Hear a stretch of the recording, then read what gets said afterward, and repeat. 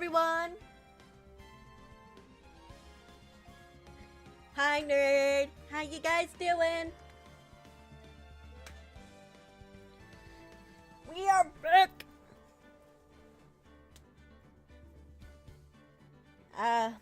I had coffee earlier, and I had not eaten much today, so my hands are a bit shaky. I'm not even gonna lie, my hands are a bit shaky today. I cannot handle my caffeine too much when it comes from coffee. Coffee caffeine and tea caffeine, it just hits different. It just hits different. But I hope you guys are having a wonderful day. I certainly am. I'm hoping this drink tastes good. Oh yeah, absolutely. I don't see any problems at all. I'm only shaking because of the caffeine. And I ate breakfast today, and I just had like a cookie. And before I went into work, which was about 5 hours ago, I think, no, 4 hours ago. 4.5 hours ago, I had a thing of small fries. But it'll make itself up in the calories that shitty McDonald's coffee. The shitty McDonald's coffee I had.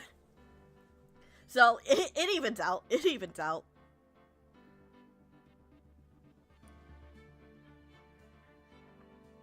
Ooh, I can actually drink this.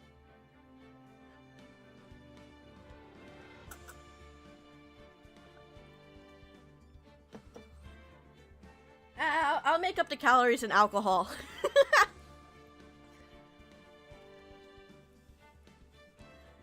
Hi Tailgater, I'm doing good. I'm doing good. How about you? How about you?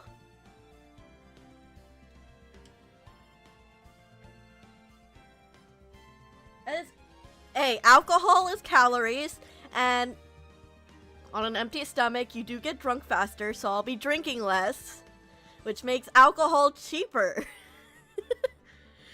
I'm setting a horrible example. Don't do what I'm doing, kids. It's definitely not healthy. But like, I don't feel like heating up chili, and I'm saving my sandwich for tomorrow for lunch. I know it's not logicking. I know it's not logicking. What are you gonna do? Sue me?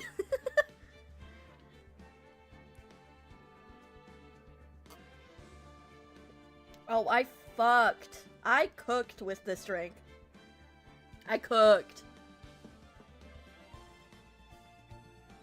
I'll eat an apple if that'll make you guys. I'll eat an apple. I have an apple on my desk. Bring my trash can closer so I can throw out the core. But I'll eat an apple. I'll eat an apple. I don't have time to eat a proper meal because I literally just came from work like 5 minutes before stream. I had a cookie. I had a cookie before I started. While I was setting up, I ate my cookie.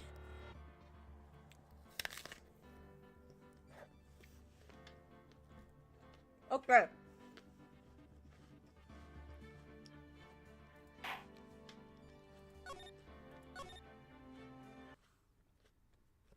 Where did we leave off? February 24th, 9:41 a.m. District Court Defendant Lobby number 2. So, what did you think, Mr. Wright? I think the prosecution's as confused as we are. As am I, because I can't remember what we did last time. I can't look. It's been a week. It's been a week. I can't remember. Yes, you are being a hypocrite.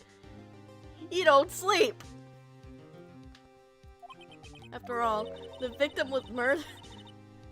Oh, it's her speaking. Oops. After all, the victim was murdered in 2 different places at the same time. Oh. I can't remember names. and a different suspect was arrested at each of the crime scenes. Ooh, fried fish. That sounds good, actually.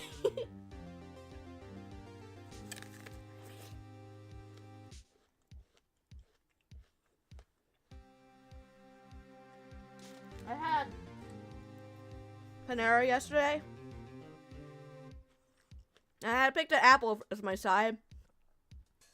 Because honestly, Panera's kettle chips are fine. But they're not great. Plus, I already had chips at home.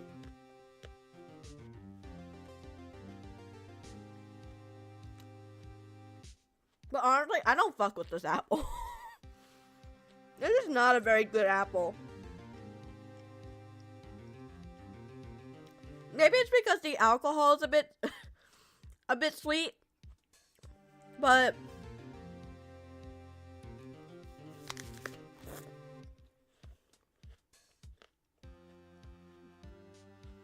it doesn't, it's interesting.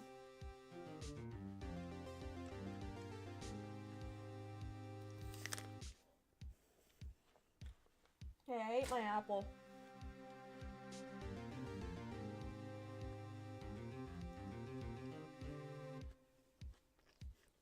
I'm glad to see my chat getting along. I can't remember what voice I gave Lena. Or Lana. I'm gonna call her Lena.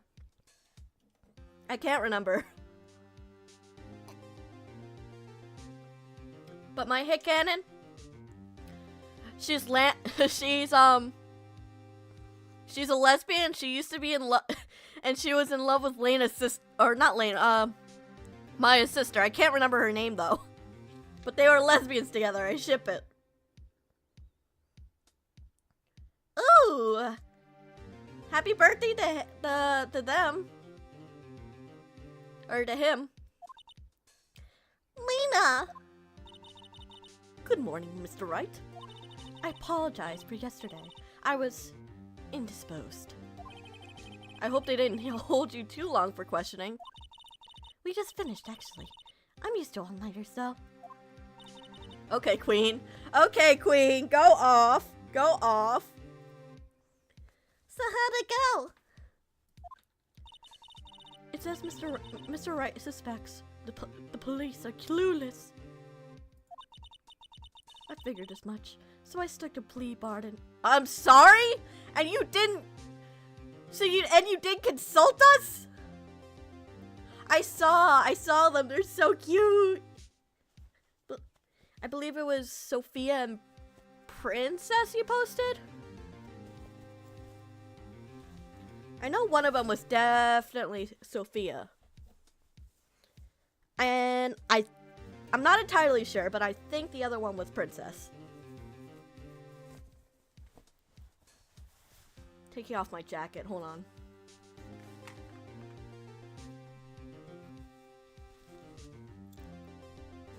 I had a sweatshirt on. It's getting too warm in here for a sweatshirt. A plea bargain? What do you mean by that? Hey, I was right. My memory does not betray me. We agreed that if I told them the truth behind a simultaneous murder, they wouldn't seek capital punishment. That's what I mean, Emma. Shoot. I give you permission to speak. Permission has been given. Dude, it's too warm. It's too warm for this shit. It's too warm for my hair to be touching my neck. Maybe that's such an autistic thing to say. But I'm tired of it. But Lena, don't tell me you. Much to my regret, I'm as much in the dark about this as they are. Miss Sky. We found trace evidence of a certain person in the police department's evidence room. They belong to Officer Jake Marshall. What kind of trace evidence? blood-stained fingerprints. So me and Nerd have been watching Yu-Gi-Oh! RV in the Discord call thing. We've been in general, but since it's a watch-along type... Oh, you can stay in general. I'm not too picky about it. That's the trump card I have up my sleeve today. You do understand what this means, don't you? In order to defend my sister, you're gonna accuse Mr. Marshall? We have to play the cards we're dealt. Isn't that right, Miss Sky? Do what you have to, Mr. Wright. She's gay! Gay! Homosexual gay!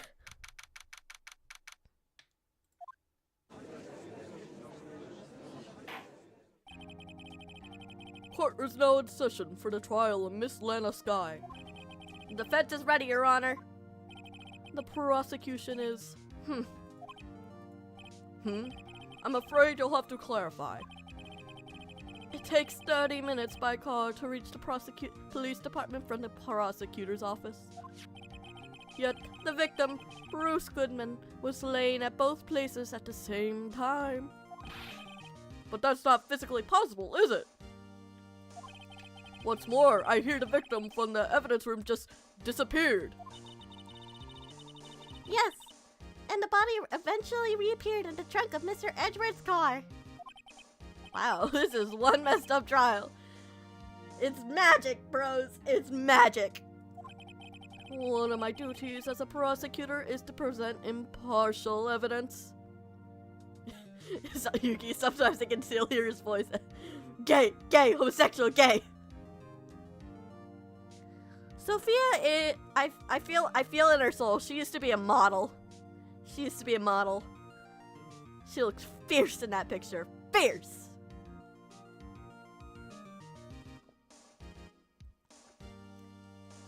Hi, Darkamet. Yo. Hey, today I will present evidence relating to the murder at the police department. In doing so, I believe the way in which we should proceed will reveal itself. Now that's what sets Mr. Edgeworth apart. He sounds so on top of things. Bye, Emmy. Have a nice night. Even though he doesn't know what's going on himself. And that's supposed to be an admiral trait? Oh, I'm sorry, Albert. Oh, I'm sorry, Tailgater. Let the trial resume. On the day of the crime, what exactly transpired at the police department? Mr. Edgeworth, you may call your first witness as you may call your first witness of the day to the stand. in which we proceed will reveal itself. He says that, unzips his pants, and Phoenix and Edgeworth starts going at it in the prosecutor's stand, because obviously Edgeworth is a bottom. He might act all high and mighty, but he's a bottom. He's a bottom boy. For its first witness, the prosecution calls the suspect of the murder that occurred at the police department. Aw, thank you, Tailgater. I respect you too. The suspect? You mean the so-called murderer? Hey, you have to say alleged. The alleged murderer. The alleged murderer. She has not been convicted. Oh, he's not been convicted. Will the witness please state his name and occupation? Yes, sir. Officer Meekins, sir. My occupation is, that would be murderer, sir. You can't say that. So you're telling us you're a professional killer? Sir, it was me, sir. I'm the one who did it. I'll never kill anyone again, sir. You gotta believe me, sir! Actually, what we... Oh. No, I can't say don't drink, because then I'd be a hypocrite. Sir, I'm what you would call part of the younger generation, sir. Persons actions adults cannot possibly comprehend. Please, Mr. Edgeworth, sir. Help me, sir. Officer Meekins, Yes, sir. give us your reports of the crime.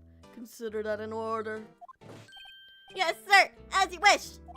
After all, I am part of the generation that must be told what to do, sir. You can't fault him for a lack of enthusiasm. I can't speak. Imagine being able to speak. Crime report, sir. Although it's not my normal duty, I was assigned to guard the evidence room that day.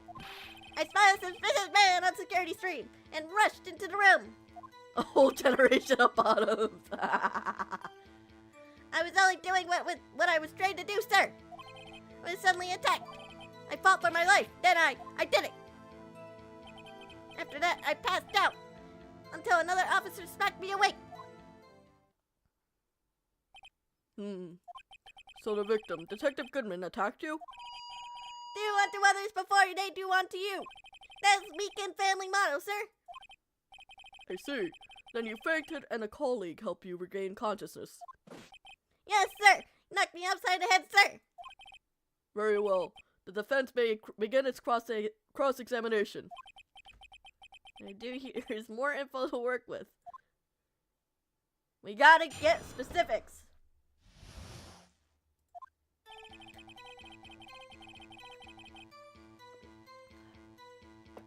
Why is that?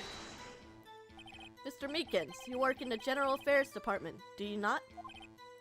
Yes, sir. I'm in charge of hiring new recruits, sir. Yikes, now there's a scary thought. Evidence transferal was taking place on the day of the crime, which many officers were given special tasks not ordinarily performed. I was in charge of guarding the Blue Badger, sir. The Blue Badger? Yes, sir. The lovely police mascot created by the chief of detectives, sir. It's so cute, but also it's kind of horrifying. I was to be sure it wasn't broken during the transferal process. That was my sole mission for today, sir. But why was he in the evidence room? I see. That sounds like a very, important mission.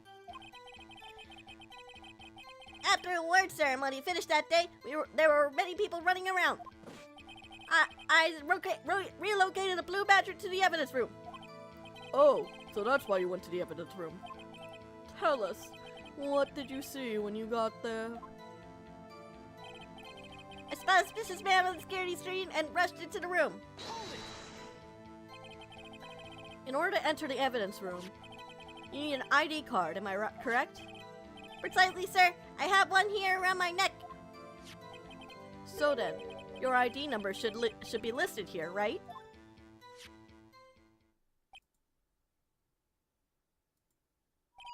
There it is. I found it. It's this. This is the one right here. Could you please read us the number? Yes, sir.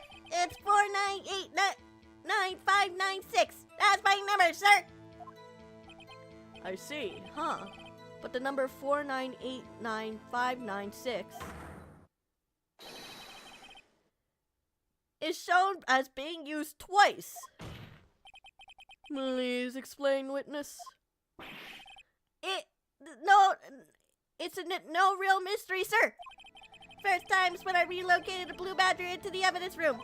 And the second time is when I went to go get him after everything settled down. I see. So it was during that second time when... Yes, sir. That was when I spotted the man on the security screen. I was only doing what I was trained to do, sir. I was suddenly attacked. So you were attacked. Can you please tell us exactly what happened to you? It was a knife, sir. A knife. Detective Goodman pulled a knife on you. What happened then? Well, with me charging him in on him like that, he looked as surprised as I was. You aren't exactly the kind of person someone would want to run into. That's when I reacted, sir. I swung my arms like an octopus, struggling to detain him. That's how I got this gash on my hand. Maybe if you kept your cool, your hand wouldn't be. When I saw the blood trickling down my arm, I panicked. I grabbed the man by his collar. I fought for my life, then I did it. What exactly do you mean when you said you did it? I don't know. I know I don't like the type, but I'm really into kung fu films, sir. The man just let his guard down for an instant, so I snatched the knife from him. You took his knife. I spun around and performed a disarming maneuver. Made sure to close my eyes like a man. I see. Must have been desperate. Next thing I knew, his white coat was drenched to sea in my blood. And then the next thing I knew, Yes? he punched me right in the face, sir. Okay. About what time did you regain consciousness? No offense, sir, but how am I supposed to know that? I was unconscious. Oh, right. According to the report from the officer that woke up the witness, it was about 5:30. He hit me right in the head, too. I woke up crying tears of pain. That's nice. I meant, it's nice that you recovered, that is. When I came around, though, I made sure to finish my mission, sir. Your mission? Yes, sir. Blue Badger, sir. Return to the entrance before your thing got out of hand. Well, we can all rest easy now. I believe we now have a fairly accurate picture of what happened. Yes, Your Honor. Only one thing remains unclear. Was the man this officer murdered really the victim? He's got a point. Yes, Officer Meekins? With regards to that, sir, take a look at this. It was sent to my jail cell. Chief Gant delivered it to me just this morning, sir. The chief delivered it? What is that? A videotape? Yes, sir. That's absolutely right, sir. A videotape, sir. He loves to run his mouth. He loves the word sir.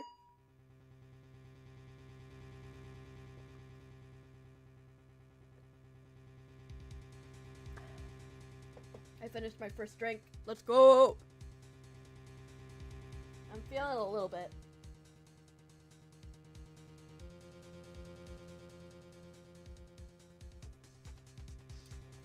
Give me a second to make a new drink. 2 shots of vodka.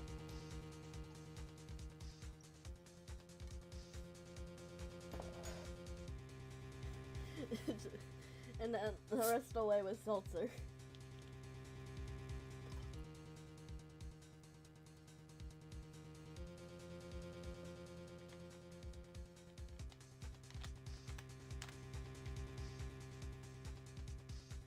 And then a little stir.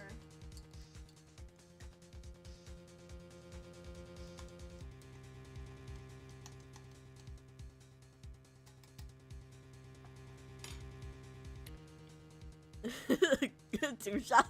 Exactly. Oh my god. Yes, someone understand my meme. It contains footage from the security camera in the evidence room, sir.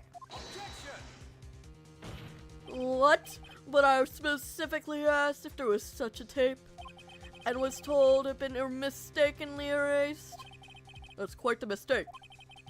I'm just doing what I'm told, sir. The only thing I'm really good at, sir. It's like communication with the police department is good as ever. Drinking is bad, but I like to do it anyway because, well, I guess it's not good, but you can do it in moderation. It's all about moderation.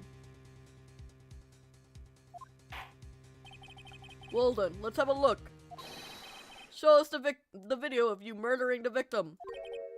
Oh, please stop using that word murderer, sir. It scares me. A video of a real murder. Just what are we getting ourselves into? Oh boy, video.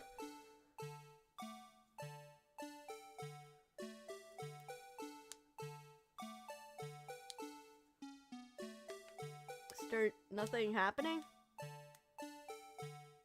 Oh shit! There's like a 3D model and everything. Just the music playing. Okay, the glove falls out. Officer Meekins!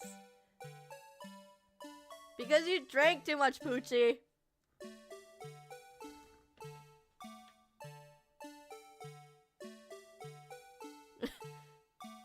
He fought valiantly. Alas.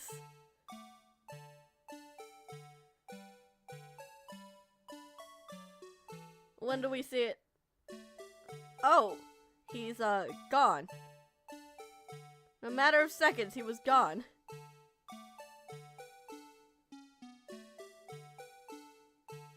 Oh?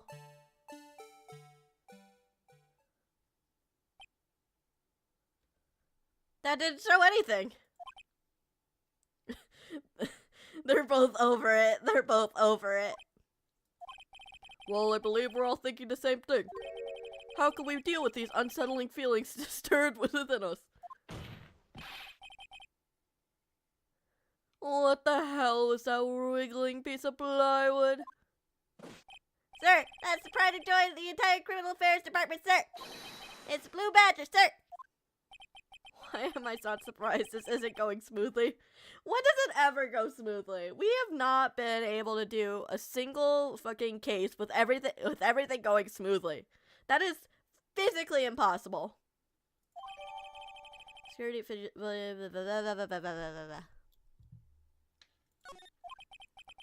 Yes, well, anyway. This tape seems to prove that the witness did indeed encounter, someone in the evidence room, and some sort of, activity did take place. Your Honor, instead of relying on clearly incomplete footage, they named your company after Canadian money. What company? I don't have a company. The witness's testimony will suffice. Is that alright with you, Officer Meekins? Yes, sir. As you wish, sir.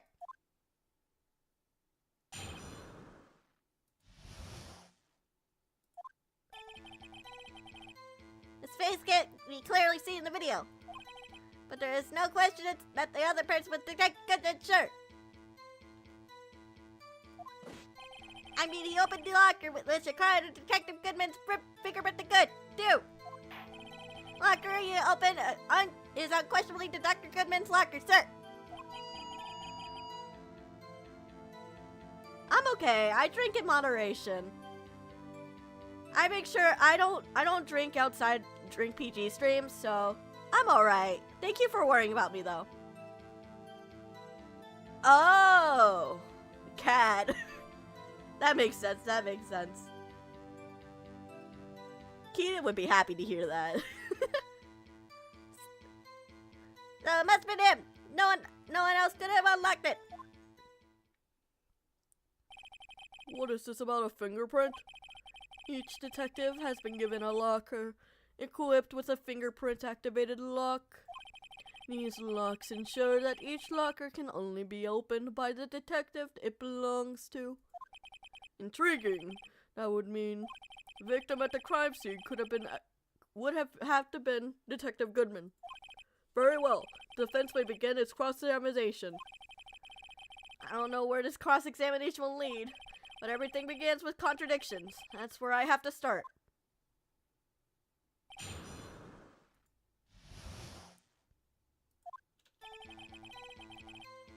Alright, let me look at the evidence.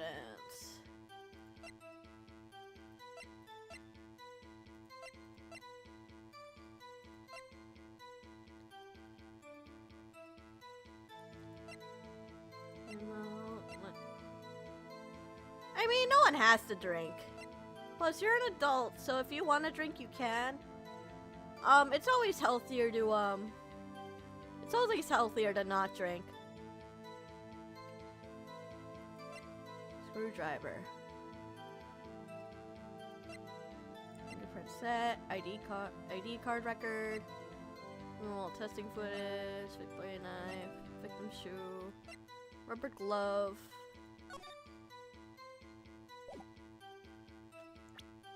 Oh yeah, then you're gonna have to be really careful if you drink. Marshall's fingerprints. Unstable jar. Evidence locker. Security photo. Security camera video thing. No question, that other person with Detective Goodman, sir. He opened the locker, which requires a Detective Goodman's fingerprint to do. Locker overall question me. How do we know that? How do you know that information? I've heard rumors, sir. From the people I know, sir. In the know, sir. People in the know. Workers in the departments of cafeteria, in the department cafeteria, sir. They keep me informed. He also lives in my romantic troubles, sir. For the record, the open locker did indeed belong to Detective Goodman. I don't think it's quite close to being a skill issue. That is a little funny, but it's not quite a skill issue. If it's like was it type 1 or type 2 that was genetic? Having a genetic one isn't quite a skill issue. I verified this information through a more reliable source. So the victim opened the locker with his own fingerprint. So it must be that no one else could have unlocked it. This all sounds true enough. But the victim's body was found at the prosecutor's office. There has to be a mistake somewhere. Real things so much more intense than in the movies. Hey, can you use the player and watch it as much? Hey, here, you can use the player and watch as much as you'd like. The security video. Maybe I should take another look at the footage.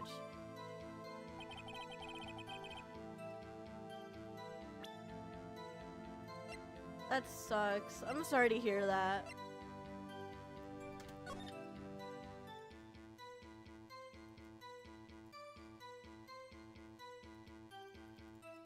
There's a handprint on there. Oh.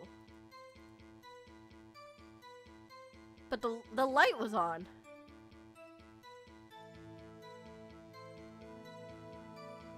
Do we ever see his face clearly? No, we don't.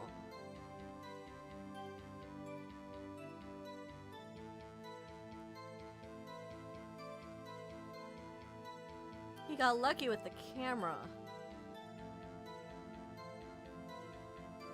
Nope, we never do see his face. Because the flag is usually covering it.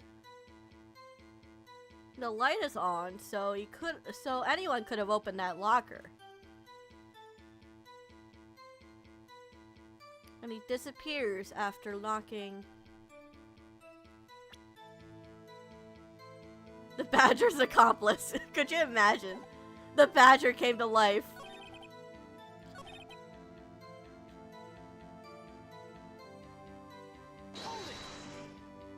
About the lockers. Is there no other way to open them?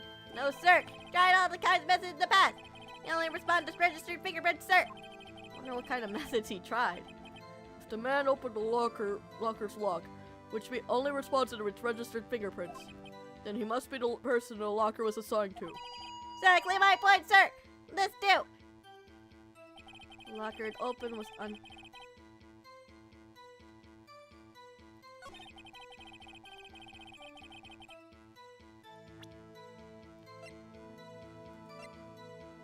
No, he didn't open the locker. It was already unlocked. So I didn't mean to eat. Percent. Your Honor, what do you think about? Oh, fuck. Shit.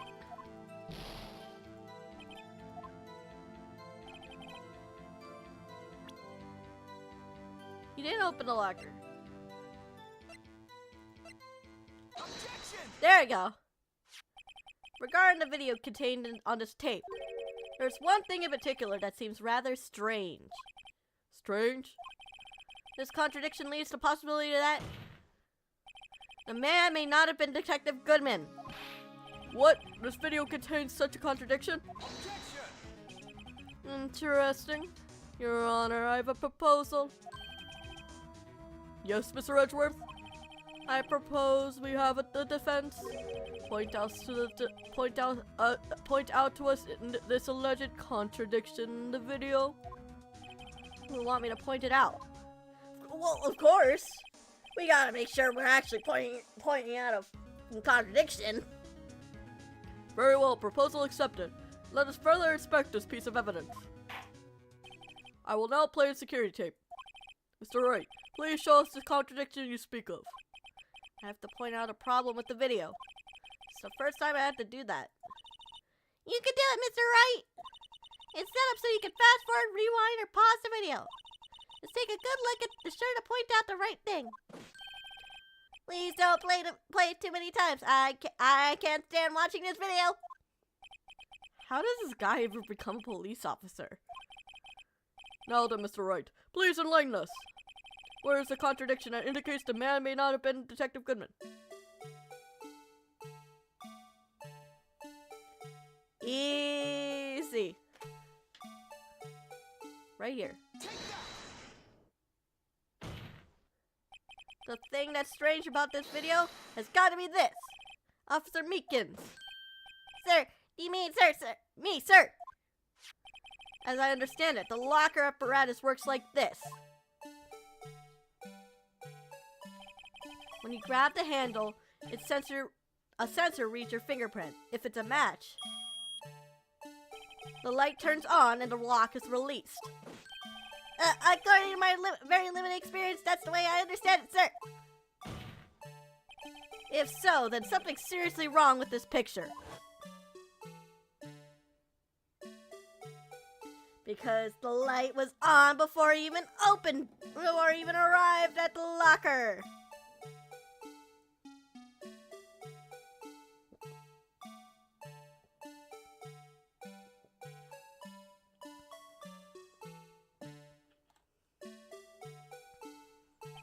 The victim reaches for the handle to open the locker.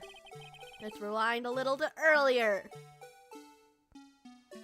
This is the slowest rewind in rewind history.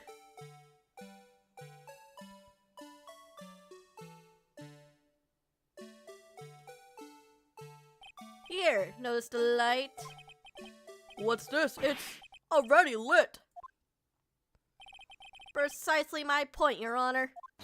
This locker was already open before the victim grabbed the handle. Ah! Oh my god! Order! Order! What is the meaning of this? It's very simple, Your Honor. The locker was unlocked on the day of the crime. It's lit! Yes, it is lit! It is so cool, it's lit both literally and figuratively. But the locker locks are controlled by an electronic system.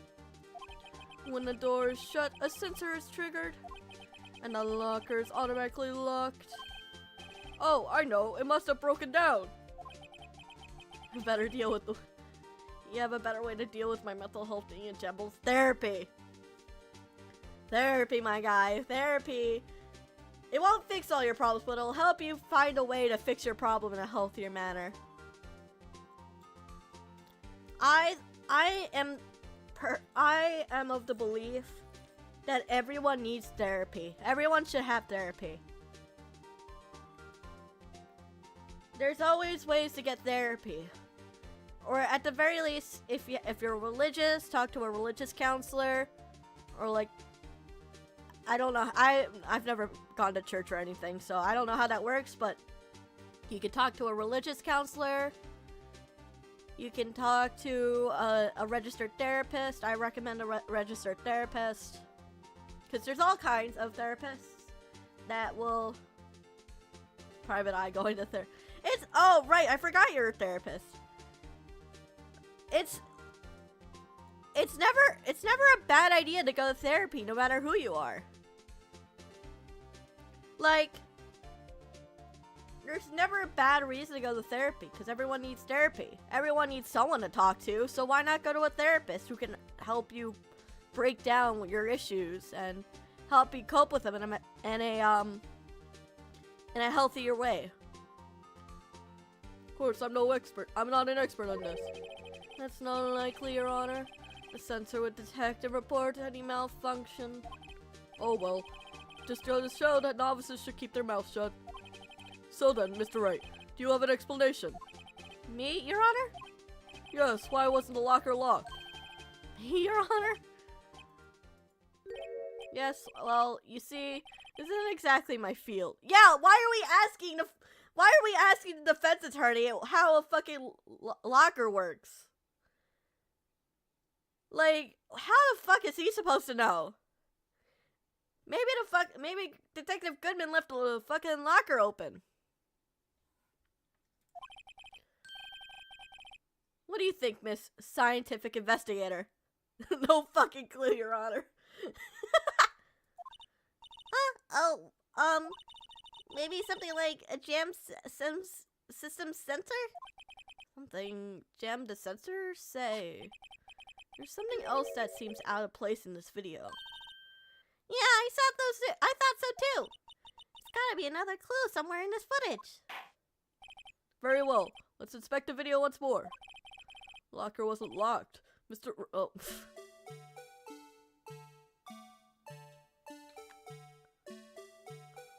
Okay.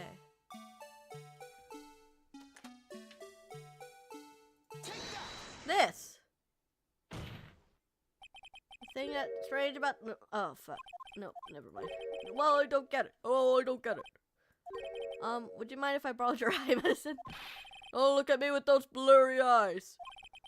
Before your eye gets too teary, perhaps you should think this through again. Very well. Let's inspect the video once more. Locker was unlocked. Mr. Wright, please point out the cause for this. Oh, fuck. The cause.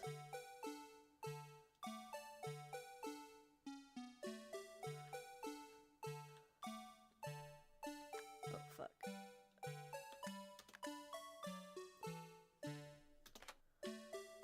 Fuck, what was the cause?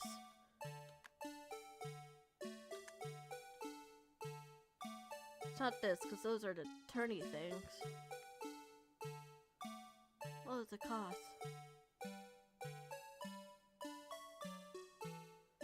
What's different between these two? Was it this?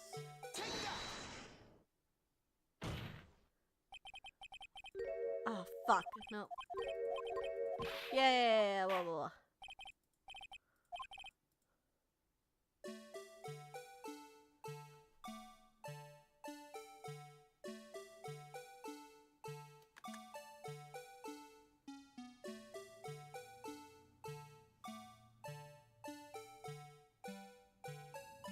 What could be a fucking cause?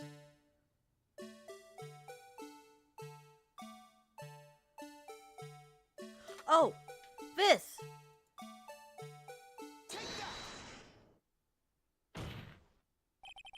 Please watch closely. This is a continuation of the part I showed you earlier. I go to therapy, but not conventional therapy. Honestly, if you go to therapy, that's any kind of therapy, it's good. But make sure that you're going to the right type of therapy that actually helps you.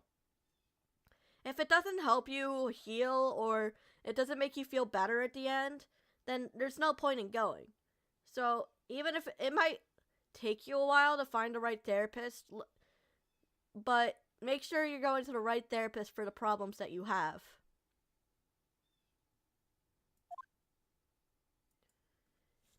Yeah.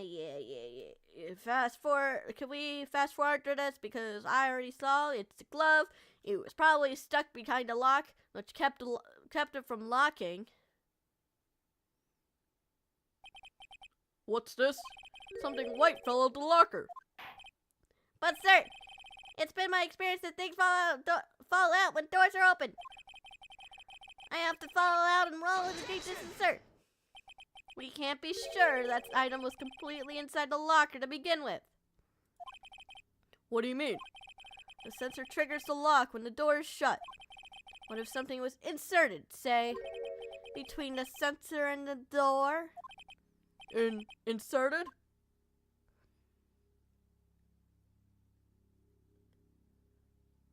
Can we like not go through this footage again? Because oh wow, a plane. This white thing wasn't inside the locker. It was stuck between the door and a sensor. Shut up, shut up, shut up, shut up. Shut up, shut up. Shut up. Surround yourself. I understand now, sir. Just like my tie. The 3 times it gets stuck in the door when I get on my patrol vehicle, sir. Instead of the door closing, my tie chokes me. But the object would have to be extremely thin to fit in the door. Not only that, it would also have to block electrical currents. Would need to be an insulator. Yes, an insulator, but at the crime scene. There just might have been something that fits the description. But, sir, my insulator, you mean? I think I finally got this figured out. Very well. Will the defense please present the relevant evidence? What was stuck in this insulator? It's this glove. Found this near the locker.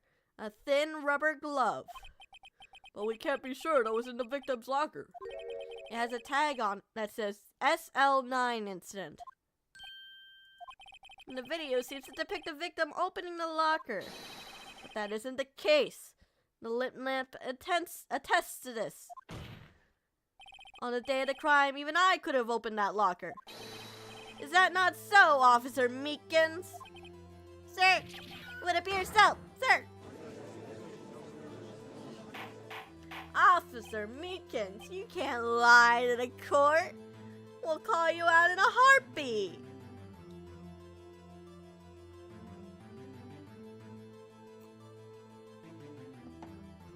Order, order, order.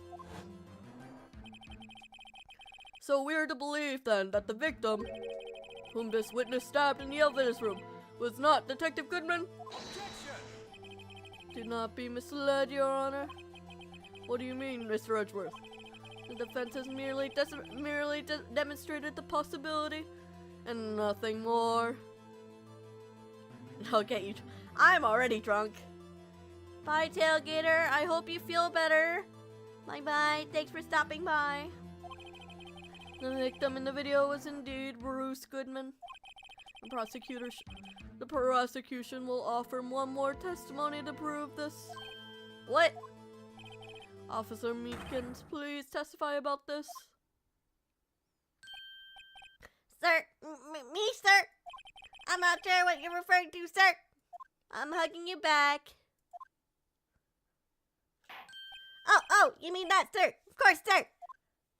What do you mean? Is this a joke? Very well, begin your testimony. The thing. What is the thing? Mr. Man 2. There's one other thing that proves the man was Detective Goodman, sir. To enter the evidence room, one must use their ID card. An ID card is used as a record of it.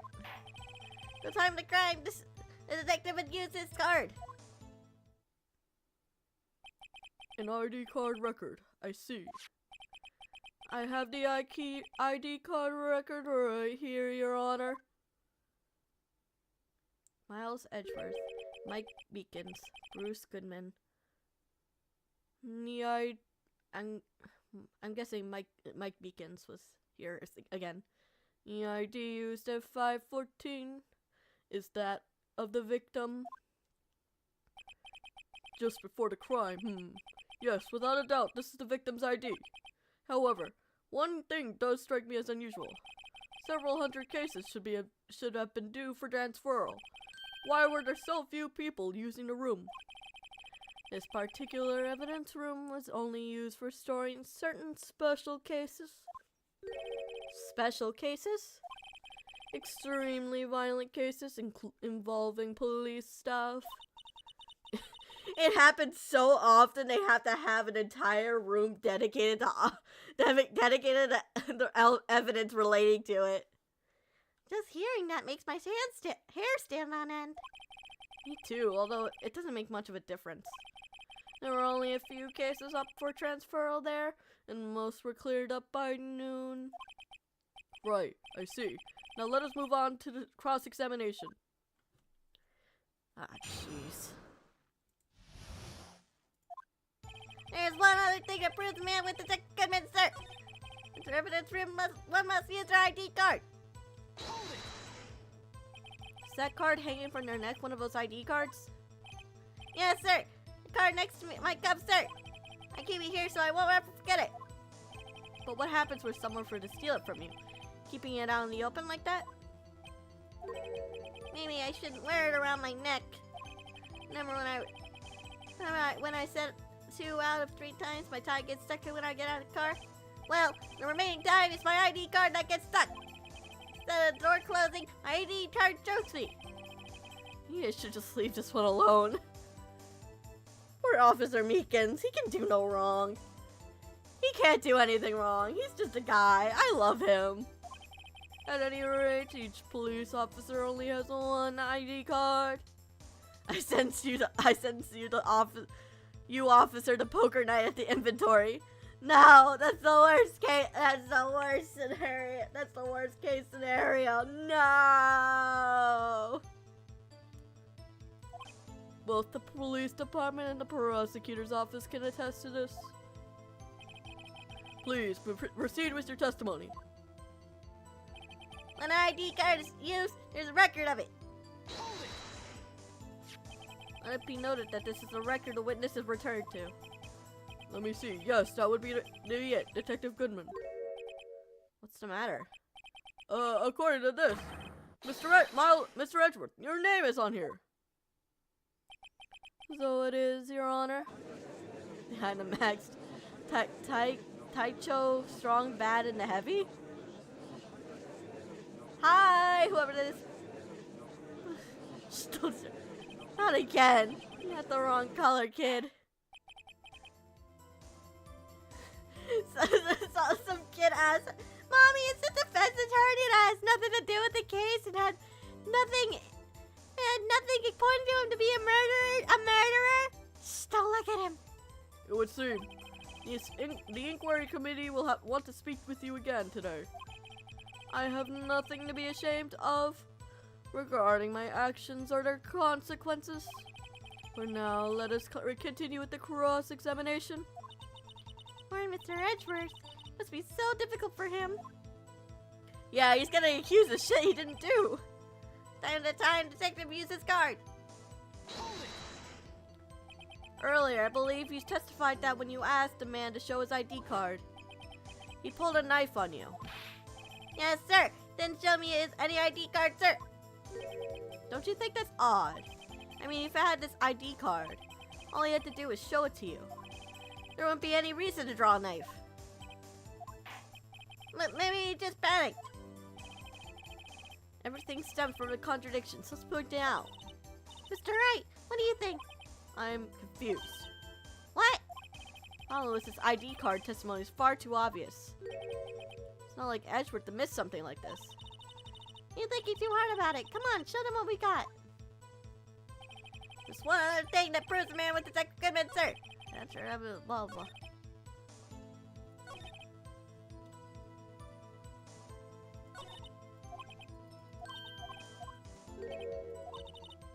When do I show the ID card?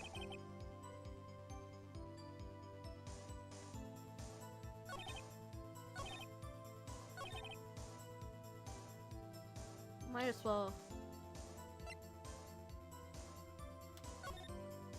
Oops. I didn't wanna eat. Objection! There we go. Wait one moment, Officer Meekins. I'm not gonna wait, sir. I have the victim's ID card right here. Found it at the crime scene. That makes sense. When I say crime scene, I'm not referring to the evidence room at the police department. I mean the other crime scene. The underground parking lot at the prosecutor's office. Your Honor, I have one more piece of evidence to present. Very important clue regarding victim's ID card. Lost item report. It's only half completed. Not my fucking watch saying I have a heart rate of above 120 right now. Like, yeah. I'm drinking. Lost items report? A lost item. It's only half completed. But it shows that Detective Goodman had lost something on the day of the crime. Something important enough to fill out this report. Let me guess, you believe this something to be his ID card, right? I can't say for sure, but there's a high probability. On the day of the crime, Detective Goodman was not carrying his card. Order. So now, what does this all mean? It can only mean one thing. It doesn't require much thought. The man Officer Meekins encountered in the evidence room was not Detective Goodman, but rather the man who stole his ID card. It had to be a man because who else would have that body type? It's not like women can be jacks. I mean, that's crazy. Order. Does the prosecution have a response? I have only one thing to say to the defense. Bravo, Mr. Wright. Bravo. Allow me to summarize the defense's argument. At 5:15 p.m. on the day of the crime, the man in the evidence room Officer Meekins encountered was not Detective Goodman. Fuck. So he basically proved that the scene of the crime was the fucking parking lot thing. There are two grounds to support this. First, the locker in the evidence room was already unlocked. Second, the victim lost his ID card. Am I correct so far, Mr. Wright? Yes. What's he up to? That being the case, we must inevitably arrive at a single conclusion. If the victim in this video is fake, then the murder in the video is also fake. In other words, the security camera does not show the instant of the murder. That is, well, I guess that's right. Phoenix, come on. Is something wrong, Mr. Wright? Moments ago, you seemed content in pointing your finger around. This isn't going to end well. Well, it seems you finally realized exactly what you've gone to such length to prove. Explain yourself, Mr. Edgeworth. The defense has already done the explaining for me. The victim in this video is a fake, which means the murder did not take place at the police department at 5:15 on the day of the crime. So, the real crime could only take place at one location, the underground parking lot.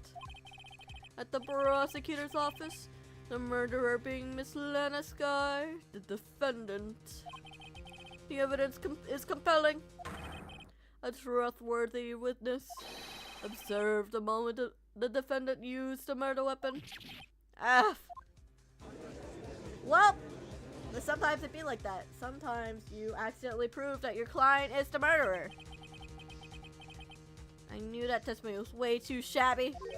It's all a trap from the beginning. The activity in the evidence. Yeah, trustworthy is a bit of a stretch. At this point, I feel like it'd be kind of a... Hold on, let me adjust this. It's not reacting to my mouse very well.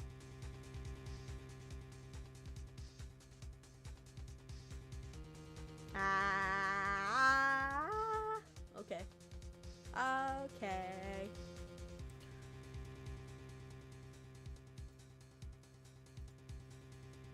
The activity in the evidence room still leaves many questions unanswered. Who exactly was the victim Officer Meekins encountered? And where did this person disappear to? However, this trial's purpose is to examine only the murderer, Detective Goodman.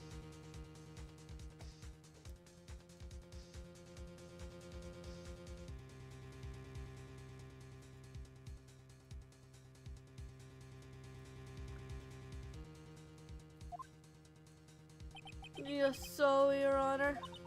Mr. Wright, you have to do something or else Lena. Who are you? How am I supposed to get myself out of this mess? Object! Objection! One moment, Your Honor. What now, Mr. Wright? Don't tell me you're objecting to what you've just proven. Of course not.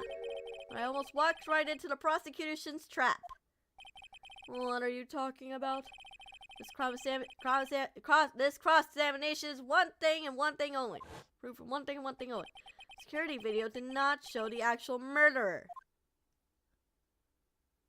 The actual murder. I can't read.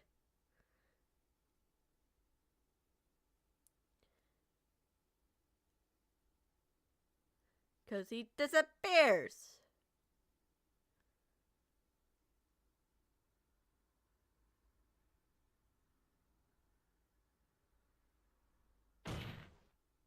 However, it cannot be said it's unrelated to murder in the parking lot. Specifically, the large amount of blood traces were found in the evidence room. The defense demands further explanation of the truth of the matter. Mr. Edgeworth. Yes, Your Honor.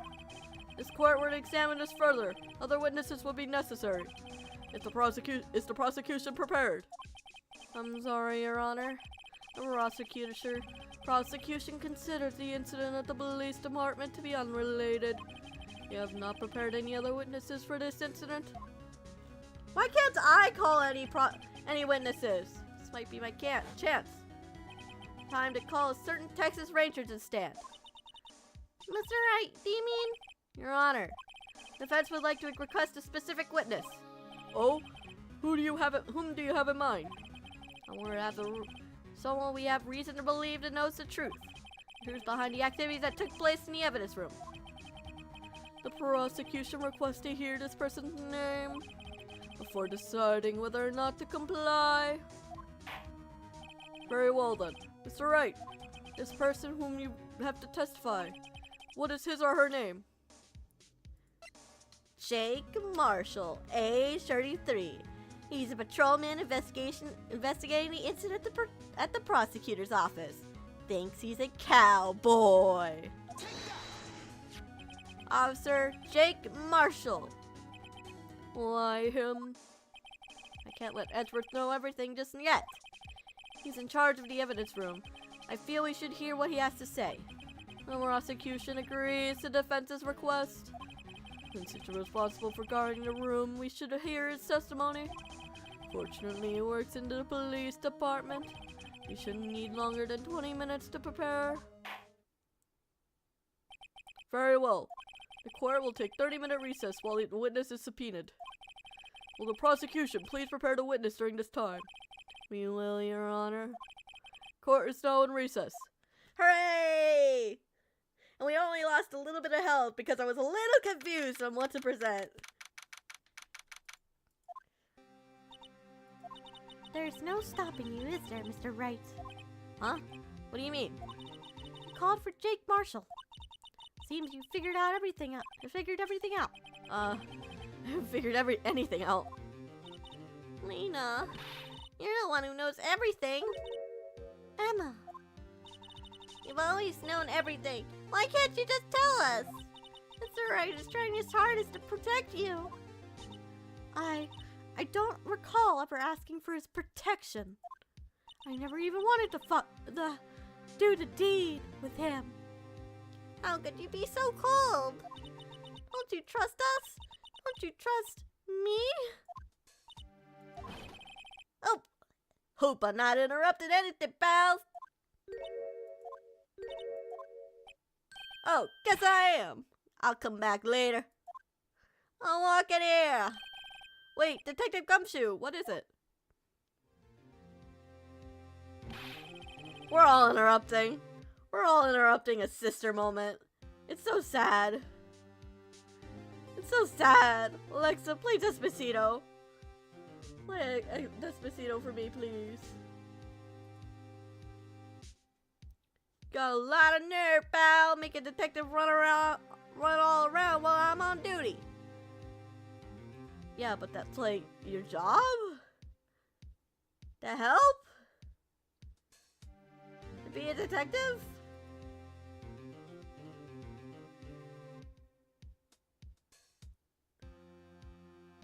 Hold on.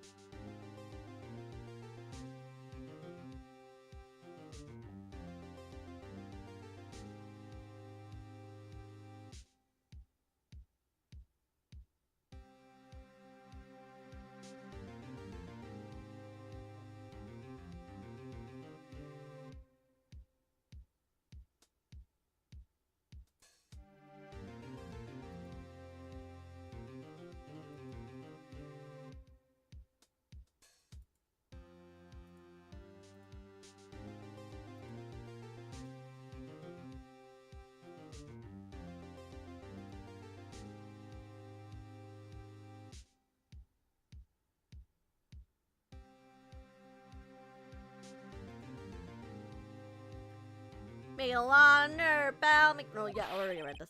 And top it all off, you call me here. I've seen happier people at funerals. Sorry, detective. You better be, pal. Hey, hey, hey, hey, hey! I didn't see you there, Chief Prosecutor Sky. I'll walk in here. Hope you got that pizza with you.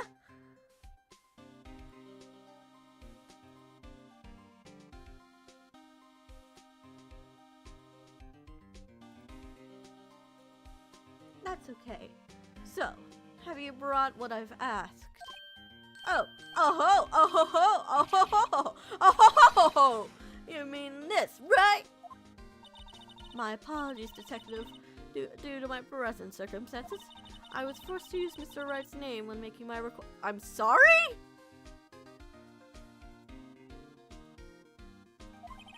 My name? In a million years would have thought it was you who asked me. Did I bother you to bring this SL9 insulin files? I need them by noon. Talk about crazy. SL9 incident? But Lena, that's... I thought Mr. Wright might need them, so I had them brought here. Here, you might do well to read them.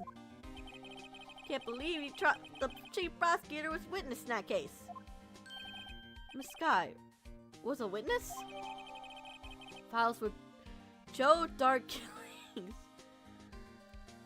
What a name! What an people in this game gotta have the most on-the-nose names. Take it from me, you don't want anything to do with serial murders.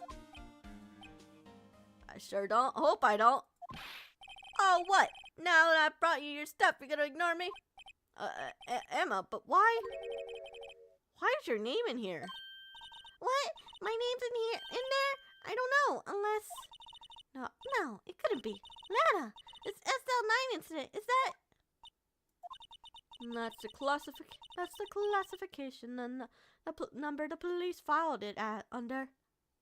Jack Cass.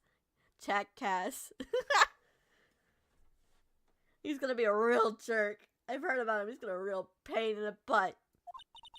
2 years ago, the rest of the world knew it as the Joe Dark Killings. The Joe Dark. No, Lena. That's over with. No. Emma, wait. She ran away. You know what? I just remembered. I gotta be somewhere. Sorry, pal, but I'm out of here.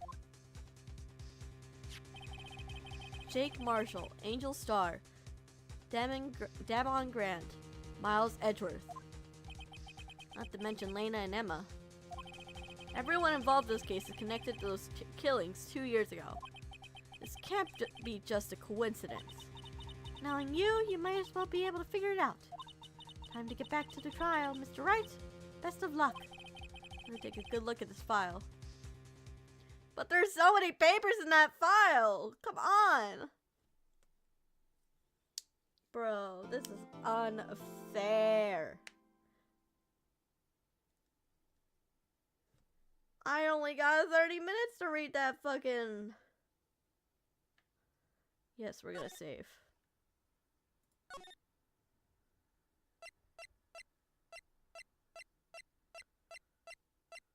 Oh shit, I ran out of sleep slots.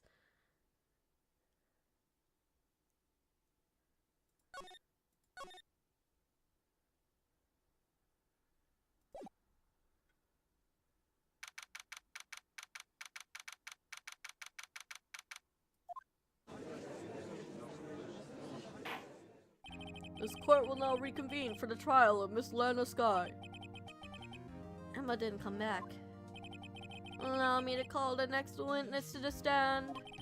The officer in charge of guarding the evidence room on the day of the crime. Why are you drinking in the courtroom? Witness, please state your name and occupation. Me, partner? Oh, I'm just a wandering man. Same as you, wandering the trails of civilization. Occasionally helping the elderly cross the intersections when needed. Yes, we got it. He's just doing a Mary impression. What do you mean? Holly is not with me today because we are not playing Code Vein 2. I wish she was though. She's hot. Holly's hot. Oh, I know. You're a patrolman. As for my name, you can listen hard enough. You can hear about the howling wind calling it out. To be exact, it's Jake Marshall, Your Honor. Howling wind? I've never heard Edgeworth described that way before. Now, Mr. Marshall, let me ask you something. You were in charge of guarding the evidence room on the day of the crime took place. This is correct. According to papers, partner. What do you mean? Desperado's soul is as boundless as the desert sands. No paper can sum it up. Maybe it's best we get on with this quickly. Please share with us your testimony on the day of the crime. In plain old English. Oh God.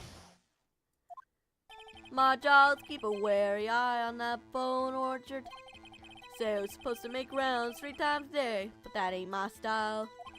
Besides, room's protected by 2 security systems anywhere. If I remember right, I was at the street side saloon at the time it went down. I'm just an innocent tribal man. So if you're out of ammo, it's time I hit the trail. What does that mean, Marshall? I sentenced you to poker night too. That's wild. I can't but say I particularly care for your attitude. Can't say I care for your beard, but you ain't see me complaining. Wait a minute. What do you mean by 2 security systems? I mean security cameras and the ID card reader. I reckon every cowpoke like you knows about those. Yes, well, what about the fingerprint activated locks on the evidence lockers? Fingerprint activated locks? What kind of newfangled doohickey are those? Yeah, who let him have that in the fucking courtroom? You'd think they would have gotten rid of those. You'd think they would have, like, told him, hey, you can't bring that into the courtroom. That's a hazard. Not being very helpful. He's not good with the machines or with following orders. Everyone's got that weaknesses, don't they, Mr. Prosecutor? This one seems like trouble. Okay, Mr. Wright, he's all yours. Wish he wasn't. Fuck. Ugh.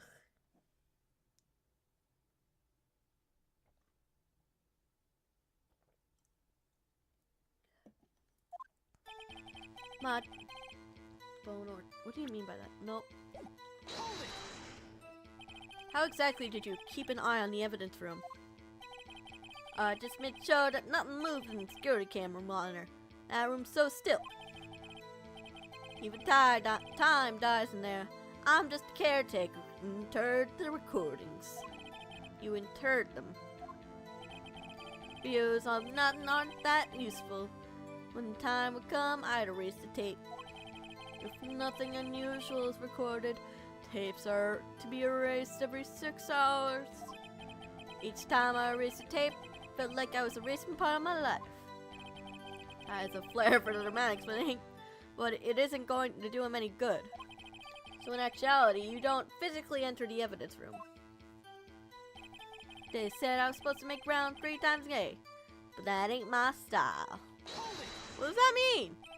Well, you made your rounds to the day of the crime, right? Ain't you heard a word I say, partner? Told you that ain't my style. I'm afraid I don't understand. No, Desperado, no, I know, let rules get in his way. No, Desperado, no, join the police force. So, Officer Marshall, on the day of the crime? Just between you and me, I didn't set foot in the evidence room that day. There was rubber gloves stuck out of the victim's locker. Do you know anything about that? Sorry, partner. Can't say I do. I haven't been that Crips in weeks. How does this guy avoid being fired? Besides, the room protected by 2 security systems anyway. If I remember, I was at the streets. What were you doing in a place like that? I was eating spaghetti. Not even angel steak lunches can beat that parlor's vongole sepia pasta. You mean to tell us you abandoned your police duties to eat some noodles? Not all desperados eat tacos, partner. That's not what I meant. I hope this at least taught you a lesson. Strange. This is usually where Edward says, "Do you not want to race this year?" I'm just an innocent traveling man. If you're out of ammo, it's time I hit the trail. They were really good noodles, Your Honor. Imagine having noodles so good that you could, like, get rid of your duties. Like, ignore your duties. But I know what I'm gonna present. It's the handprint thing. Objection! No! But he's been in the fucking room.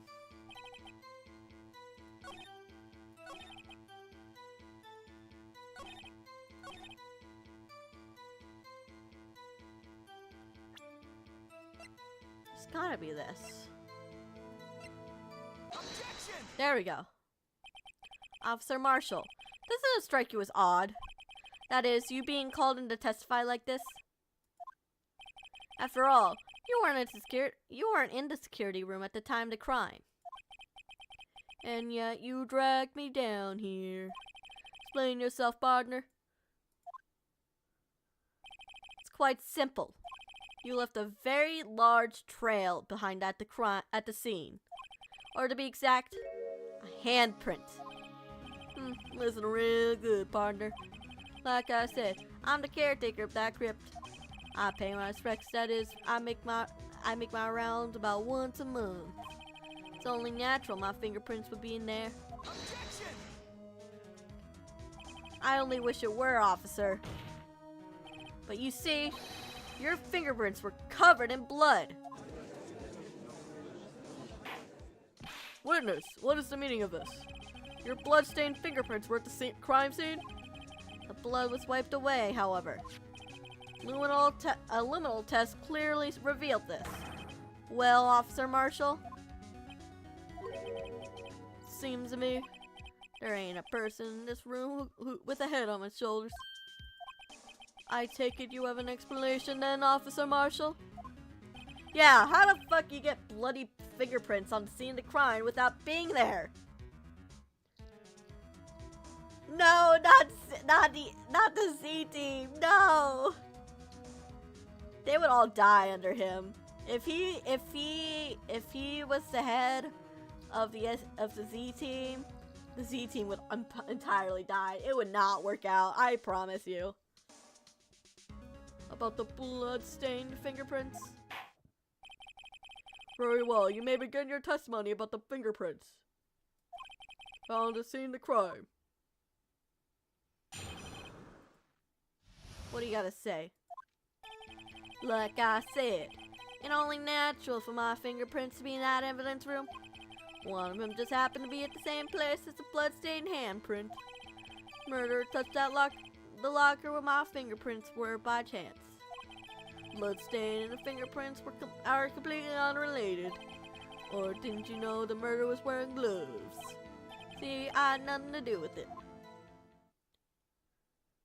The witness explanation appears valid, although there's room for doubt. Life wouldn't be any Life wouldn't be fun without any doubt, partner. Defense may now cross-examine the witness. Oh, fuck. God damn it. This guy's hiding something. I can feel it. Now's my chance to prove it. Uh-huh. Like I said, it's only natural for I bring this to be in the evidence room. But you said that you only make your rounds like 2-3 times, once a month. That's because you, how did you put it? Pay your respects once a month. Yeah, he's weak. He's weak. He wouldn't handle it. Yeah, that's right. That and one more thing. That locker happened to be mine. What? What do you mean? I mean what I said. That locker I used when I was detective. Still the locker I use. All that in there now, though, is a heap of broken dreams. I see. Be strange, my prints weren't all over that locker. He does, like, holy shit. How the fuck you get that team all together? Look, if I was there, they would not respect me, because I look way too young and weak, and they would just beat the shit out of me if I made them mad. They would bully the shit out of me. I'm so easy to bully. Apparently his fingerprint data was never removed from the locker's programming. Must have been using the fingerprint lock all this time without even ever knowing it. Well, yeah. One of them just happened to be the same place as the bloodstained handprint. So then, what about the bloody handprint? Well, mine. In no mystery. Please explain. Dude, if Waterboy's bullyable, then I am easily tortured. My locker was covered in my fingerprints. This hope happened. Happened.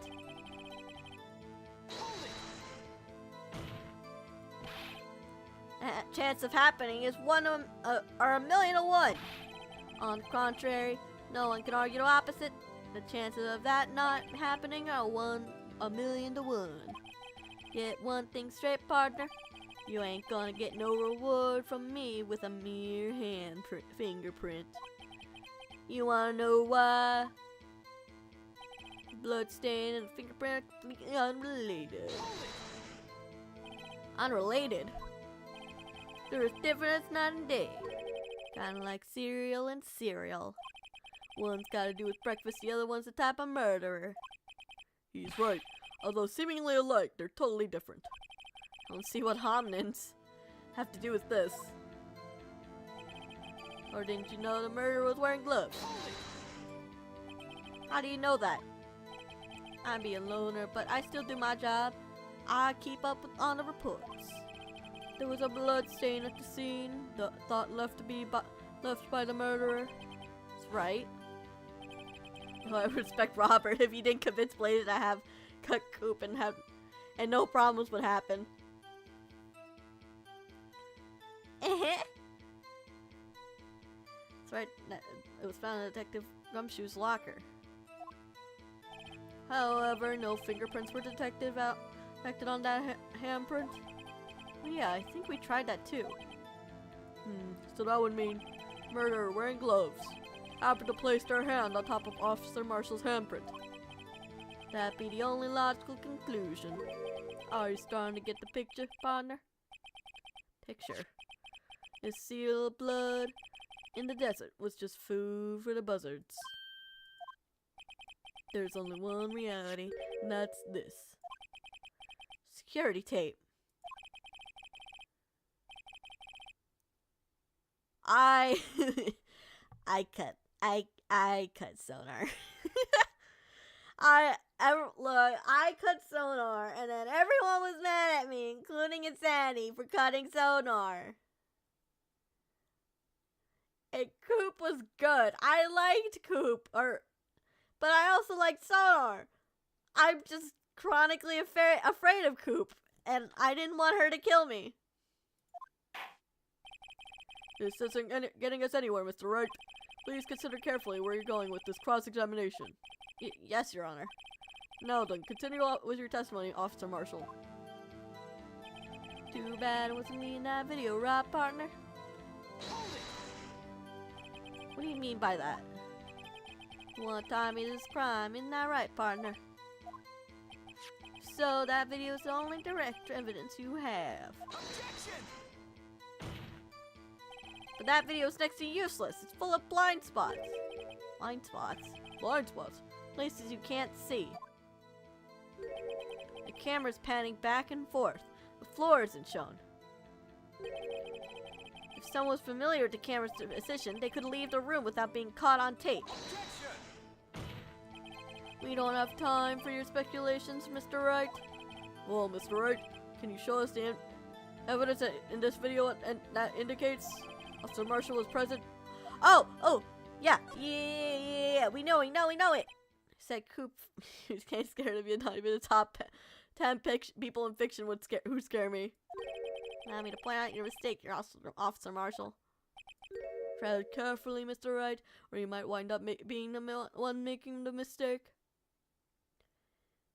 I have anxiety, man. I have an anxiety. Now then, let's have another look at the video. Blah, blah, blah, yay. We're just fast forwarding. Oh, wait. We're gonna fast forward.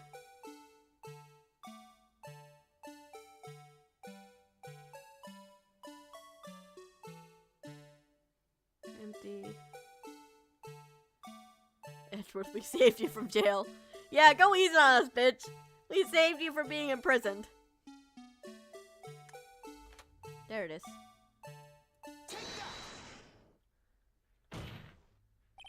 Bringing our attention back to the security camera. It's a mistake I'm afraid you'll soon not forget, Officer Marshall. The days are short in Texas. So are our tempers. Could you sum up what you have to say in 8 words or less? Very well.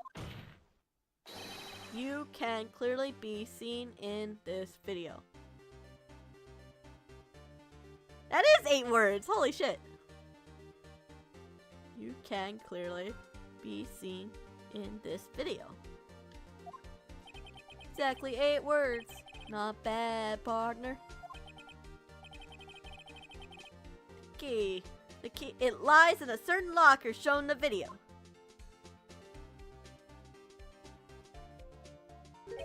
That locker with the white cloth sticking out.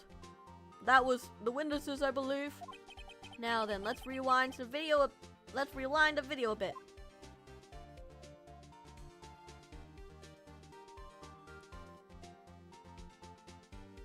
You rewind it only to see that there wasn't a cloth sticking out. Right there. Oh, the white cloth. It's gone. What is the meaning of this, Officer Marshall? When the crime took place, the white cloth wasn't there. Then it suddenly appeared. Only one explanation. Officer Marshall, you were in the evidence room at the time of the crime. Yeah, caught in 4K. What's more, you opened the locker when the camera was turned away. Order, order. It would seem that's only hold your horses. Sorry, partner. You got the wrong man. So what if my locker was open? That doesn't mean I'm the one who opened it. Yes. Yes, it does. Because you're the only one who could have opened it. And it wasn't open before, because if we look again, the light was not on. The murderer needed to hide something, so he opened the locker and stuck it in. Not my fault, he happened to choose mine. Is he dense? Marshall, put that damn knife away before I send you to those nights at Fredbear's. Why, everyone's staring at me like I'm a wanted man. This guy isn't just playing dumb. He really doesn't know.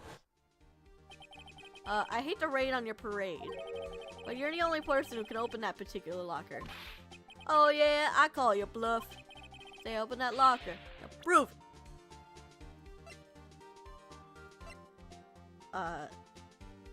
This. Well, if he thinks I'm stupid, I'm gonna prove him wrong. With this. Fingerprint sensor. He doesn't know technology. He's just like me for real, for real. Hey Mars, you just blow it in from stupid to... We talked about this earlier today. Lockers can only be opened by detectives they belong to. What kind of crazy talk is this? Well, Detective Gumshoe did mention something about this. In any case, the locks aren't that obvious. Even some people in the force that don't know about the fingerprint locks. So, Sheriff, what do you have to say in 8 words or less? Got him! Boom! Look at him chewing on that jerky or whatever with frustration. Oh. No! What do you mean, no?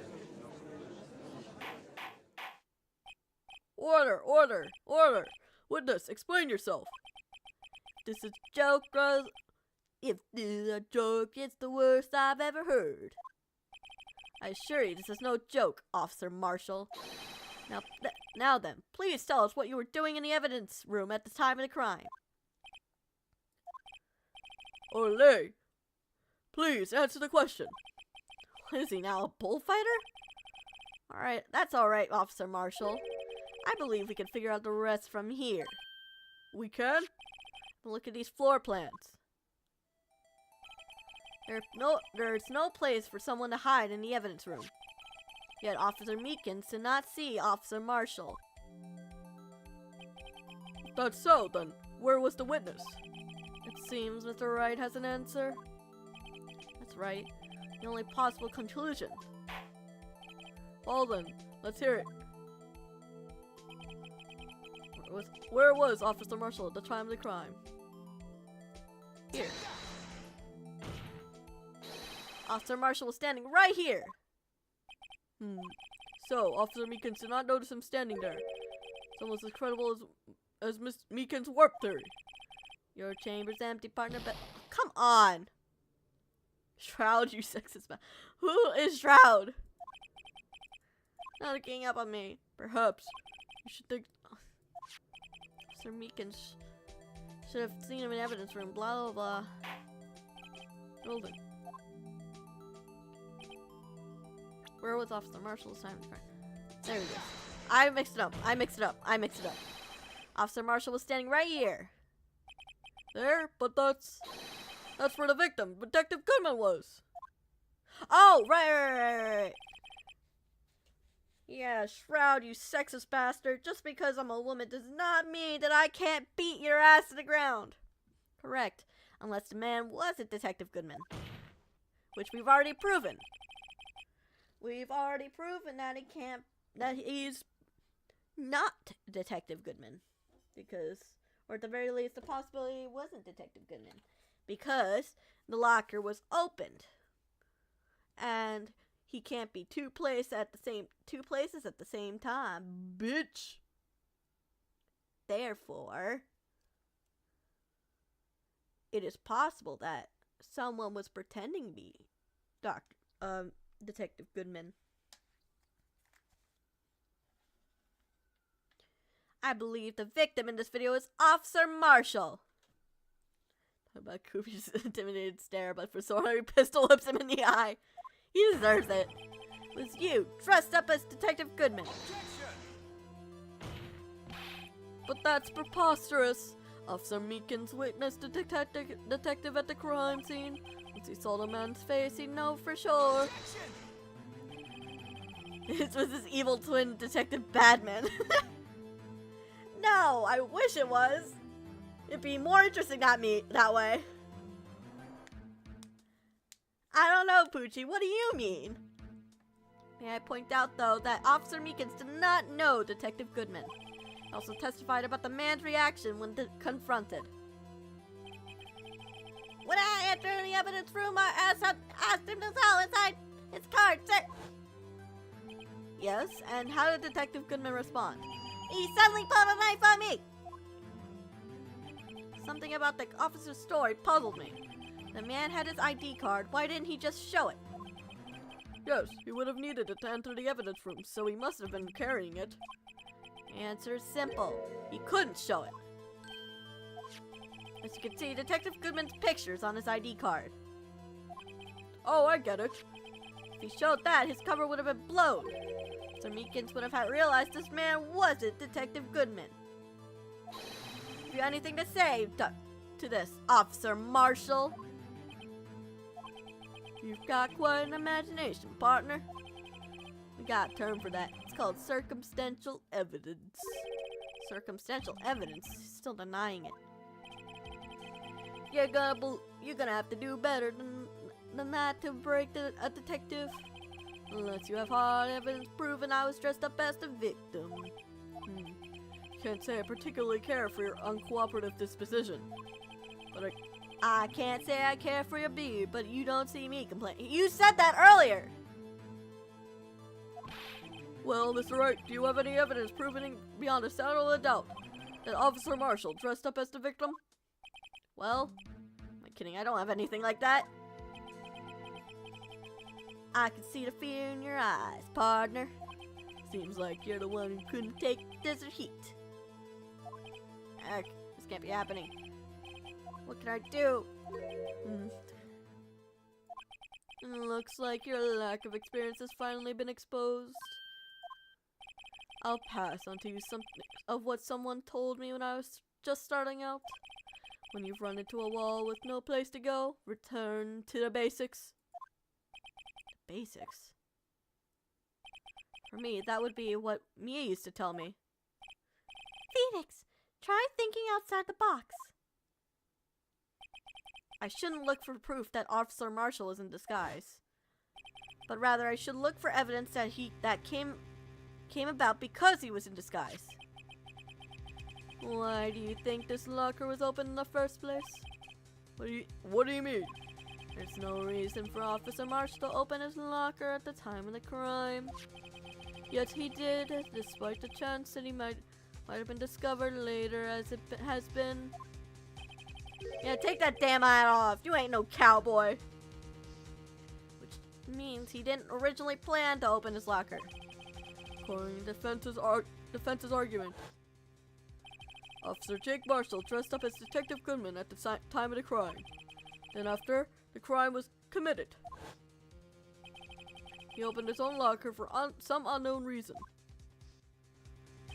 The fact that a white cloth was sticking out of the locker seemed to indicate that the cloth was disguised. Duh! I know this.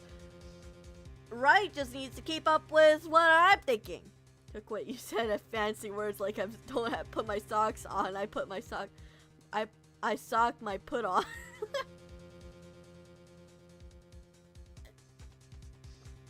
One thing do, one thing do.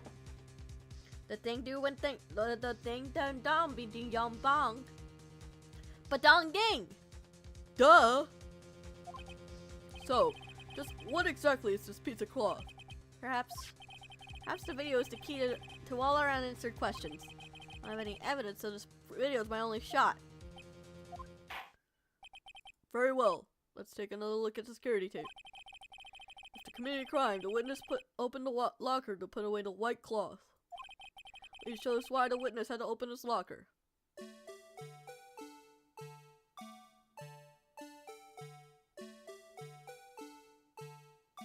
Okay, we gotta fast forward to the fight.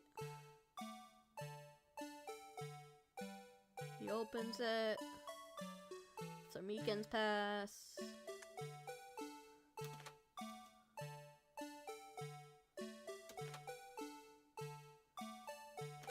There it is.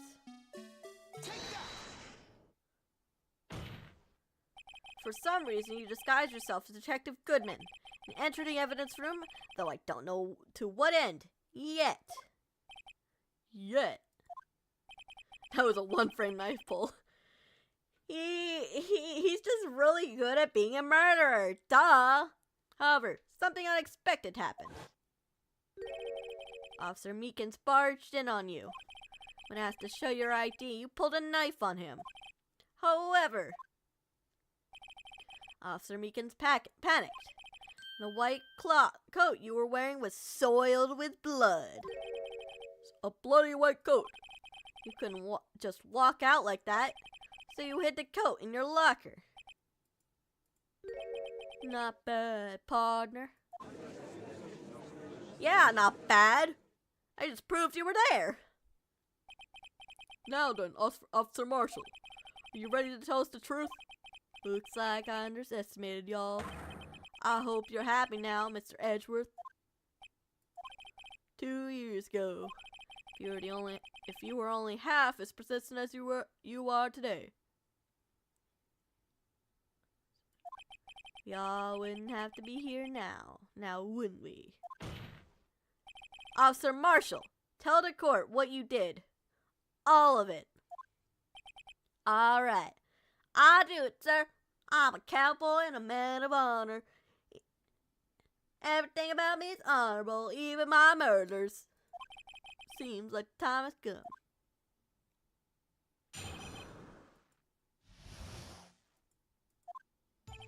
I had to do it that day. I couldn't just stand by and let it die. I stole a detective's ID and dressed like him. I planned to take out the evidence. I was expecting Officer Meekins. I knocked him out and managed to escape. I knew which areas wouldn't be caught on camera. There wasn't any murder in the evidence room at 5:15. So the supposed victim was really you. But there's one thing I still don't understand. The racist as a large quantity of blood was found on the floor of the evidence room. If no one was murdered, then how could that be? Officer Meekins managed to cut his own hand. My guess is he's the donor. There's way too much blood for such a small donation. Yeah, like there was a lot of blood. I had to do it that day. I couldn't stand by and let it die. What is it? When you say it, you mean? Do you even have to ask, partner? The SL9 incident. 2 years. 2 years must have passed since the case was closed. It was going to completely end with the transferal that day. Not if I had anything to do with it. And since not over. What do you hope to accomplish by sneaking into the evidence room? When the case is closed, only a case lead detective can look through the evidence. I wanted to have a look at it myself one more time. Uh-huh.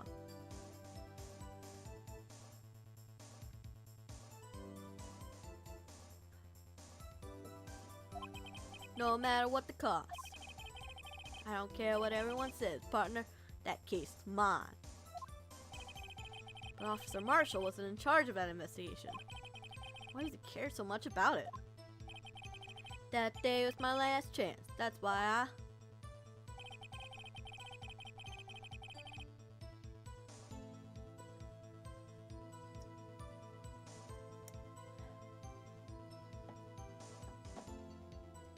I stole a detective's ID and dressed like him. Yes, I know I have a high heart rate. Fuck you.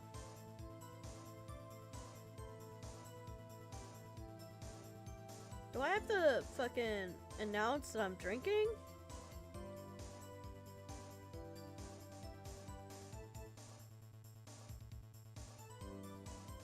Like, hey, Apple Watch, I am drinking.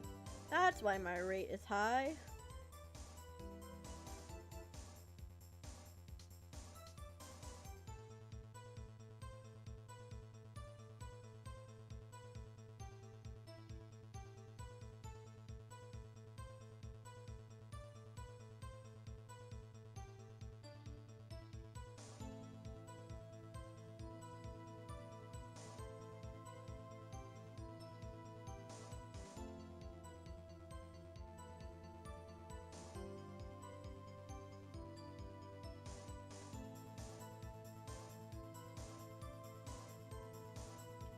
Alexa, I'm so wasted. Alexa, I'm drunk as fuck. Leave me alone.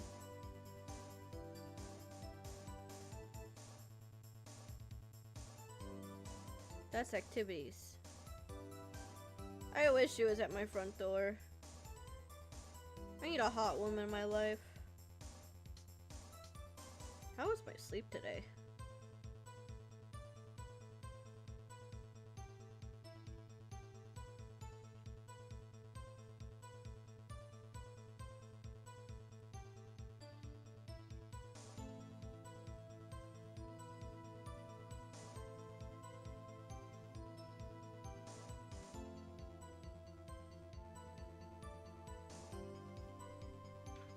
No, whatever. She is hot. I'm sorry, guys. I just mean in general. Everyone needs a hot woman in their life, and Sen's mine. Sen is my hot wife. She's so hot. Let me DM her.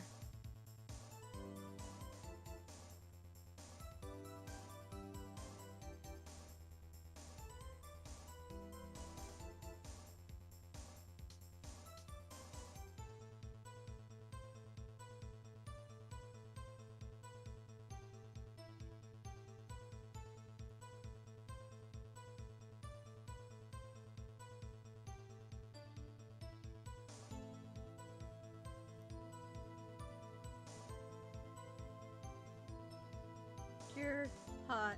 I love you. Don't plan to take out the. Yeah. Why did you disguise yourself as Detective Goodman?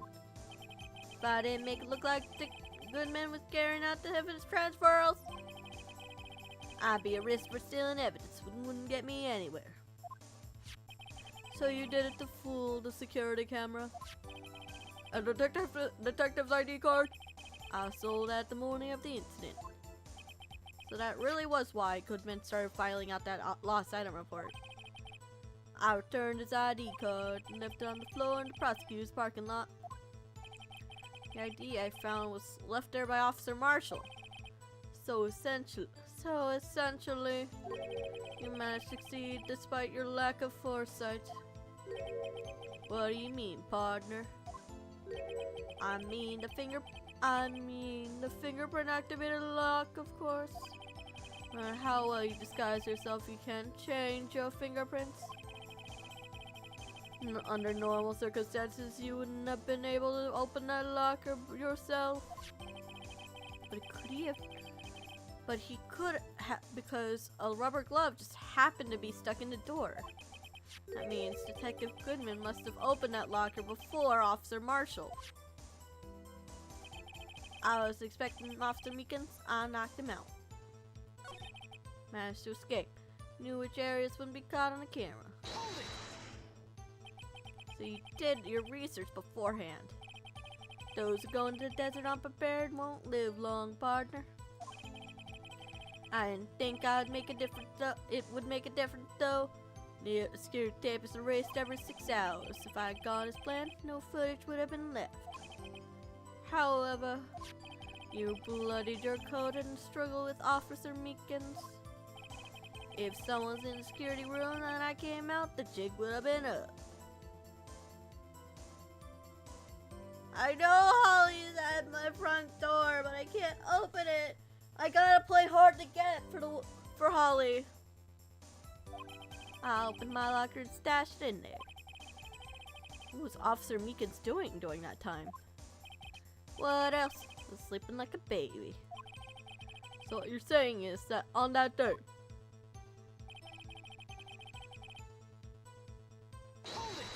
hold it. The blood found at the scene certainly indicates a crime took place. What are you, blind? The victim shown that tape is me, and I'm not dead yet, partner. So you stole the evidence from that locker? Actually, no, I didn't. Why not? When I opened the locker, the evidence was already gone. Lou's always asleep. What? Mr. Edgeworth, where's that evidence? It's still missing, Your Honor. Hey, yo! Evidence is missing. Check Goodman's lockers was already empty. Someone else stole that evidence. I feel like we'd wind up here sooner or later. Anyone involved here is related in some way to that case. Better take another look at the files.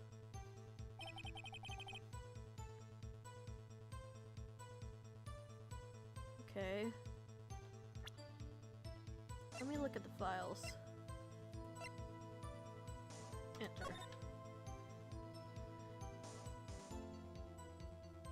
He decided to be a sus bitch, and we were like, nope, you're not gonna do some self-sacrificial bullshit, as Insanity would like to say. And remembered, oh, you're not allowed to do some self-sacrificial bitch and cut yourself off.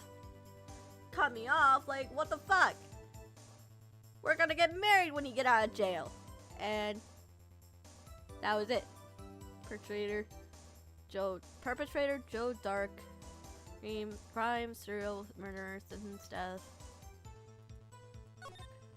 Victims Edward Jones, Edith Kirby, Jeb Bates, Jason Knight, Rachel Moss, Neil Marshall. Head prosecutor Miles Edgeworth.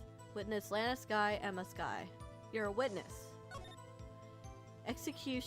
Executive investigators Damon Grant, Lana Skye. Head investigators Bruce Grudman. Investigators Jake Marshall, Angel Starr. Oh, so your brother was murdered.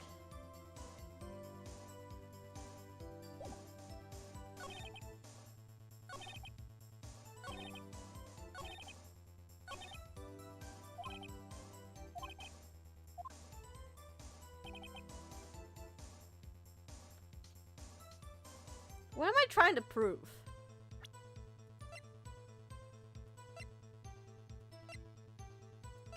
Objection! What exactly am I trying to prove?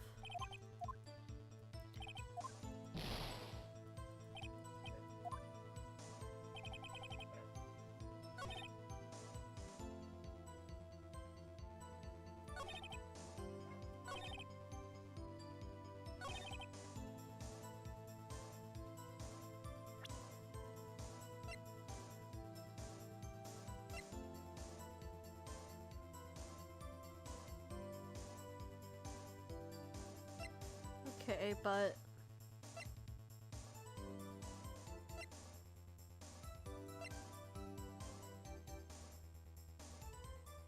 said there wasn't any murder.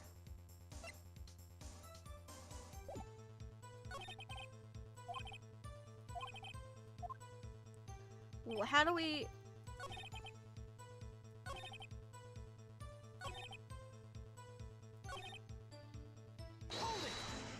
How do we prove there was a murder?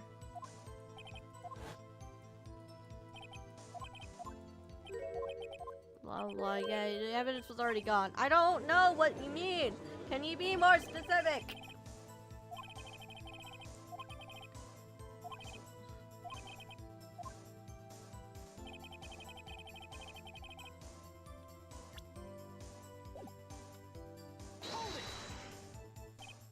What you mean? You have your math partner, blah blah blah, SL9, transfer that day, blah blah blah. Case closed, and leave, blah blah. Marshall is in charge of the investigation. Why does he care so much about it?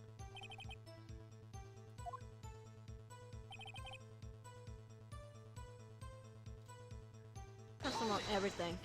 Press him on everything. Why blah blah.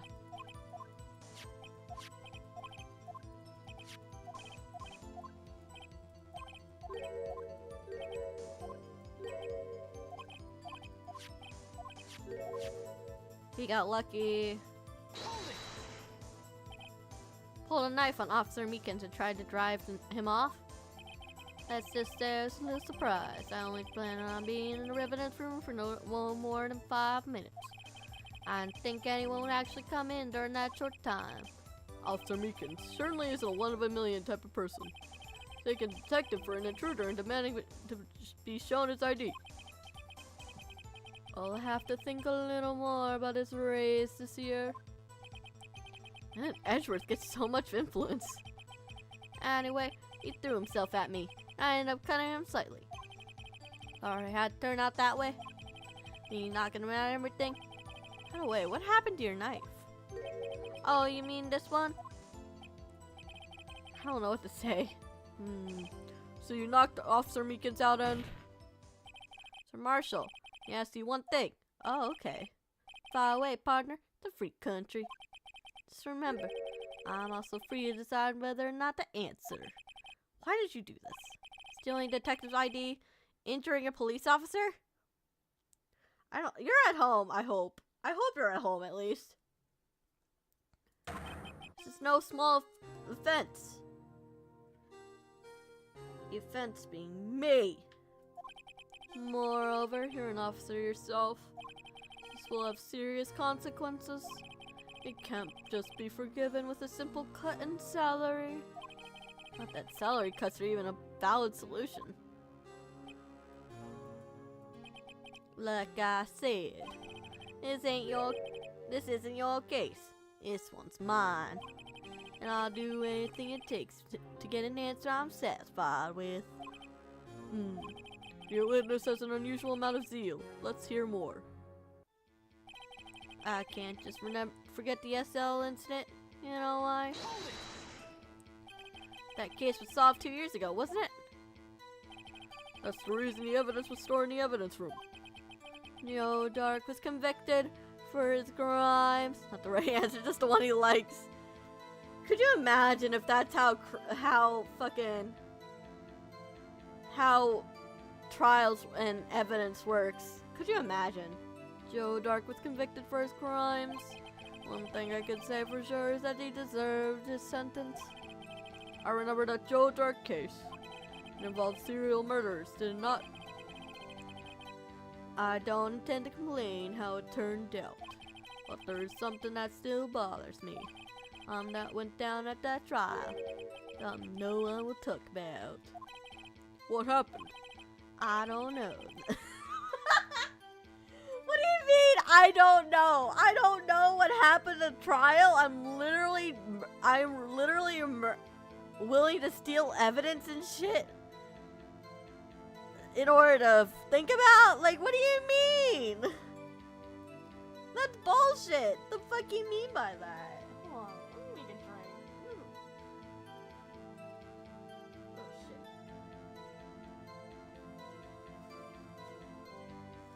I spilled a little syrup. That ain't bueno. As the cowboys like to say if they spoke a little itty bitty bit of Spanish.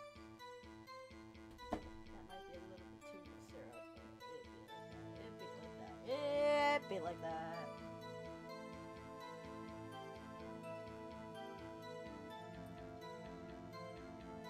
Alcohol. I think it's probably about like 3 shots, who knows.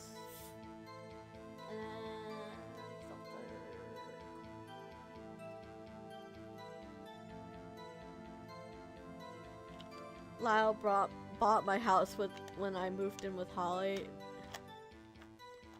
No, Lyle lives with me. Duh. What do you mean by that? What do you mean? What do you mean? What do you mean? That's what I'm trying to find out. Why is he so concerned with that incident? Maybe I should present what I think his real reason is. I'm feeling we'd wind up here sooner or later, blah blah. Insubordination, assault, and yet he's still somehow not the least competent officer. Yeah, somehow. Well, how does that even happen? How do you end up with an officer that will literally steal evidence and still not be the worst officer I've ever seen?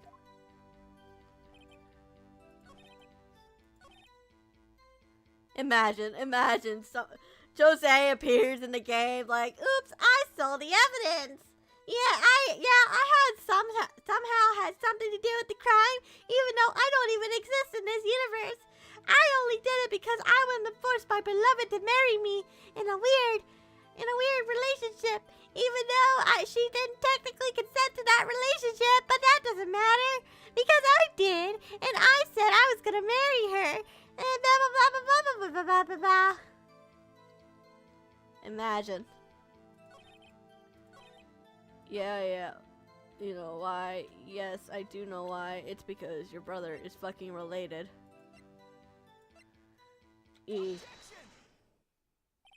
Sir Marshall, I think I understand.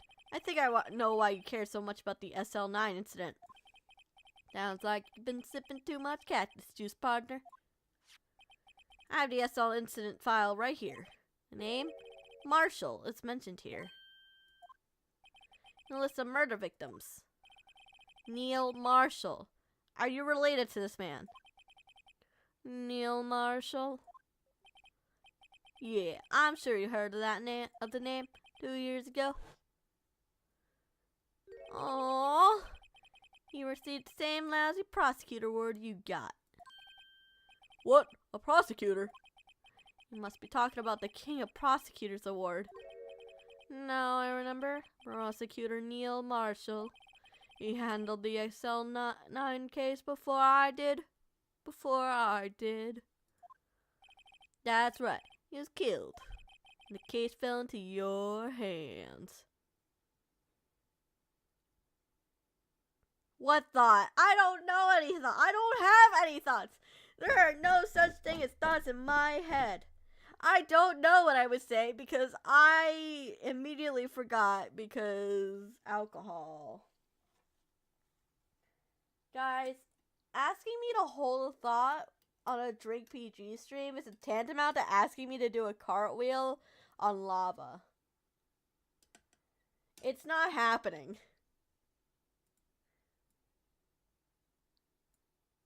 It's absolutely not happening.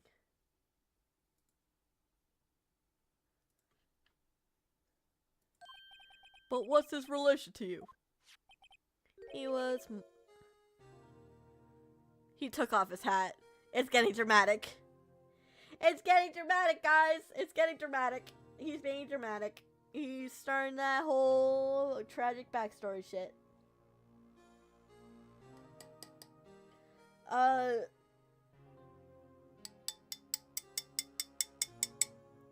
Cheers to Marshall's brother, whatever. 3 cheers. He was investigating the murders on Damon Gant, the deputy chief of police. I'll hug you. Group of detectives I was part of worked under them. We were desperate to prosecute the killer. Hey, yo, Joe Dark. My brother fought Dark and was killed. That was the first time Dark left behind any evidence. That was all we needed. He was arraigned and incarcerated. The case was finally closed. At least according to public records. What do you mean? My brother couldn't have been killed by Joe Dark. I knew my brother better than anyone. No one could have beaten him in a fight. And that's it? Your reason for your insane actions? There's more to my brother's death than what the records say. No matter how much you try to hide it, you can't fool me. Okay, bro. I hope you find out who bought your house, too. Well, at least one thing's for certain. Now we know what happened to the police department on the day of the crime. That would be the last day the SL9 case could be reopened. Not satisfied with its resolution, Officer Marshall planned to steal the evidence. Disguising himself as Detective Goodman, he entered the evidence room. Officer MEEKINS confronted him, so he rendered him unconscious and fled. Yes, this mystery has finally been cleared up. No murder took place at the police department that day. And the things that happen by chance never cease to amaze. at the exact same time as the murder at the police prosecutor's office. This fake murder was going on at the police department. Chance. It's gotta be more than that. So if no one was murdered at the police department on the day of the crime, that means the murder in the prosecutor's office parking lot was the real one. Which in turn means only one person could have committed the crime. Chief Prosecutor Lena Sky. But wait, a verdict wasn't reached in yesterday's trial. Which is why we examined the incident at the police department today. But there's only one reason the defendant was not convicted yesterday. There yet remains the mystery of the simultaneous murder at the police department. Seems to me this boy got the draw on you, partner. All the mysteries at the police department have been resolved. No doubt about it. Nuh-uh. Not if I got anything to say about it, bitch. Our sole murder took place at the prosecutor's office. The only suspect is Lena Sky. The testimony of Miss Angel Star is completely incontestable. If you have a response, make it a single word or less. Ugh. I arrest my case. It seems this trial has reached its conclusion. There is no room for doubt. Well done, Mr. Wright. Thanks to you, I didn't need to waste my time disproving the alleged murder at the police department. There's no doubt what I proved today is true. The apparent murder on the security camera tapes was fake. At least for Friday or that time I got recorded to slide a movie at Tuesday's Scene Animal Farm. I will let Sen know that those are some options. I probably won't be part of movie nights just based on my own schedule as well as my work schedule.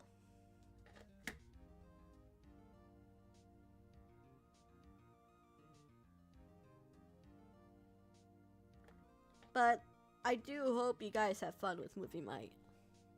Apparent murder on the but I didn't realize that would end up proving Lena's guilty. Now then, time for the verdict. The time for the verdict has arrived. This court finds defendant. Oh? Emma! Then go to sleep then, silly. Your Honor, wait! Emma! The defense has an objection! A scientific objection! Right? What do you mean, right? Mr. Wright, are you this girl's guardian? Your Honor, in a sense. Please, Your Honor, all I'm asking is a minute of your time. Please hear me out. Mr. Edgeworth, please. I don't want to leave any loose ends. She came from the void. She burst through the doors like, oh, my sister cannot be guilty. I, Emma Sky, shall prove it so with my scientific evidence. Bitch. You want a minute? I'll give you 3. I was kind of in shock. I mean, finding out the SL9 incident referred to the Joe Dark killings. Now that she mentions it, names of both Sky Sisters were in that file. But that's when I figured it out. I mean, what Officer Marshall was trying to do that day. So I knew his fingerprint had nothing to do with the crime. That left only one thing, the other handprint. You mean that traces of blood found on Detective Gumshoe's locker? But no fingerprints were found on it, right? No, but if I figured I examined it more scientifically, I'm sure to find a clue. So, I ran over there and looked at it again. So, did you find something? No. Why do you even mention it then? Huh? Sorry, I guess I'm not much of a scientific investigator after all. Is that all? Please don't be mad. I'm only a high school student. I'm not mad. I'm just confused on why you even mention it if that's all you're gonna say. I'm just an attorney. Well, Mr. Wright, those traces are blood are only clue we have. We can't find something wrong with them. Please, Mr. Wright, you're a professional. I have a fast Fredbear fly at her. No. She's a good kid. She's trying her best. Anyone wants to save Lena? It's you! Me? Oh boy, that's a lot of pressure. Time's up. Now then, Mr. Wright, with regard to the incident police department, does any reasonable doubt remain? It appears the defense is troubled by the other blood mark. Looking at the floor plans, a handprint was discovered around here. Is there a problem with this? Mr. Wright, I'm sorry, it can't be any more help. Yes, but still, he can't find anything wrong with that blood mark. Lena will be... Please answer my question, Mr. Wright. We don't have all day. Yes, Your Honor. If I ever needed to concentrate, it's now. What could be wrong with that handprint on Detective Gumshoe's locker? Could it be that something I'm missing? I object! This handprint left at the crime scene clearly shows a contradiction. The only thing that seems clear is you're grasping, Mr. Wright.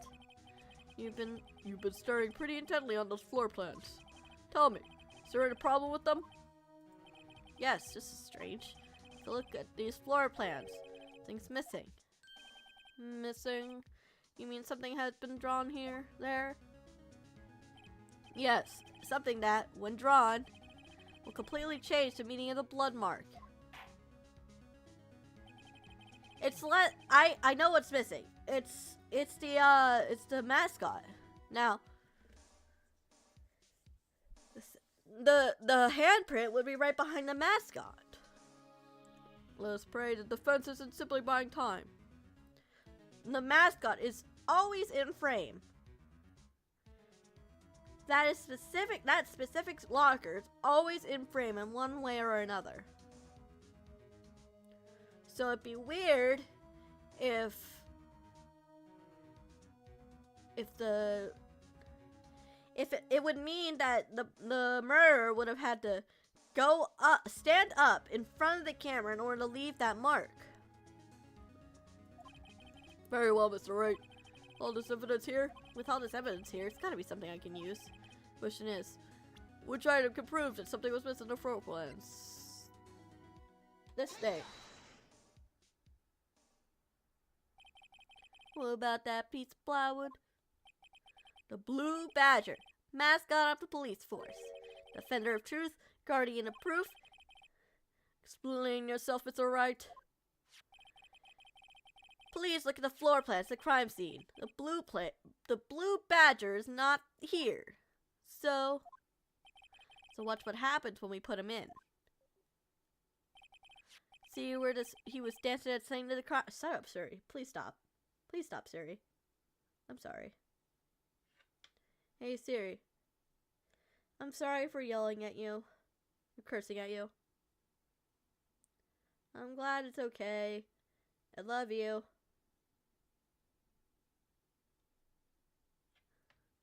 This is where we dancing at the scene time of the crime.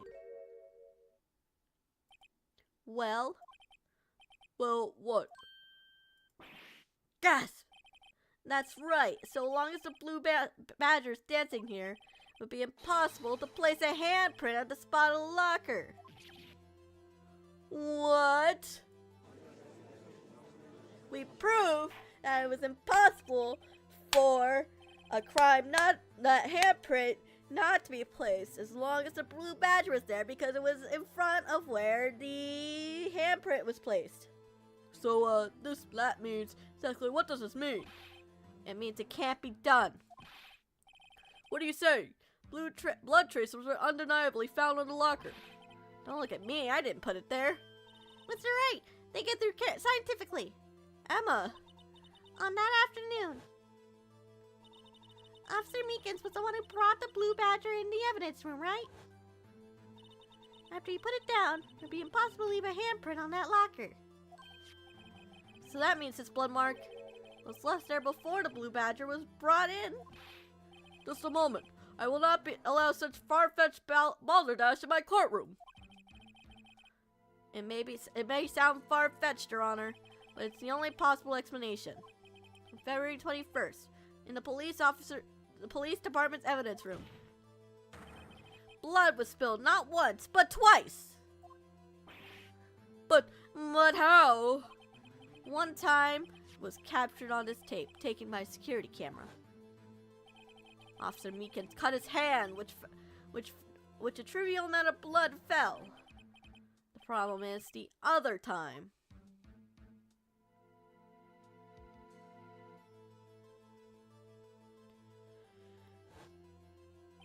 Someone bled prior to the struggle shown on this tape. It had to have been Detective Goodman when he was really murdered.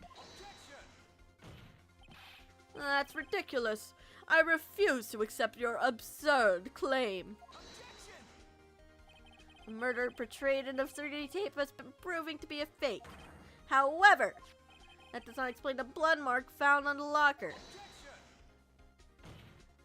So then, assuming this murder you purport really happened, when did it take place? I demand you show evidence that proves when it occurred. When did the first incident occur? To summarize, the defense claims that prior to Officer Meekins, who was cut by Jake Marshall, who was posing as Detective Goodman. It's because you're drunk! Slow down on the drinks, damn it! Another incident took place in that evidence room. That's right, the blood mark on the locker proves this. Very well, then tell us. When did this first incident occur? As Mr. Edgeworth said, proof must be presented. Proof that shows when the murder took place. There's only one piece of evidence that can show that. No then, will the defense please present this evidence? What shows when the first crime took place?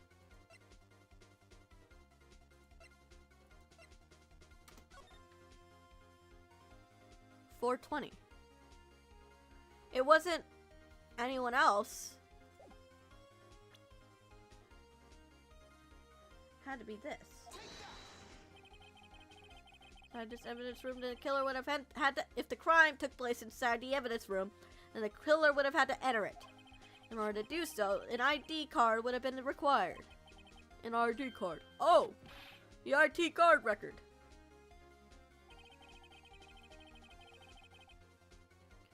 Officer Meekins brought the blue badger panel in at the evidence room at, let's see here, 4:50.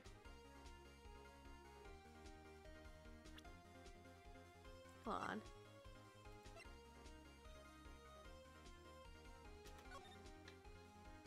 Okay, so Mike Meekins, Bruce Goodman, Miles Edgeworth, and some sort of third party. But if they entered around 4:20, then why didn't Edgeworth see the fucking blood? That's my question. See here, 4:50 p.m. The crime took place before that time, then it would be 4:40.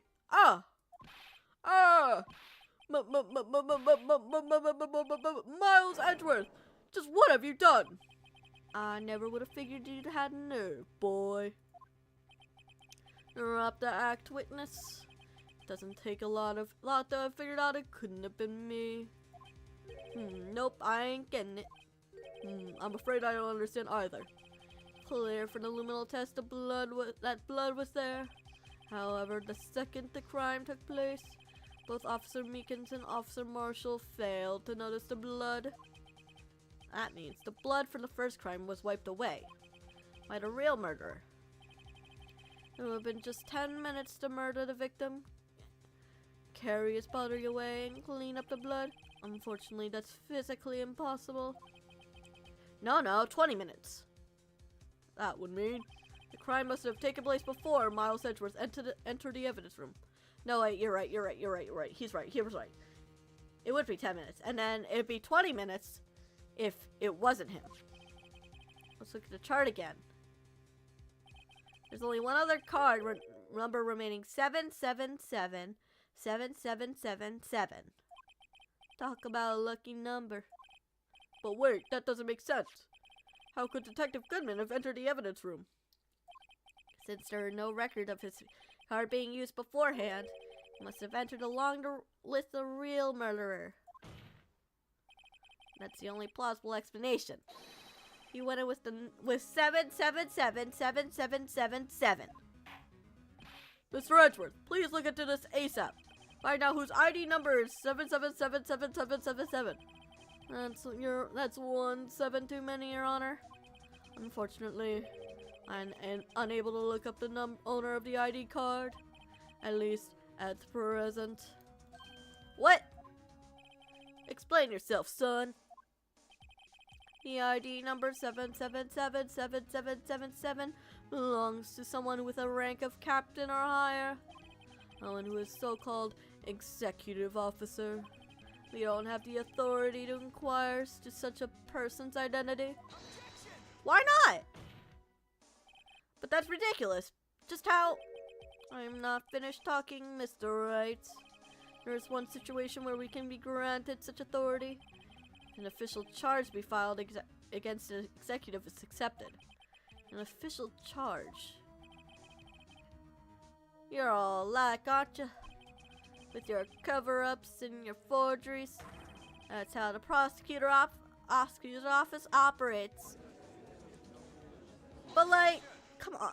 I take pride in my work, Officer Marshall. I would appreciate it if you keep your slander to yourself. Slander, isn't it? Okay, let me ask a question. Yes. No, not to you. To her. Defendant sitting over there. Your little executive. Lena? Don't be stupid. She's been charged with murder. Of course, we looked up her ID number. And it's not 777 7777. Don't play me for a fool, partner. That's not what I wanted to ask. All I want to know is one thing about that incident. The SL line incident? Answer me this, Chief Prosecutor. That trial 2 years ago, did you really only use legitimate evidence? Oh, damn, we asking the real questions here.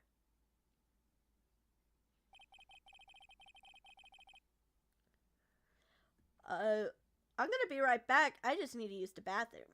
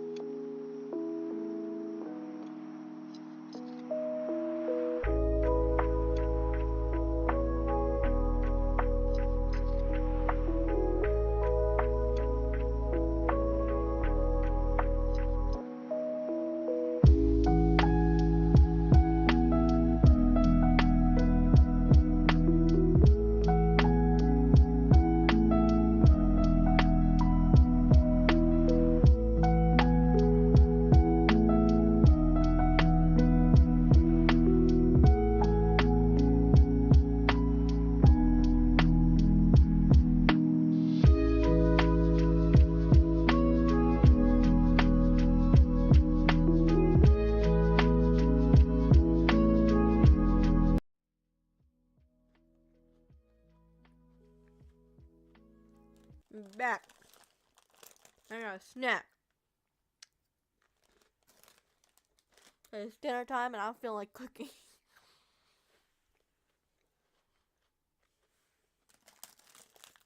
Do you need to witness the this question, Chief Prosecutor? I heard him fine, Mr. Edgeworth. A few years ago, I was in charge of prosecution for that trial. At the time, occasionally, we felt the powerlessness of the law. At least, I did. Lena, I became a prosecutor in order to suppress crime with the law. But before I realized it, we were the ones being suppressed by the law. Offended. Just what are you saying? Yeah, what are you saying? Spill the tea, sis. Suddenly we switch they switched places. He had to switch places with her just to speak. Like, move out of the way. I gotta ask you something.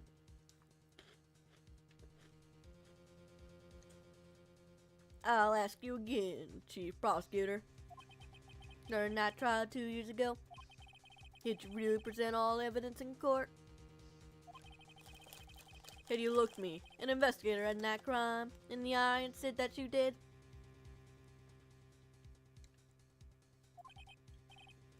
Chief Prosecutor, you didn't.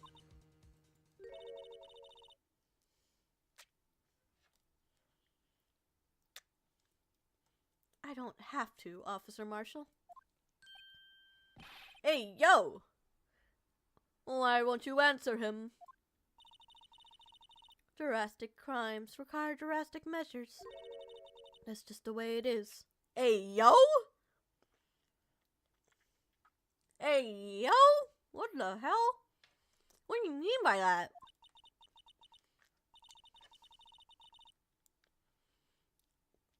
We did what we had to in order for him to get the verdict he deserved.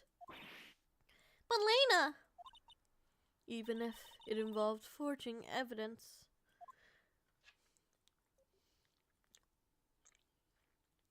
Hey, yo! Come on, lady!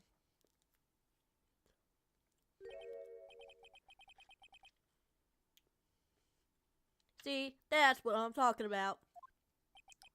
No. No! Hey, yo! Order, order, order, order! His remarks caused such a stir. Chaos in the courtroom could not be quelled. Who's in the trial would have to wait until the following day. Bro! The fuck you mean you forged evidence?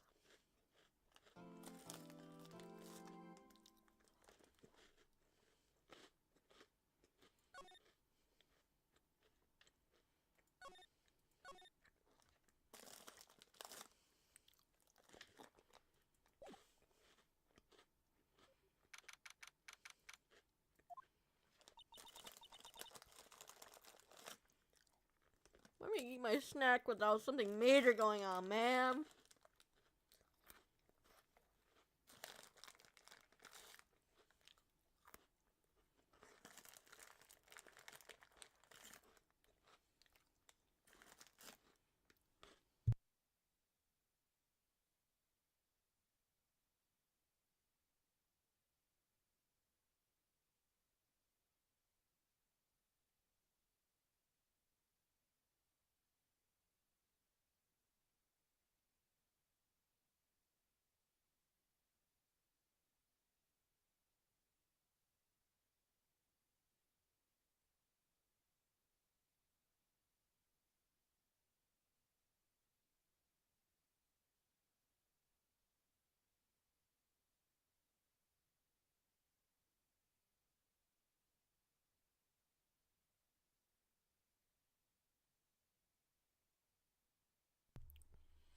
I'm so sorry, Mr. Wright. I'm sorry for what my sister said. Drastic crimes require drastic measures. That's just the way it is. We did what we had to, in order for him to get the verdict he deserved. What does that mean? I didn't know. Never knew the SL9 incident was just another name for Joe Dark killings. Sounds like everyone's heard about these killings but me. Lena wanted Dark to be convicted so badly. That's why she used me. That's why she used what happened to me. What do you mean, what happened to you? It's all there in the file. Joe Dark's last victim was Prosecutor Neil Marshall. When he murdered Officer Marshall's brother, he left behind an incriminating piece of evidence. But what did you have to do with those killings, Emma? On the night Prosecutor Neil Marshall was murdered, Joe Dark tried to kill me. What? He tried to kill you? Officer Marshall's brother, Neil, was only trying to save me. So that means you. Yes, I was a witness in Joe Dark's trial. Didn't see that one coming. It happened 2 years ago. It was right about this time of year too. There was a terrible thunderstorm that day, unusual for the season. I was alone in my sister's office. We were planning to eat dinner together once she finished her work. Then suddenly, this terrifying man came bursting into the office. Joe Dark. Seemed like he was running from someone. He pulled out a knife and screamed at me. I didn't know what was going on. Just then, Prosecutor Marshall showed up. Jake Marshall's brother. Joe Dark tried to take me hostage. Before he could, Mr. Marshall tackled him. Then, what happened? I'll never forget it. Lightning struck and the lights went out. Suddenly, but the lightning flashed outside the window, lighting up the office for an instant. What I saw then burned a permanent picture in my eye. I can still see it now. Permanent picture. I don't remember the moment when Dark stabbed Mr. Marshall. So you weren't able to testify about that? No, it's only asked about when I was attacked. That must have been why she made up the crime. Made it up? You mean proved bogus evidence? The prosecutor's office wanted that guilty verdict so badly. Lena forged evidence and Mr. Edgeworth used it. Edgeworth? Yes, but I'm sure he didn't know anything about it. Of course he did. He couldn't have known it. He was being given false evidence. Even so, that's when it all started. The rumor about Mr. Edgeworth, I mean. It's all my fault. If I could have just testified properly, none of this would have happened. So it's true. Even though he may not have known it, Edgeworth really was involved in falsifying evidence. After that case ended, Lena was never the same. She became cold, like she is today. She must not have been able to face up to what she did, especially not to Emma. What did you see in the instant that the crime occurred?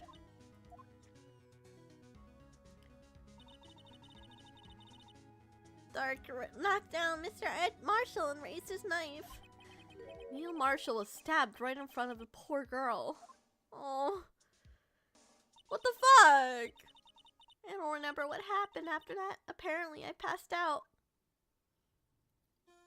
Oh. When I came to, Lena was cradling me in her arms. Poor Emma. Must have been through so much.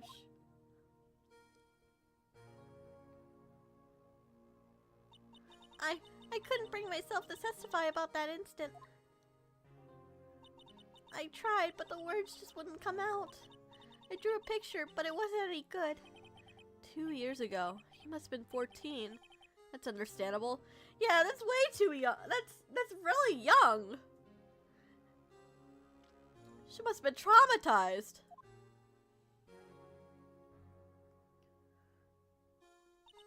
Once it was all over, I made up my mind. I decided when I grew up, I'd become a scientific investigator.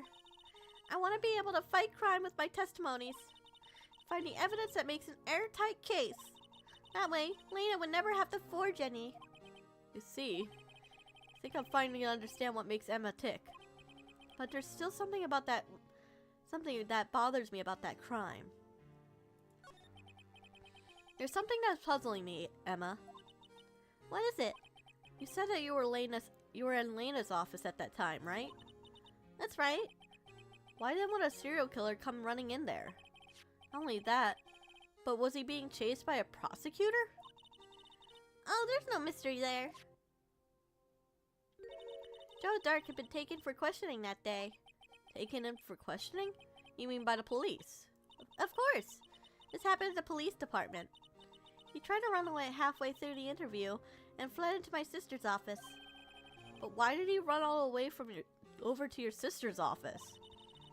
Because the detective's office and questioning room are right across from the elevator.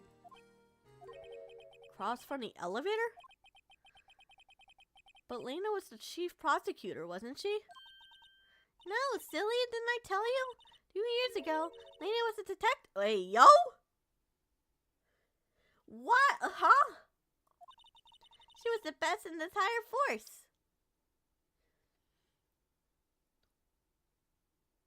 Why wasn't this told to me? What? That's news to me. After the Joe Dark case, she transferred to the prosecutor's office and made chief prosecutor. Okay, but like, those are two completely different career fields. Those are, she wouldn't have the court experience to become chief prosecutor. What do you mean? Huh? Is that how that works? No way that's how that works. You know, I used to be a detective. Better have another talk with her. To the detention center. Because what the fuck is this? Lena! Mr. Wright, seems I keep causing you trouble. Falsifying evidence. Didn't think you were the type. Animals do not mind playing foul. Why should we? But Lena, if you're wrong, an innocent person might be found guilty. Believe me, I understand the risks. Lena, Emma told me about you. Oh? How you were a detective 2 years ago. How the SL9 incident was a reason for your transfer to the prosecutor's office. That's right. Could you fill me in on the details, especially that unusual change of jobs? Suppose you have a right to know, Mr. Wright? Tell me. A lot of revelations were uncovered at the trial today. Not the least of which was the fact that this case is largely connected to another one 2 years ago.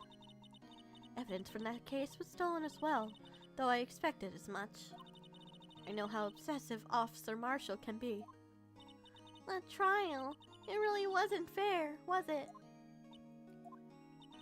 I believed in you, Lena. I believed that no matter what happened, you always stick to the truth.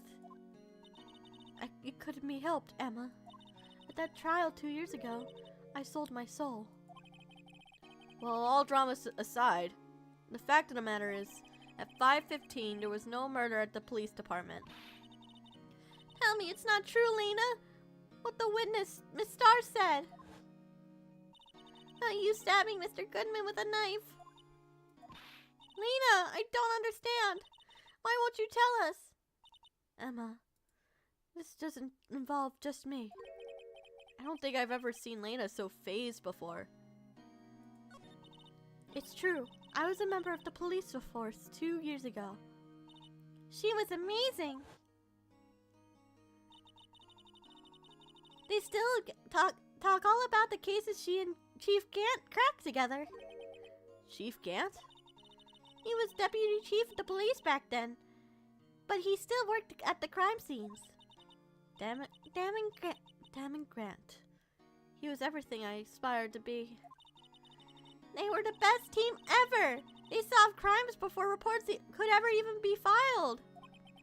Emma really did idolize her big sister.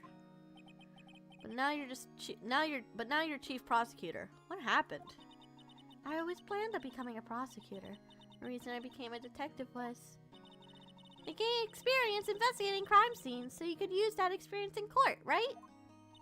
Gan's help in the SL9 case was crucial to its resolution.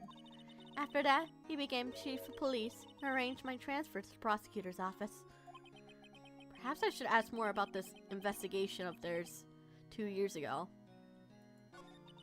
2 years ago, I was second in command to the detectives investigating Dark. Second in command? Does that mean the investigation lead was Damon Gant, right? Yes. Deputy Chief Gant and I shared the same office and the same investigations. We even had the same office. We led the team of the best detectives on the force. Detective Goodman, whose case it was, Jake Marshall, and Angel Starr. It was the first time Marshall worked with his brother. He was quite gung-ho. Without a doubt, Joe Dark was the serial killer. We asked him to come in for questioning. We were desperate for evidence. That was when his final murder took place. When he tried to murder Emma. Prosecutor Marshall was trying to save me from Dark. You see, the first person who happened upon the scene of the crime was me. Now you tell us. What do you Why are we just getting this information now? Damon Gant and Neil Marshall were the ones questioning Dark that day. The investigation was in its final stages, and Dark must have suddenly panicked. He waited until Gant and Marshall let their guards down and fled the room. From there, he ran straight to the office shared by Deputy Chief Gant and myself. That's where he found me. So you were the first person to run to the scene, Lena. It appeared so. I was filing some papers while Gant and Marshall were questioning Dark. When I returned to my office, I saw 3 bodies on the floor and smelled blood. 3 bodies? Prosecutor Marshall, and the victim, Emma, who had passed out, and the suspect, Joe Dark. During the struggle, it seemed that Mr. Marshall struck a final blow before he died. Joe Dark had incurred a minor concussion and lay unconscious. What did you do? To be honest, I panicked. I picked up Emma, carried her out of the room, and just held her. Can't blame her after all. Her sister might have gone... After all, her sister might have gone through. After that, I placed Dark under immediate arrest. Let me get this straight. You were all involved in the SL9 incident. That's right. Quite a coincidence, I don't buy it. What are you saying? There's no way everyone involved in this trial was also involved in that incident. Just by chance. But that case was solved 2 years ago. At least one person went to extremes because they didn't believe it was truly solved. Officer Marshall, yes, his actions came as a surprise to me as well. Ever since his brother died, he's changed completely. I guess it wasn't convinced at the ruling against Joe Dark. Life doesn't end with the closing of a case. Everyone has to live the rest of their lives with their memories. That case might have not been over yet. Emma was assaulted by Dark at the police department, right? Yes, in the office that Damon Gant and I shared. The office that Gant now occupies himself. The chief's office. Maybe we should have a look at the chief's office. The site of the final SL9 murder.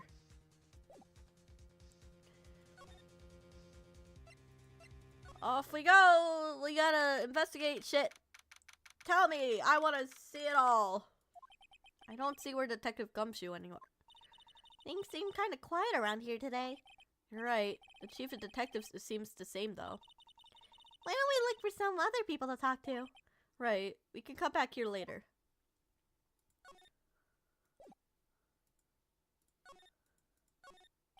That man was chief detective, scared my shot.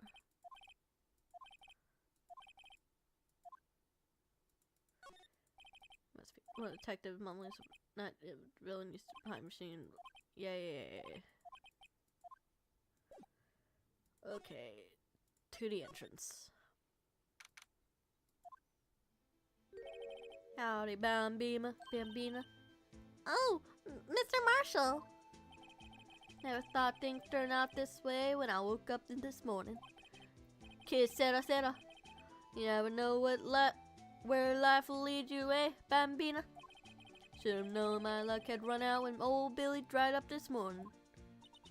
Billy? Must be his pet cactus. Say, where are you headed?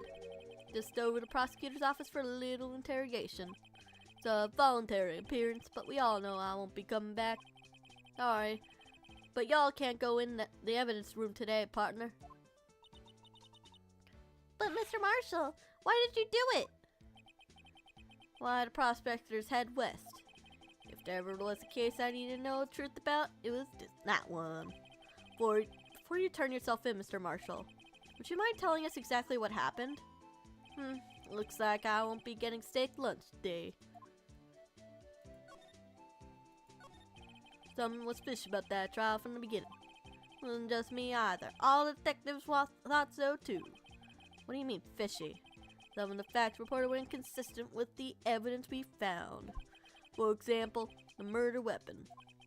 Murder weapon? You mean the switchblade knife with the broken tip?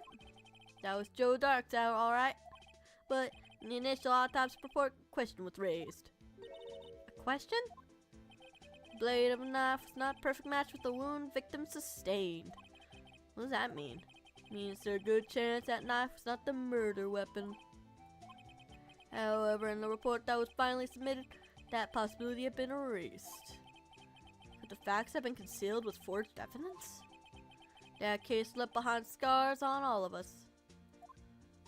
The scars that the SL9 incident left behind. I got the looks, but he got the brains. He was one of the best prosecutors around. I just made detective then when it went down. Saw our first case together. How old was he, your brother? He was 27 at the time. He was awarded the highest honor that very day. The highest honor? You mean the king of prosecutors? Knew it. What are you looking at me like that for? It's an honor for a prosecutor. Mr. Marshall must have been really close with his brother. The day that SL9 incident took place. Was it the same day as? That's right. It's the day of the evidence transferal. Interesting. It was drizzling that morning. By nightfall, there was thunder. Can't believe 2 years have gone by already. Tried to steal the evidence so the case wouldn't die. Apparently, someone tried to stop you. Jeffrey Goodman was murdered, and the evidence locker was empty. There was something going on behind the scenes in that case. We all knew that later. Every detective involved in that investigation, save one, was taken care of.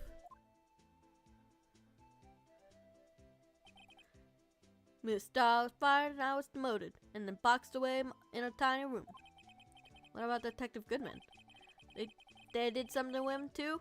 Commissioners would get suspicious. No, they were careful enough to be too obvious. They? Who are you talking about? Don't get upset, Bambina. I mean Damon Gant and Lana Sky. Investigation led Damon Gant and his second in command, Lana Sky. There was a person in the floor who hadn't heard of that duo. The case was the biggest step in both their careers. After the case ended, Lena was transferred to the prosecutor's office, right? Yeah, Damon Gant and the new chief of police arranged for that to happen. She's never been the same since she left. She got colder, like an ice cube in the desert sand. That's not the right metaphor now that I think about it. Everyone who knew her said so. Chief Prosecutor Sky was totally different when she was a detective. Now he mentions it. Emma said something like that too. Tell me, what happened to my sister? Sorry, Bambina, but her secrets is too well guarded. Yeah, I found out. Lena's secret. It all started 2 years ago. So there you have it. That's my story. Did you enjoy it, partner? Certainly enlightening. It's one thing left for sure that I found in court today. That boy Edgeworth isn't my enemy. He was the one who used falsified evidence to get a guilty verdict. But someone else was the one who gave him that evidence and planned everything. That someone is Darren Gant. Don't believe me? Well, I don't blame you. I won't even be a patrolman after today. What was the spinning of the lid? Too bad I won't be around to work with you when you become a real scientific investigator. Aww. Adios, Bambina. Aww.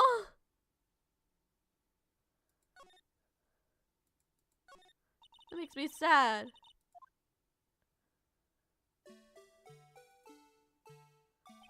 Let's give him a bit of a dollar so he's dancing. Yeah.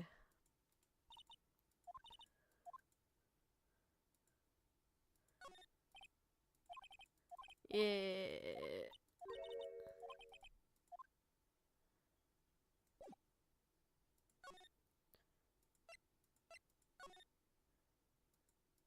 Yay, we did it! This place is always pretty empty, but it's deserted today. That must mean everyone's busy solving crimes. Oh, if you're looking for the others, they're all in the conference room. Thanks. Wow, you actually talked to us. The chief... Oh, but the chief prosecutor is saying the decision what to do. Mr. Edgeworth, not to mention the statements to the media and the trial. It's more chaos going on than Thanksgiving and Christmas put together. I think festive's the word they use for those. Sir, we'd like to have a look around Chief Gant's office. Let's use the connecting hall to the other building and take the elevator to the top floor.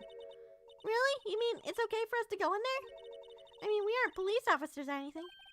Hey, you're right. You can't go in there. It's off limits. I don't see where Detective Gumshoe gets his unique charm.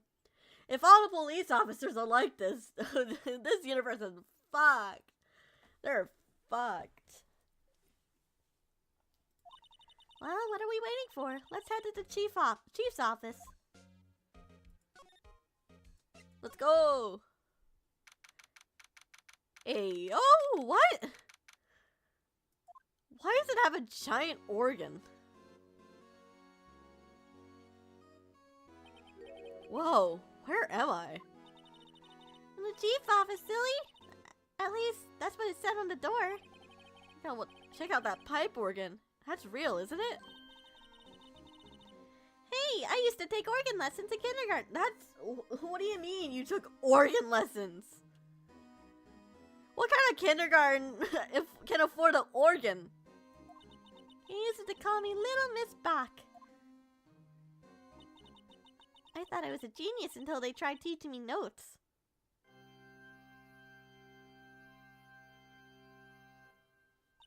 I never could remember where C was. I'm not ready for this, man.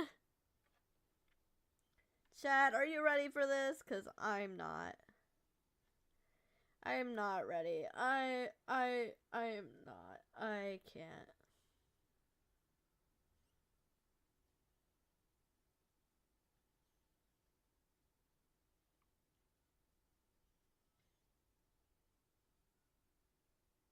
Yeah, buckle up. I don't know anything. I'm losing it. Thank you for the head pats, Ronde. I am way too tipsy for this.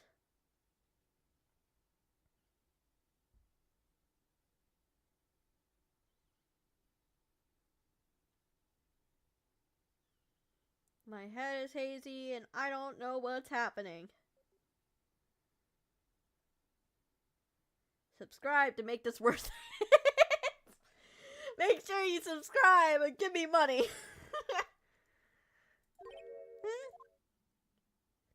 Oh shit.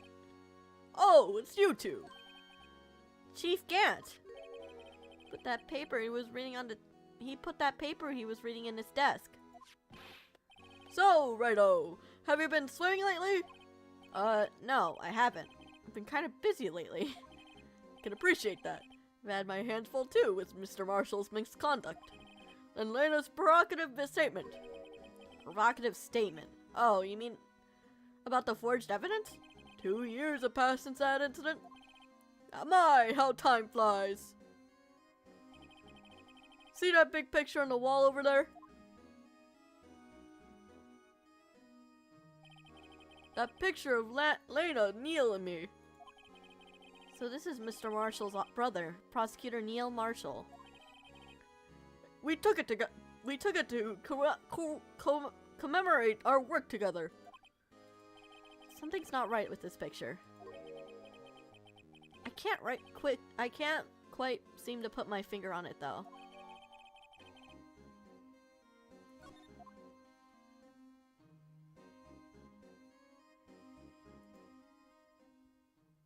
Okay, long silence. I forgot that was a thing he did. Anyway, I'd like to reminisce all day, but there are matters that need my attention. I'm gonna look up here, so let's go out together. Oh, but this office was a crime scene 2 years ago, wasn't it? That case has long since been over. There's no need to investigate it anymore. Oh. That's a pretty suspicious thing to say, actually. All the same, we'd like to have a look around. Perhaps you didn't hear me. I said, there's no need to investigate it anymore. Now hurry up and get out. I have a meeting to attend. Looks like we aren't welcome. Seems that case isn't over with yet, after all. What do you mean? Chief Gant denied our request to search the crime scene. That means there must be a reason he doesn't want us looking around in there. You mean like a clue? There's gonna be a way we can get inside the chief's office.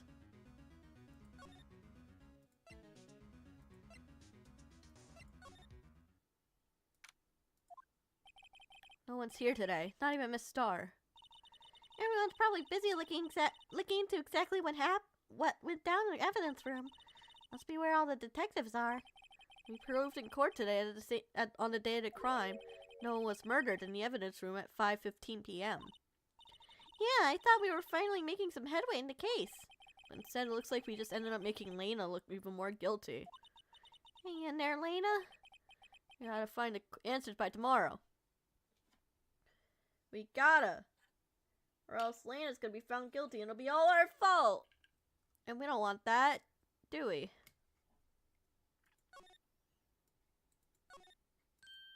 Look, a door! This must be something. Not sure that doors mean anything. No, it won't open. A mysterious lock. Yeah, let's see what's mysterious about it. Mr. Wright, you need to learn to enjoy life more. Let's finish our investigation first, shall we?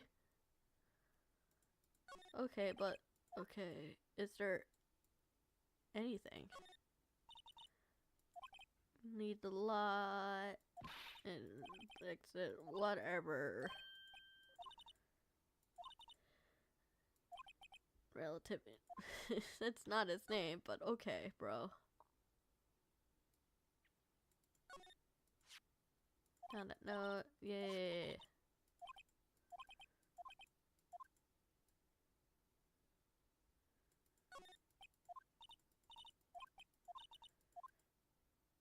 Please don't try that. Yup.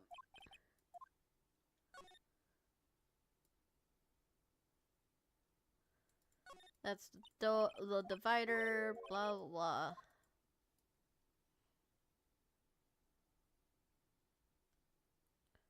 Ladder. Aha! A ladder!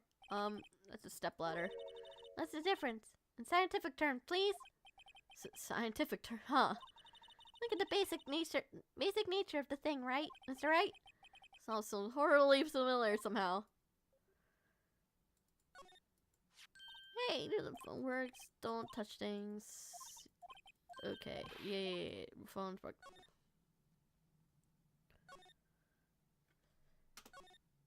Oh fuck! I didn't want it. I don't want it. Blah, blah, blah, blah. We're gonna move.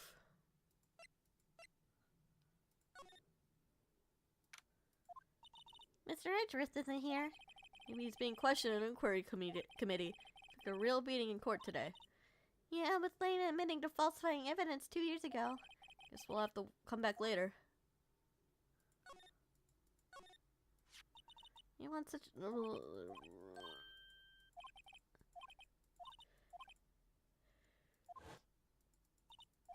We know all this. We've investigated all this.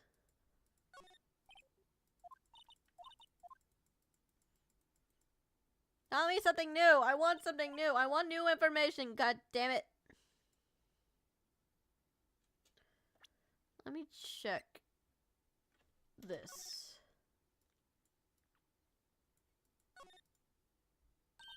Hey, check it out! There's a metal plate here! Grade 1. Wow, one guy says it a bunch of times. Von Karma. Guess he must be a foreigner? Yeah, that's probably it. Oh, Like, Von Karma. But I want to investigate something else. I want to see if his name's on it. I forget his name. King of Prosecutors, my ass.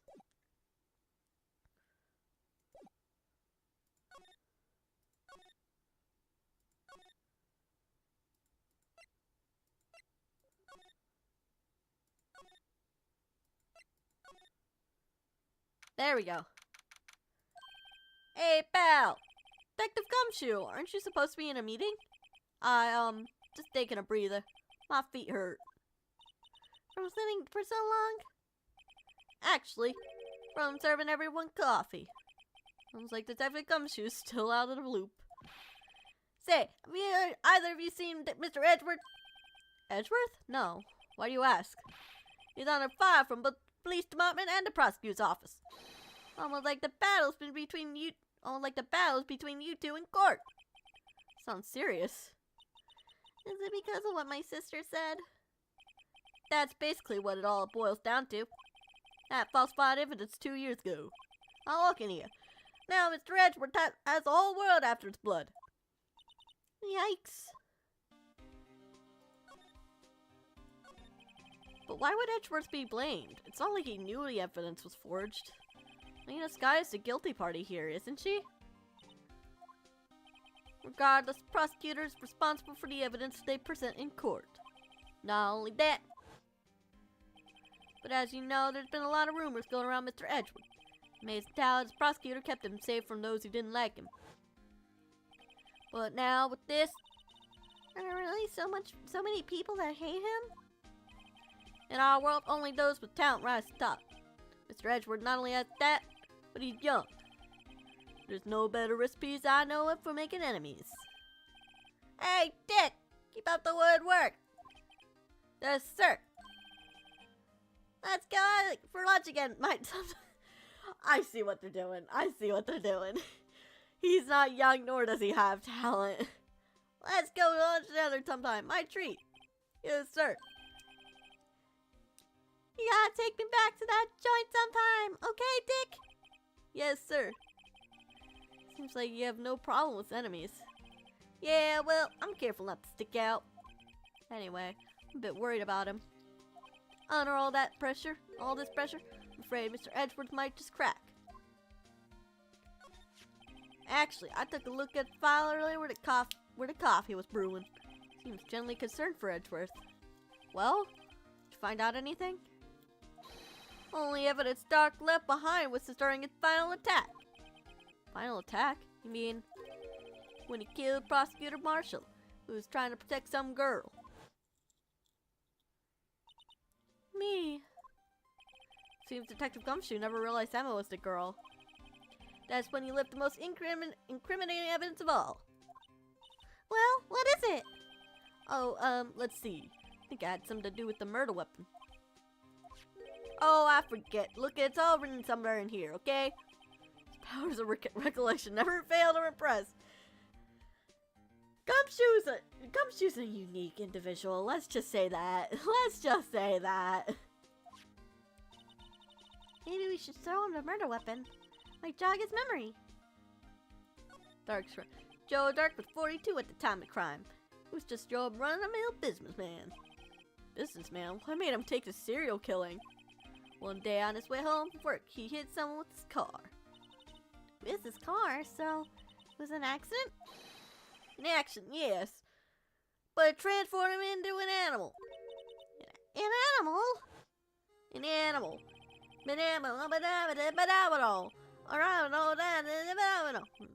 Like, kid walked by, just then killed him too. Walker came up to see him, was killed as well. Finally, he turned himself in.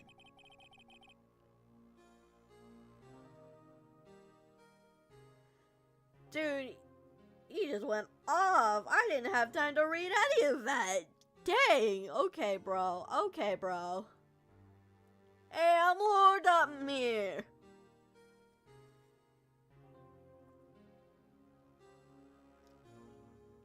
I'm Lord up all this information. Gotta live carefully, you hear? Of course, it's all just conjecture. Wasn't a single shred of evidence. So he turned himself in. Yes, but in the middle of his questioning, he fled and murdered his final victim. Prosecutor Marshall. Okay, but like... he's a mass murderer, not a serial killer. It's... hold on.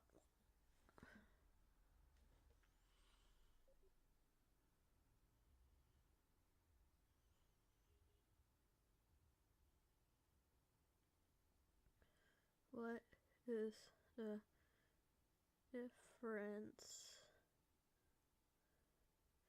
between a mass killer and a serial killer? The primary difference between a serial killer and a mass murderer is the time frame and cooling off. Serial killers kill 3 or more people over weeks or months, with cooling off periods between kills, often a game, blah blah blah. Mass murderers kill multiple people. Okay. So, like, he's a mass murderer, not a serial killer. That crime was witnessed sometime too, but luckily Dark was arrested on the spot. Good thing that last witness was killed. That last witness, aka Emma.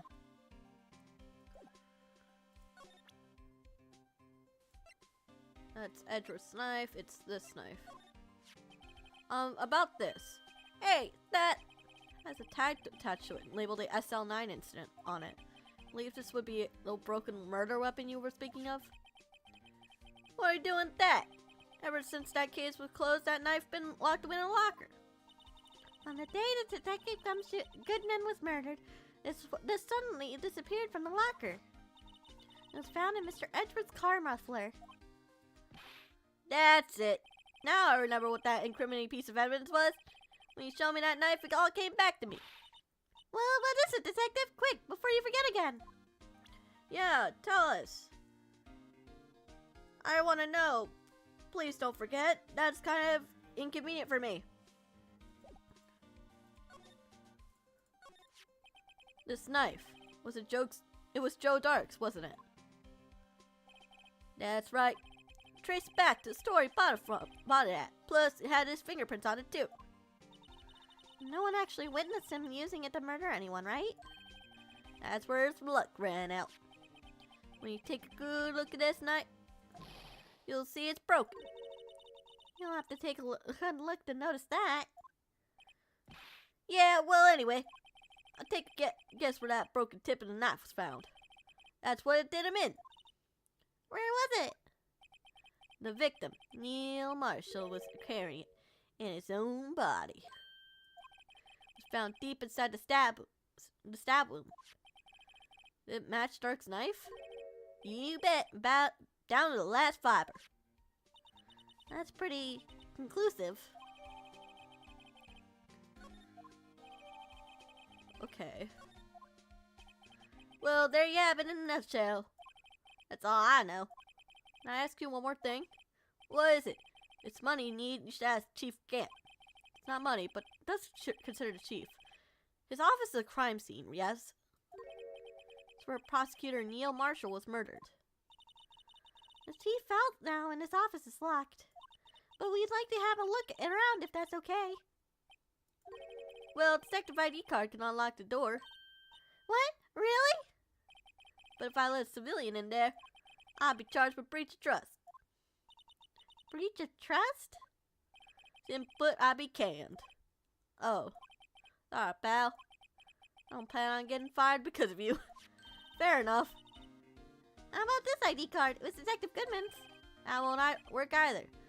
Today was deleted the day he died. Oh. So in other words, Gumshoe is our only chance of getting in that office. Wonder if there's something we can show him that would make him change his mind. Okay. What could we show him?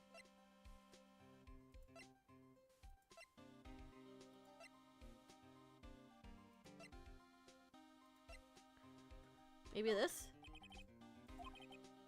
Oops.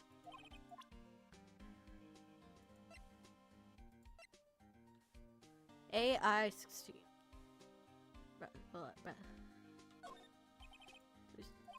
No, it's not that.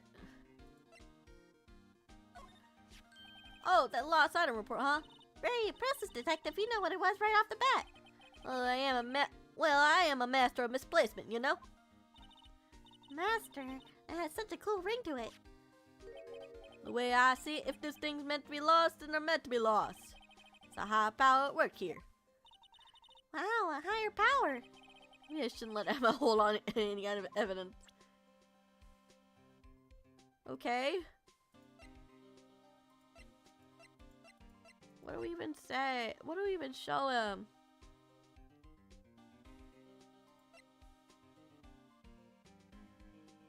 It's Goodman's ID.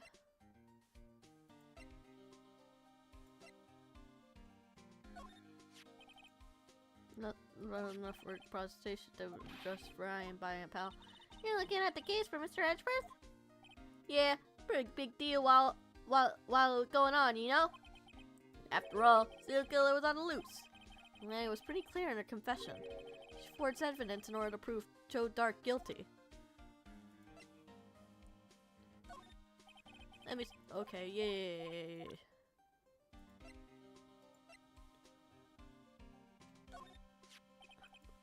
I see it somewhere?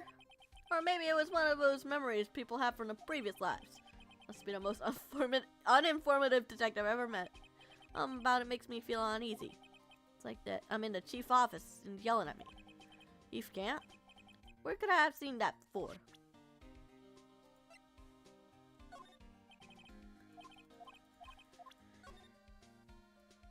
It's the vase in the office. That's the same vase. It was broken in the office.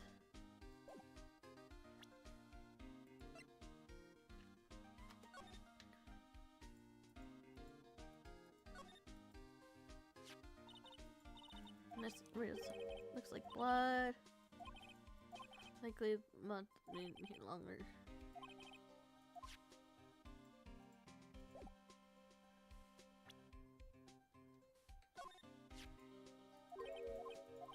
It's this! It was in the chief's office! Ooh, I look at it later.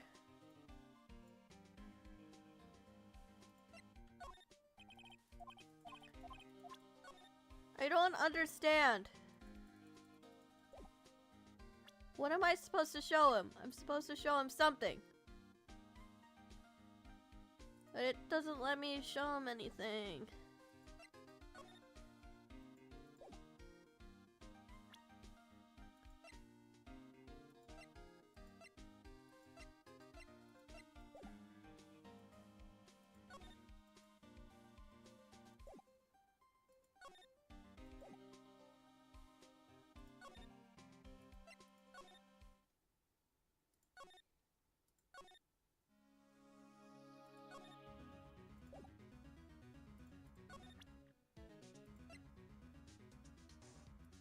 It was this. This jar's pretty fragile. Looks like it's about to break apart. What do you mean about to? It's already broken. And again, this piece was found in Detective Goodman's evidence locker. That means this is somehow related to the other incident. Here, see this? Ah, I've noticed the defense attorney have a tendency to want to show people things. What's this? A behavioral study of lawyers? No, because it has the vase in the background. And it has blood on it.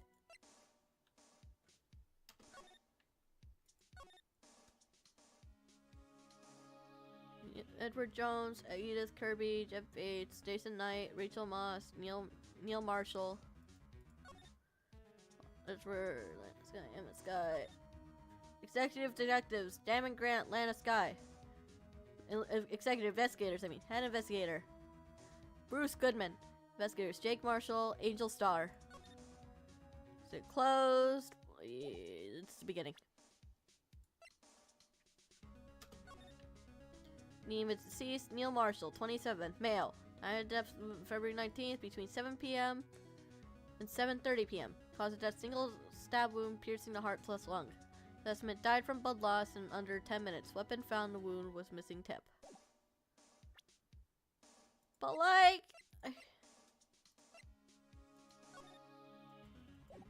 reuse that? I don't understand what I'm supposed to do from here.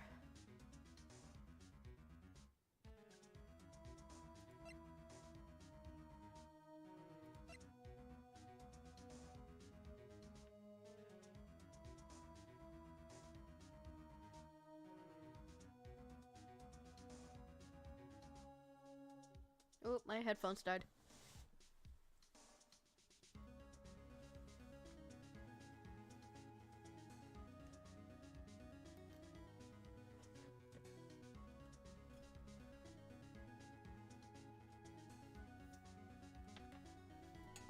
Now I plug in my headphones, chat.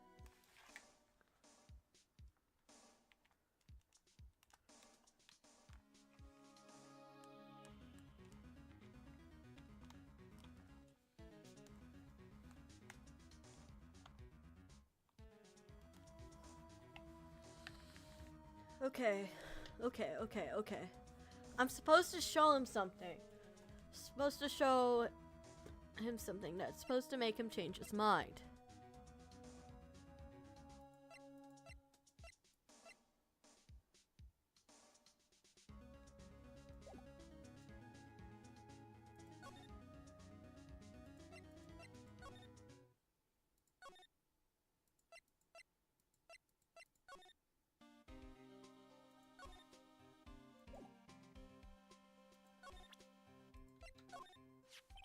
Guy almost made us lose the case today.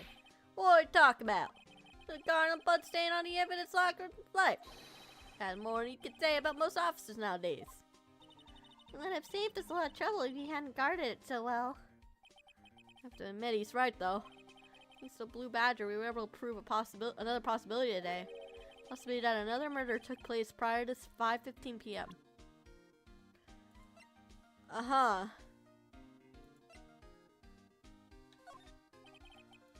Yeah, blah blah blah.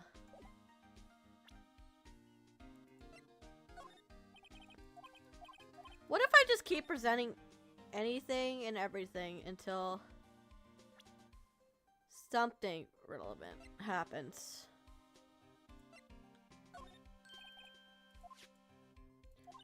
Oh, this is a new type? I've never seen that bottle before. Add 3 inches to your base height. Base height? Hey, let me see that. Looming tall. New improved growth formula.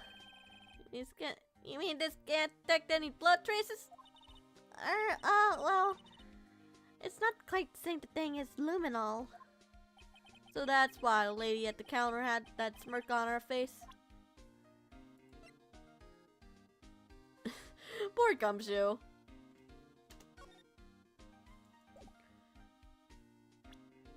Yeah, sponsored by Luminol. Add 3 inches to your hair today. Confused? Just buy Luminol. It'll extend your hair by like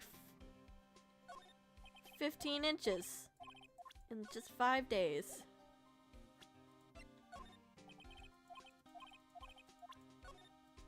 Fuck, I didn't want to. Fingerprints, murder touches on locker. Hey, was your locker the one with the blood on it, detective? Handprint, glove, blah blah. Shh. If they come to arrest me, you'll defend me, won't you? That happens, I think you'll do better cleaning with Edgeworth. Yeah, it was in the detective. It's in the office. It's in Chief Gant's office. I just don't know how to fucking get you to put two freaking brain cells together to come up with that connection.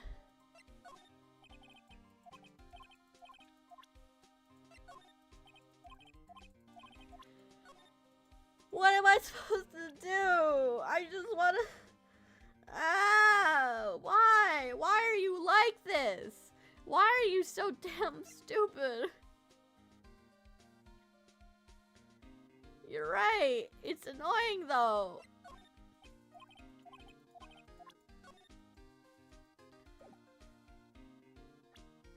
I'm stupid as hell and I can put these two things fucking together.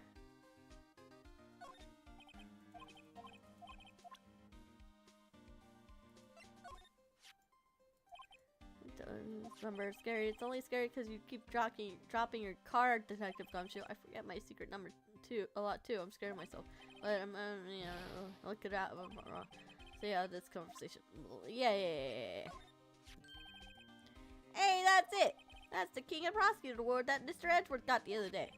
Were you at the award ceremony, Detective Gumshoe?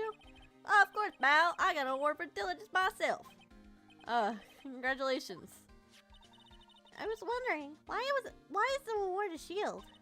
And why is it broken? Oh, there's a reason. I'll tell you what it is later. Apparently he's forgotten. Okay, maybe now I can show him this? No?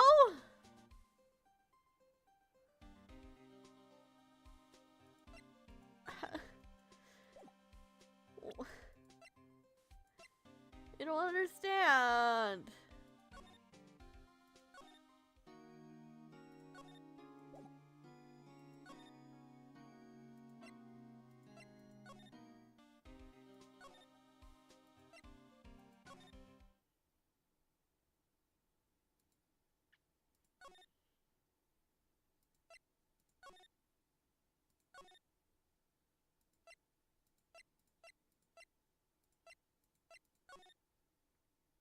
Oh, there we go. Wonder if Edgeworth is back yet. Here he is. He looks like he's writing something. What are you doing here? You sure was quick to throw that paper on the floor. It's his fan fiction of him and Wright having a special time together, if you know what I mean. Tough day in court, huh? I've had to live with the past 2 years with rumors flying around. What's another allegation to me? Cheer up, Edgeworth. I'm rooting for you. That's Edgeworth for you. Always trying to hide his real feelings. It feels so wrong, but it feels so right. Sterling Wright feels so right, if you know what I mean. So, what do you want? What do you want? Unlike some people, I don't have all day. There's no excuse for what I've done. 2 years ago, I used false evidence to obtain a guilty verdict. That's what it all breaks down to, and nothing I do can erase that fact. But you didn't know, did you? I mean, that the evidence was falsified. The police department and the prosecutor's office share a bond of trust. If that bond is broken, we stand to lose everything. The police department's error is my error, and my responsibility as the prosecutor in charge. The fact remains that no matter what excuses I might have, Mr. Edgeworth, I take pride in my work. So tell me why. Why has it come to this? Even Edgeworth can't keep this kind of emotion bottled up. Are you up for the trial tomorrow? First, last year's trial. Now this one. It seems all you do is worry about me. To be honest, you're getting on my nerves. Okay, dude. Okay, dude. I worry about you as a friend and as your boyfriend, and all of a sudden, I'm the bad guy. Why? Because you're insecure. That's what I think, bitch boy.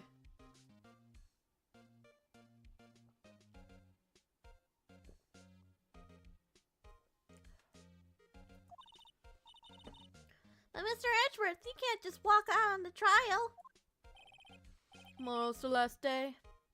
It's too late to change prosecutors. I bet that's what my superiors are banking on. Never thought that the case would come back to haunt me like this. What do you mean? The list of evidence, it seems too short. Most lists run twice as long. It's only half as long as most lists? That's odd. After Neil Marshall was murdered, I became prosecutor for that case. I mean, I've been part of the investigation, but I knew what I had to do. Use the evidence I was given to prove the suspect guilty. That was really the only thing on my mind at the time. Say, we just saw a picture taken around that time. That picture? Something seems strange about it. Could you tell us again what happened that day? The day Detective Goodman was murdered? You were participating in a ceremony over at the station, right? I've never cared for ceremonies, but I had to attend that one. Because you were awarded this? Those receiving awards can't exactly skip out on the ceremony. I finished up at the office in the morning and drove over to the police department. You finished up at the office? Yes, just odd ends, clerical stuff. I didn't plan on returning to the office that day. That is, until I was asked to take something back. Take something back? This. Oh yeah, Chief Gant asked you to hold on to that, didn't he? Yes, it was a piece of evidence in a case that was closed half a year ago. He asked me to take it back to the prosecutor's office. That's the story we heard yesterday. So you came back here to the prosecutor's office because the chief asked you to? That's right. Uh-huh.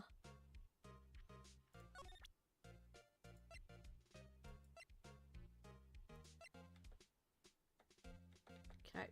Oh. This picture was hanging on the wall in Chief Gant's office.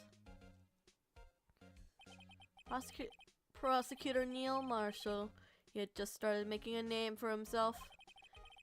Looks like this was taken when he received the King of Prosecutors trophy. Speaking of this, there's something that bothers me. Yes. The trophy that Mr. Marshall is holding. It's a little different from yours. Yes, you're right. I remember now. Remember what? That was what the official prosecutor's trophy looked like until 2 years ago. There's a story behind its design. A story? Sounds interesting. Do you mind telling it to us? It's simple, really. Contradiction. That's what the award's based on.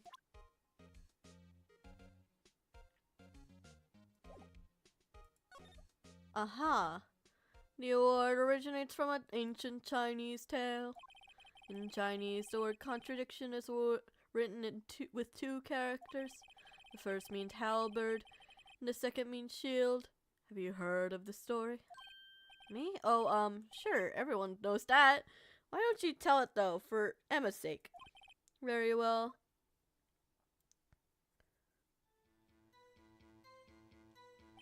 Long ago, there was a kingdom in the kingdom of Chu. There was an arms merchant. One day, he presented the king with 2 items. The first was a halberd, which he claimed could slice through any shield of armor. The second was a shield he claimed could withstand any weapon. Oh, it's kind of a case of what's it called? Unstoppable force versus immovable object. Very perceptive, but then again, you've heard the story before, right? Anyway, as you mentioned, the very description of the items discredit them both. When the king pointed out, the merchant was left speechless, and thus the Chinese word for contradiction was born. Aha! Oh, I see. So the chipped shield was and the broken knife symbolize. Precisely so. They symbolize the merchant's items. The ancient tale ends with the merchant at loss for words, but in our nature to pursue the matters to their conclusion, even if it results in something as ugly as this. Wow, thanks, Mr. Edgeworth. I learned something new today. That's funny.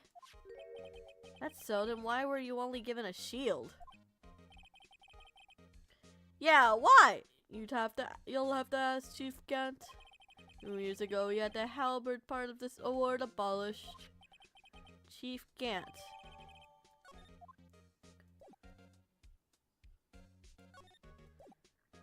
Okay.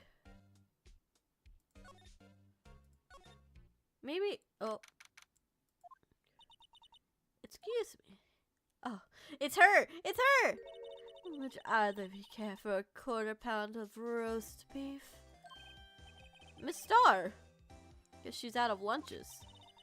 You certainly are the curious sort, aren't you? Kinda like the first person who sucked a cow's nipple to what the fuck?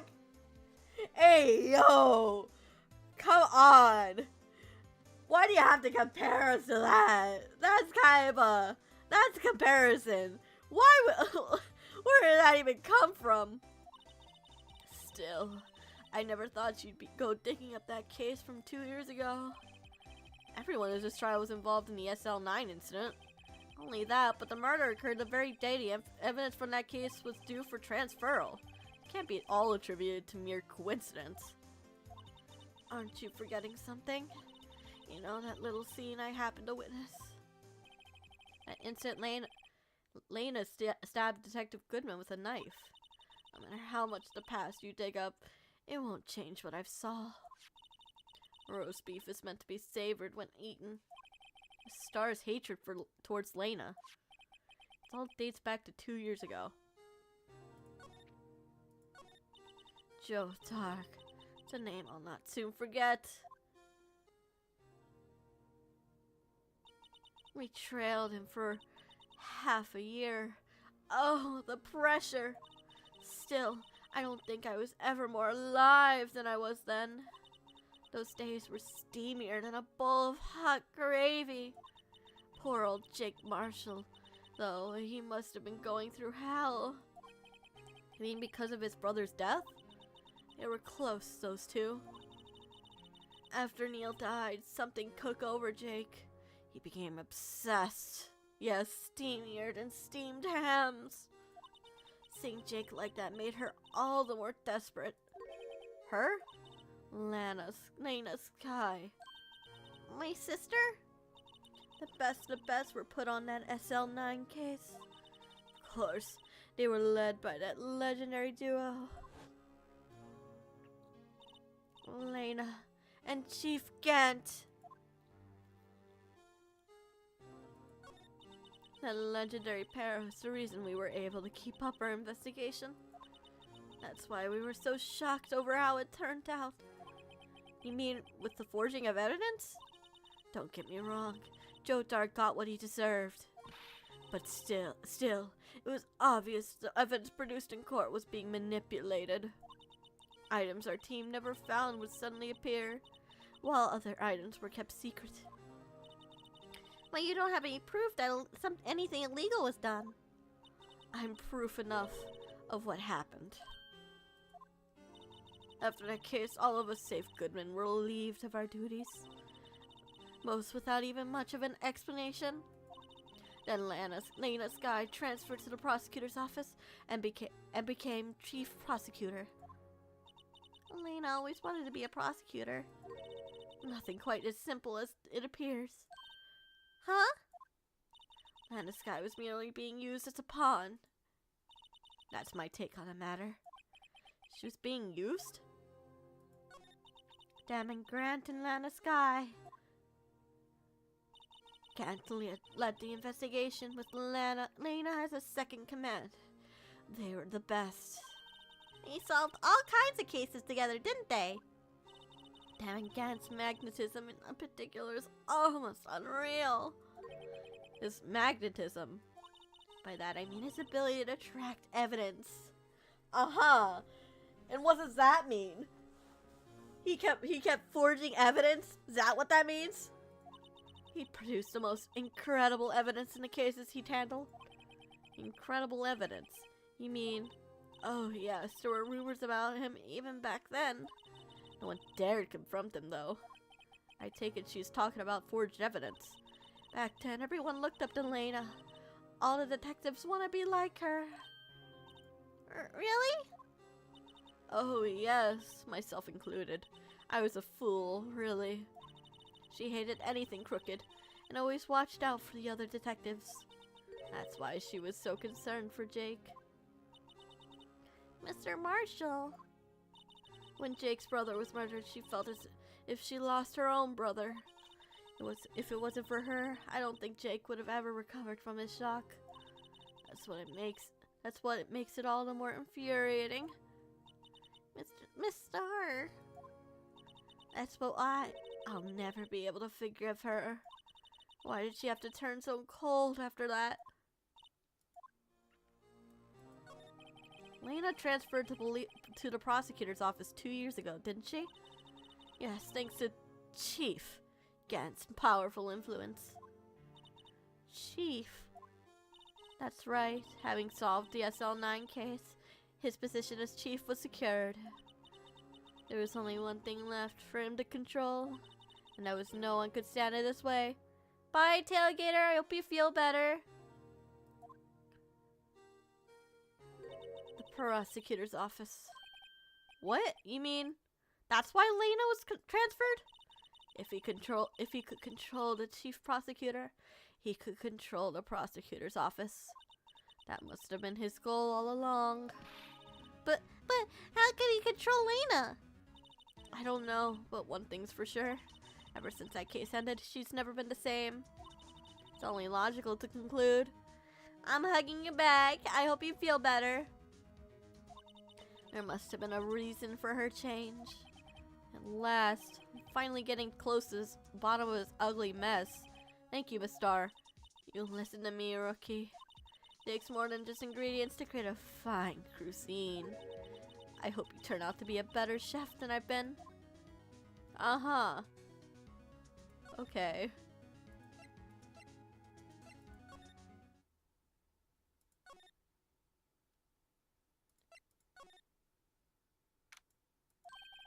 Oh, you're back. You're still here? I gotta make 150 copies of these files. Brewing coffee, copying files. I'm turning a regular DJ. You're a DJ as well? I'm mistaken. I think he means desk jockey. Oh, that DJ. Gotta admire persistence, but my answer's still no.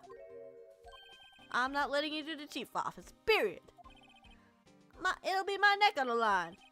That office is the last crime scene in the SL9 incident. I have to take a look in there. There's gotta be something.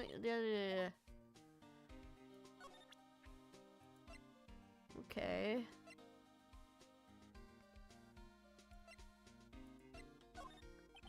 Yeah. What about this? What about this? Hey, that's it! That's the game. Blah, blah. Say, this oh, there we go. Say, this design's based on an old Chinese parable, right? Oh, yeah, everyone knows that. So it's this, dragon. Yeah, that's it, a dragon. Had a thing for shields, see? That's not exactly the version we heard.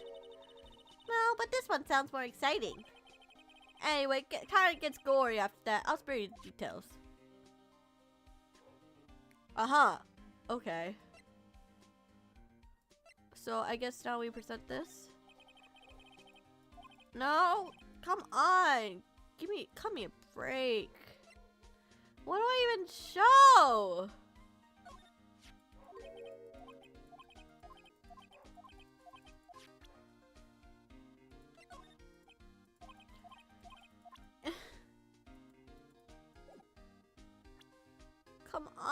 on! What do I show him?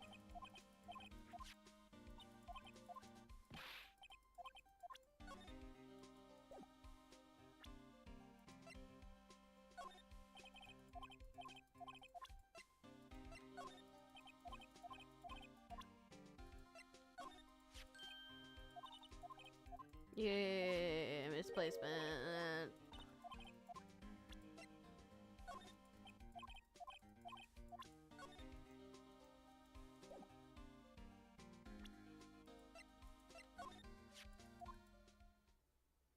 Oh, is it this? Yes, there's only one number to investigate. At 420. Victim someone with an executive officer number. 777. That's 17 too many, detective. Executive officer. Might just have a hunch. Yeah, are we not allowed to fucking...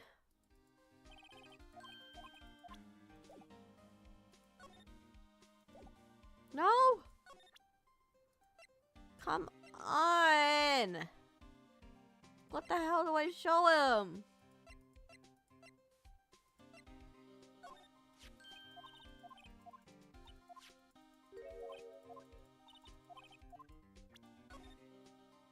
Bruce Goodman, 21st, February 21st.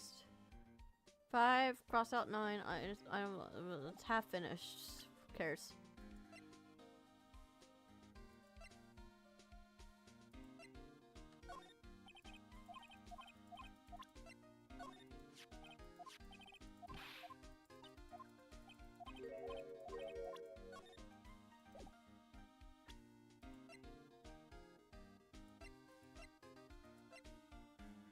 Maybe we show him the chip knife. What are you talking to with that locker? That's it. Now come back to me. Yeah. We know what the incriminating evidence was. It was the tip of the knife that was inside of Neil Marshall. I want to go into the. Yeah, you bought some of that stuff, but it's not what you bought. You bought heights and lengthening lotion or something. That's for he did what? Oh, I have some flour. Are you okay, detective? Quick, run! Achoo!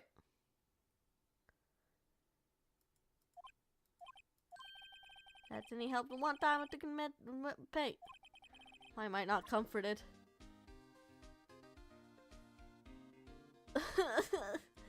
I'm so confused. What do I show him? I'm showing him everything. Ew. Well, yeah. Keep yapping.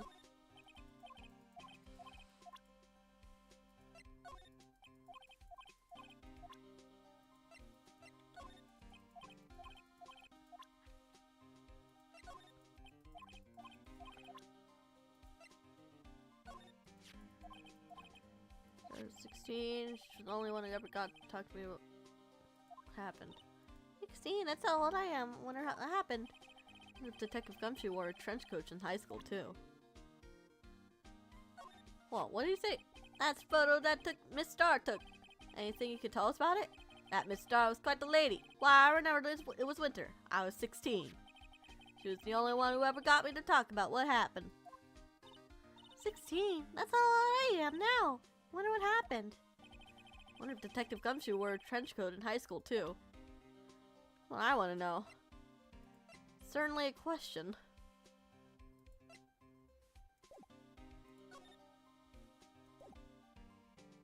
I'm looking it up. Guys, I hope you don't mind. I'm looking this up.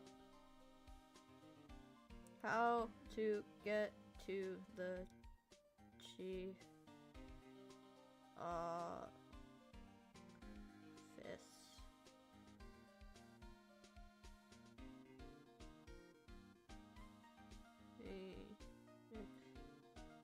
Right.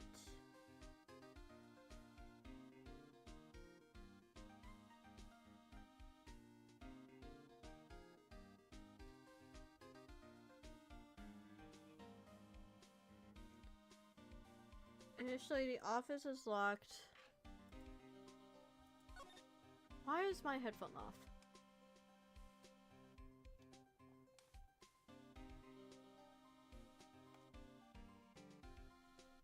Why can't... Oh. Hello? Can I not... Am I not...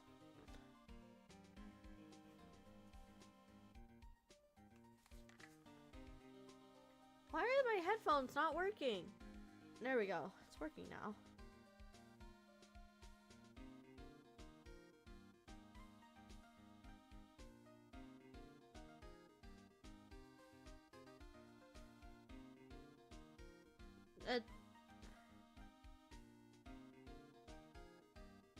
Okay.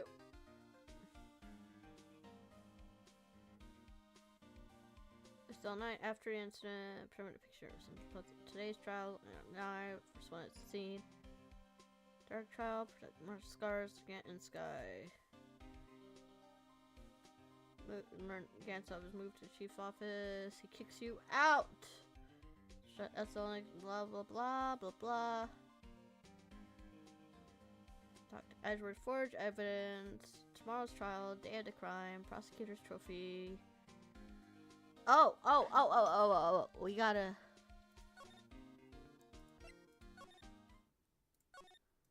I assumed I couldn't look at it. But I was wrong. I'm an idiot. Wonder what it's... it's alright, let's take a look. Are you crazy? Edgeworth is sitting right there. Let's distract him, I'll check it out. Hey, Edgeworth.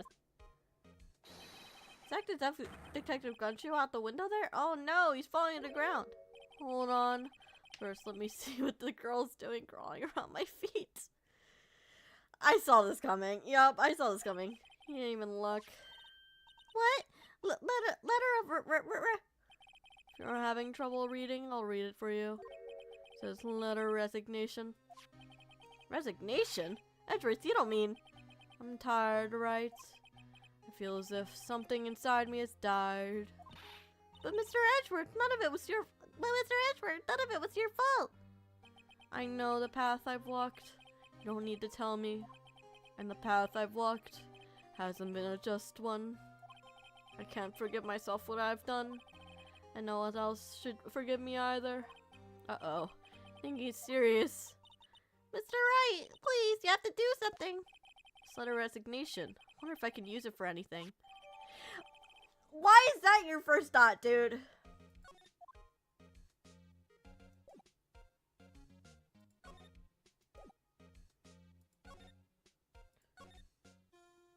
We're not even gonna, like, talk him out of it or anything? Okay, dude. You see how it is. I see your priorities.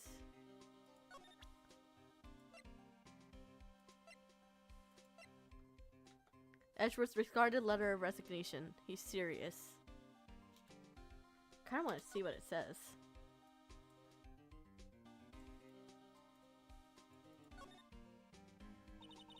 Due to recent events, I hereby announce my resignation as public prosecutor.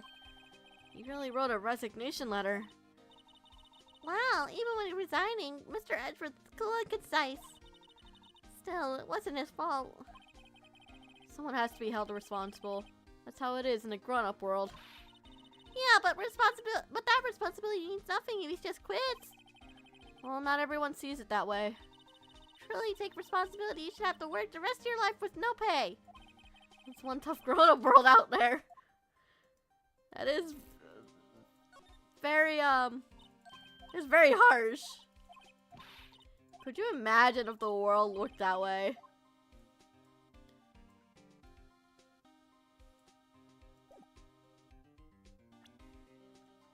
Yeah, we're gonna present. Let this crumple up piece of paper. He's gonna realize. No way! Edgeworth can't be serious. Is he ever not serious? I can't believe they pushed him this far. Mr. Edgeworth really feels responsible. When I first met him, I thought he was as cold as ice too.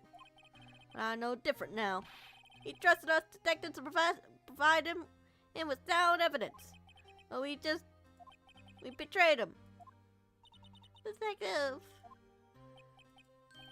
That's it. I made up my mind. But here, take my ID card. Can't do that. If someone found out, they wouldn't let you off the hook even with another lost item report. Look at me. It's no secret I'm already out of the loop. After all, I'm friends with Mr. Edgeworth. Depending on how this case turns out, I may already be as good as terminated. What? So at least let me do this, for Edgeworth's sake. Alright, detective. Thank you. Alright, let's go. Chief's office.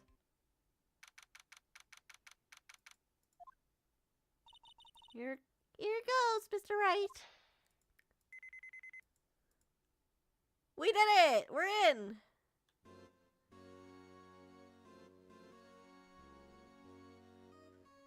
Now we can investigate all we want. Fuck you, Chief Gant. We're gonna prove you damn guilty. Anyone finds us now, if Gumshoe's a goner. That happens, I'm counting on you to bail me out. Ah! Damn. He hit a girl? He hit her? Oh. She hit him. That's just as bad, but damn.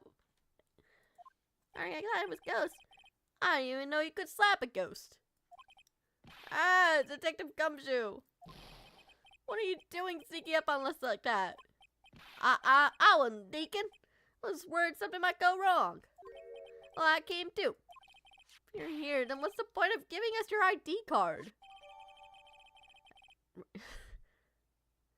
Detective Gumshoe's ID crushed and rendered unusable in pockets. No! That's wild. That's wild. We got so mad we destroyed his ID card. Hey, don't do that to my card.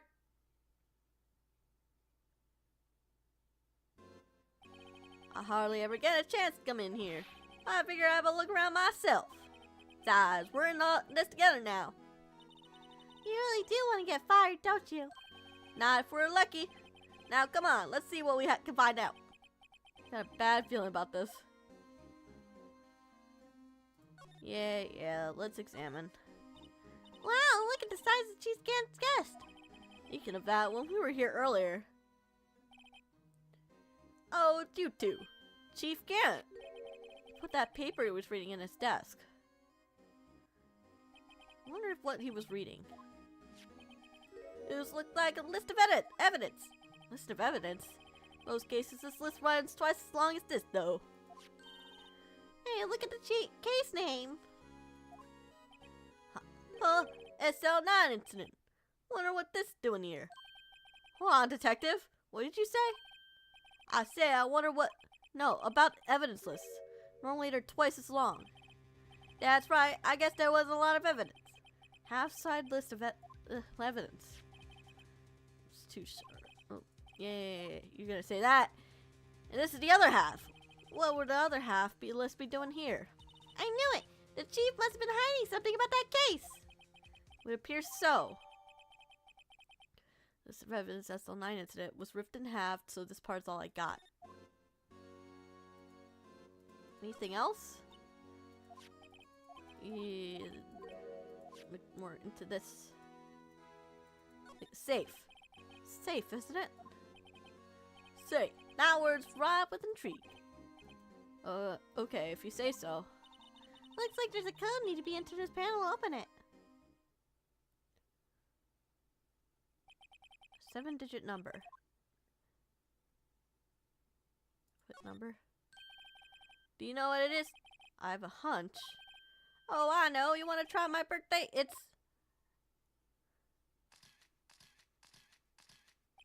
I have a better idea. Here goes nothing.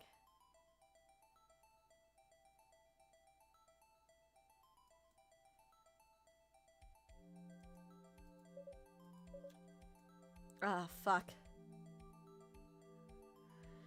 Look at,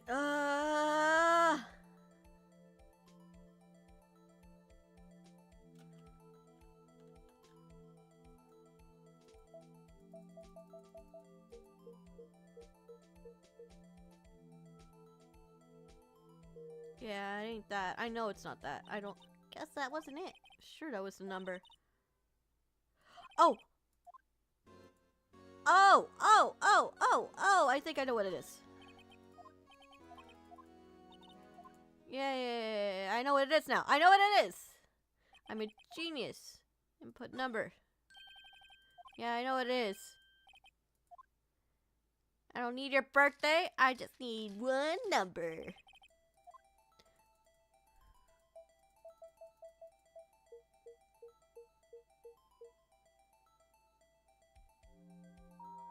Dude, come on. Come up with a more secure password, bro. Bingo. What number did you enter? Whose birthday was it, pal? What's that, pal? 77777. The final ID card number on the record. What? Number of the mysterious executive officer who entered the room that day. You mean 777? That ID number? Think you're 17 shy this time. It only means one thing. That's Chief Gant's ID number. Say, anyone care to look inside? Me? I care. I got the thing open. There are money in there. How much do these stabs? Wait. Look, it's a jar from a broken cup. Somehow looks familiar. Where have I seen this before? There's something else in here too. What's this? It looks like a piece of leather cloth. It's a handprint, isn't it? Hey, I saw someone wearing a shirt like that once. Think Chief made it up to sign? I don't think so. Oh, thought it was just a thought. Damn it! Is that what is all is in the safe? Apparently so. It's empty now. Piece of cloth with a handprint on it. And a broken jar from a cup. They look like pieces of evidence. Yeah, but unless you can prove they have something to do with the case, afraid I can't just let you take them. After all, it's my neck on the line here. Great. I have to prove their relevancy to get them. Incident. Come on, there's gotta be something we can show the detective.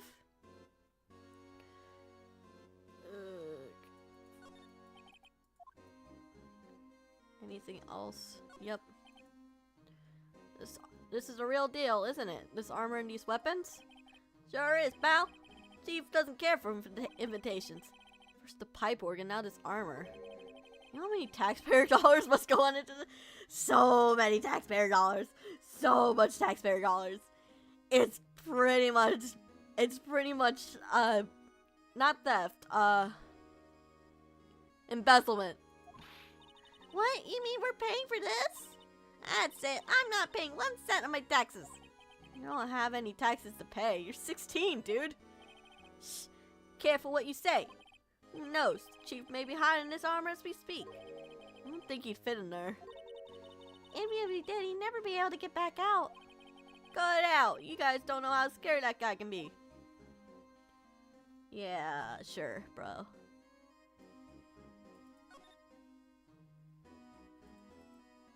This was taken on today 2 years ago. The day that Joe Dark ran out of the questioning room and tried to kill Emma. After receiving his reward trophy, Mr. Marshall took a picture here. When he went along Chief Gant to question Dark, bet he never knew that he'd be dead just a few hours later. Gee, think? Kinda dark, don't you think? Shelves are mostly empty. Nina must have cleaned them out when she transferred over to the prosecutor's office. Small picture frames at the top left. Hey, this is when Lena and I went to that theme park. Aww. That's where Lena's desk, her tiny until you see her, blah blah blah blah. Does Lena ever come back here? No. Chief Gant must still keep it tidy in her memory of their pop-percent. There is stuff legends made of. I bet. Just keep a memory of her and a memory of the crime.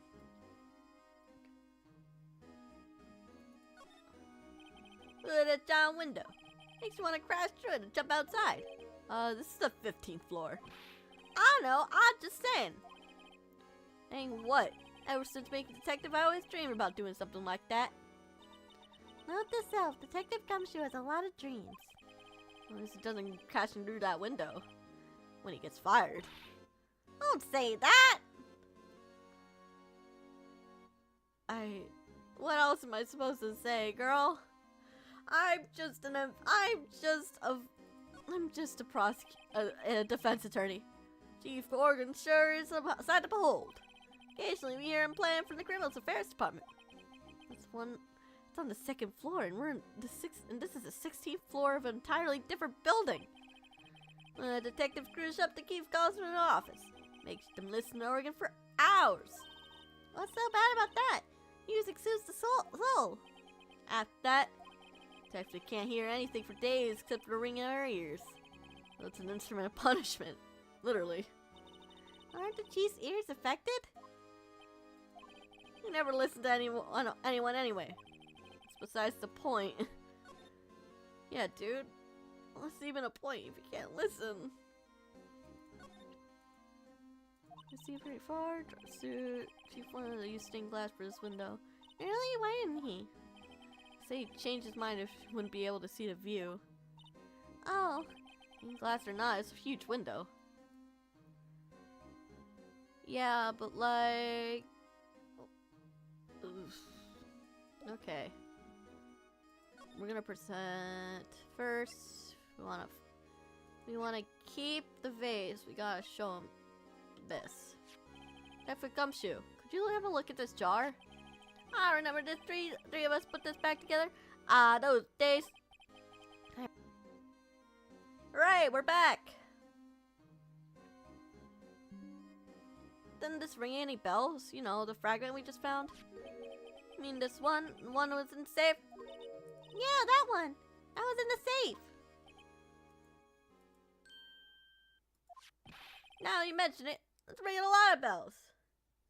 It was in here in the picture, and the last piece we needed for that is still in here, my bro.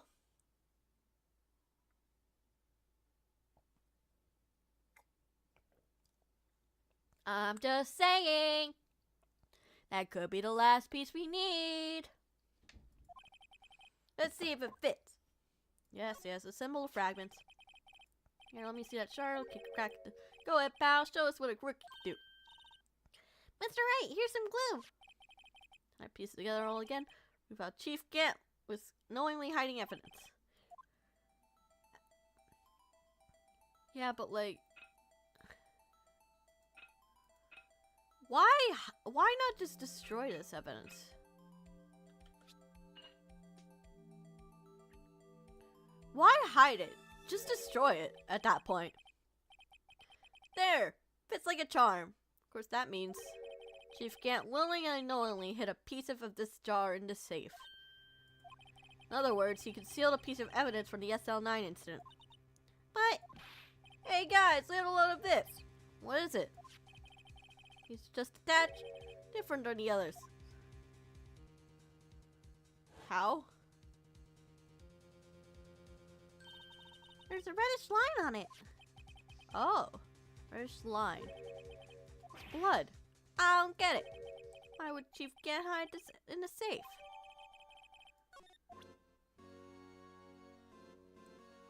Okay, what else do we have to show? Blah, blah, blah, yeah.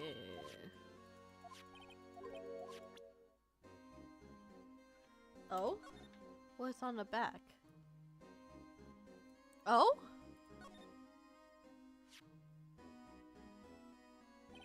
Wonder what this is. Looks like someone drew some kind of sketch here. What is it? Did you find something? Can't make it out. Better keep quiet about this. Why? Huh? Oh, it's nothing. What? Why are eyes moving like that, Mr. Wright? Better not forget about this picture.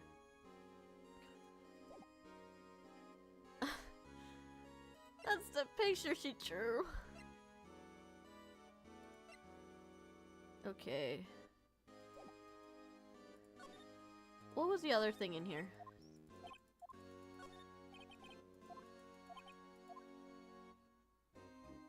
Court record. Oh, we need... Maybe it's this. Maybe we show this.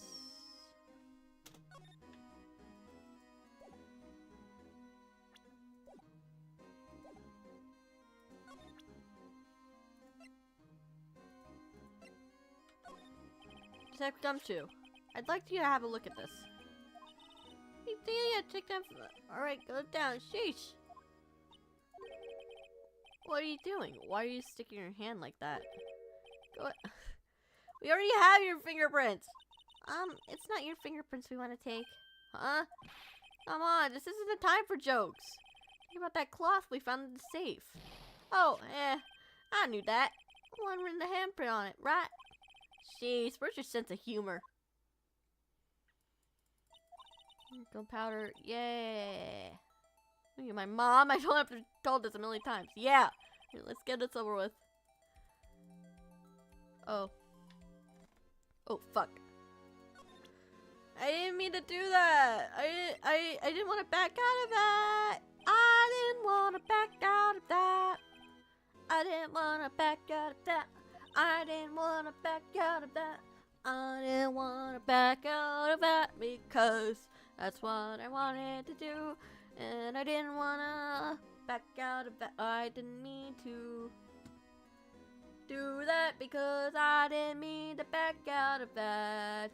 Yay! Yeah, fuck your fingerprints. Suck my dick. Yeah, what are you, my mom?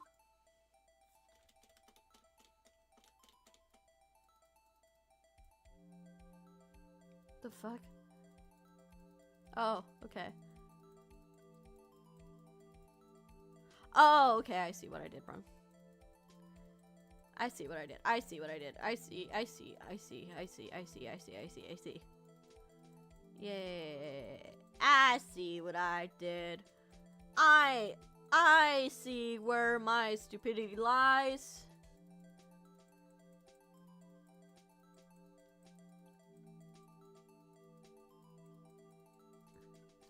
Whoa. You have my best shot. Hey, result won't be good for yeah. Yeah, let's try a different finger. Let's try this one. Cause this one probably gives us a better print because it's bigger and clearer.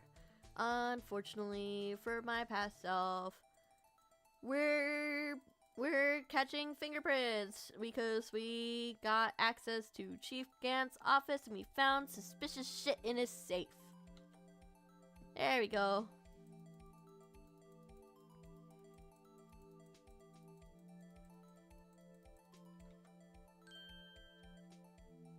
That's perfect.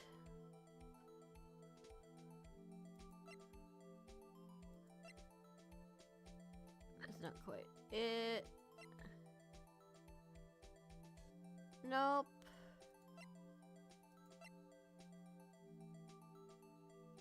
Ooh. Oh, that's unfortunate. That is unfortunate indeed. Oh, how could this be? What are Emma's fingerprints doing here? Hey, you found a match? Whose fingerprints were they? Huh? Oh, seems like the prints are too old. Why are we lying to the child about this? It's her prints! Why can't we just be honest about this? She's gonna find out at some point. Why can't we just be honest and tell her? Oh, that's too bad. But thought they'd be Dark's prints. Psst. Hey, you. Over here. What's going on with here? What's that kid's prints doing inside the chief's safe? Well, that's me. Let's keep this information from Emma for now. Here. Maybe you should hold on to this.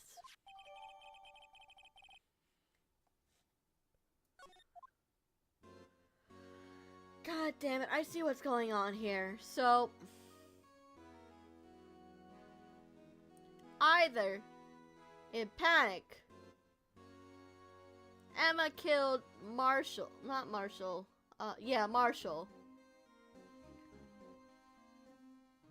In trying to defend herself, trying to defend, fucking Marshall himself. Or She stabbed,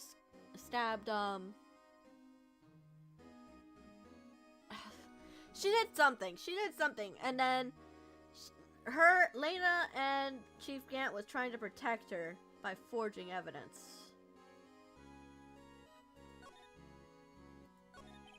At this on the other side of the room. Is that your sister's? Yes, that's where I was waiting for Lena.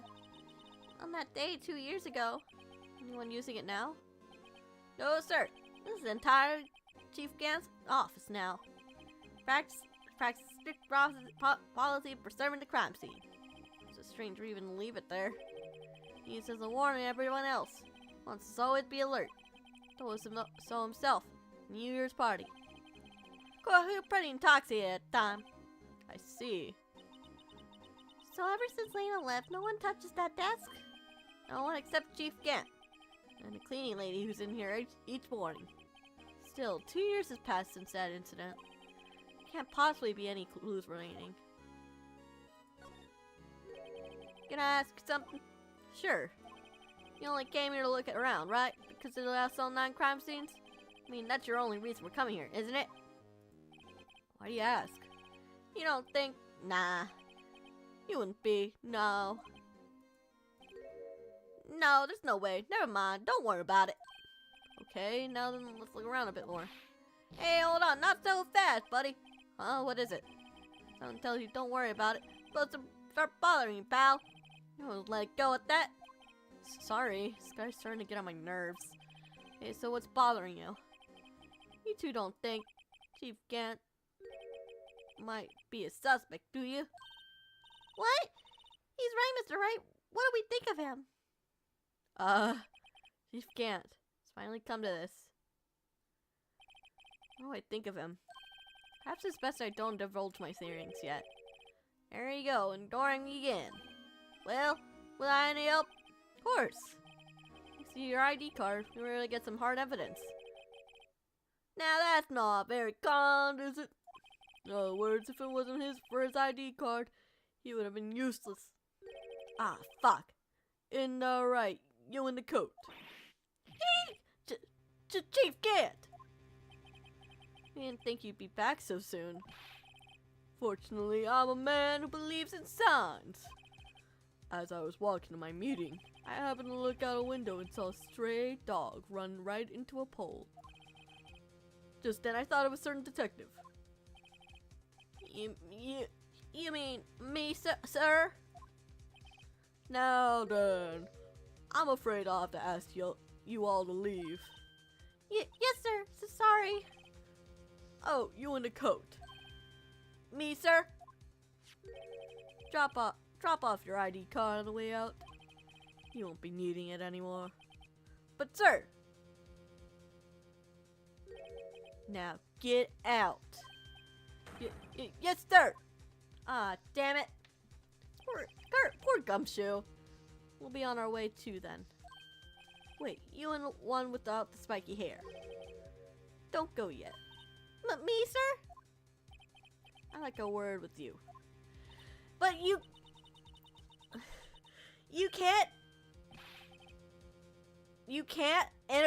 cannot interrogate her without guardian supervision. And currently that's me, bitch. So I have to be here, bitch. Mr. Wright! No, I'm not leaving you behind. Look, pal, if I told you once about 1,000 times. She's off limits. But no, you just had to go sleep in there like that, didn't you? I thought you said you didn't care anymore if you were fired. Yeah, but if I knew it'd be like this, never would have said it. I seen the Chief Gant was hiding in his office. I think I'm finally starting to get the picture. But why has she kept eerily silent about it all this time? Hey, you listen to me? I'm gonna try to smooth things over with the Chief Gant. Hey, pal. Why didn't we stay with her? Why didn't we stay with her? Why? She's a minor. They should be questioning her without a fucking guardian. After that, I heard from Emma. She said the police wanted to ask her some questions, so she'll be busy for the rest of the day. Not without a guardian or parent present. I see. The chief asked Emma to come in for questioning. No use thinking about it, or else the final day in court. I'm committed to doing everything I can to defend you, which is why I'm here. But I've already told you all I can. What you've told me over this past couple days, absolutely nothing. Not a single useful thing. Really? I believe I did mention something quite important. And I told you right at the beginning. I said that I was the one who stabbed Detective Goodman. I know. You know, I think I finally figured it out. I know who it is that's lurking behind your words. Mia did a good job mentoring you. I'm rather jealous. Because you're lesbians and you're in love with her. Damn it. Seems that Edgeworth was right. Edgeworth? Once you're convinced you know something, no one can persuade you otherwise. Thick-headed is the term he used, I believe. It's my chance to get her to tell me the rest of the story. Tell me everything. Why are you keeping quiet? I have to admit, I was more a little perplexed at first. You insisted you did it, yet there's no incriminating evidence. That's when it hit me. It's not that you're unwilling to tell the truth. It's that you're incapable of doing so because of a certain individual. What an intriguing notion. A certain individual, you say. So you think I'm protecting this person? Protecting? No, I think you're afraid of is more like it. If I'm not mistaken, the person in question may have persuaded you to silence. For argument's sake, Mr. Wright, who may I ask this person you're speaking of? The one I'm supposedly so frightened of? What was this person's name? Damning Gant. Well, Miss Guy? Mr. Wright, you are addressing Chief Prosecutor. Do not forget your place. Take it she's still not ready to spill the beans. Spill the beans, sis. Your sister might be in trouble because of this.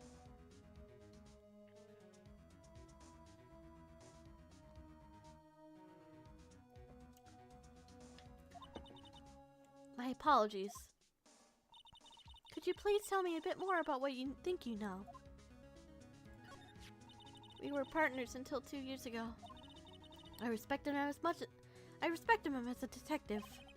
Assuming he is respectable, then tell me something. Why would he try to hide his crimes? His crimes?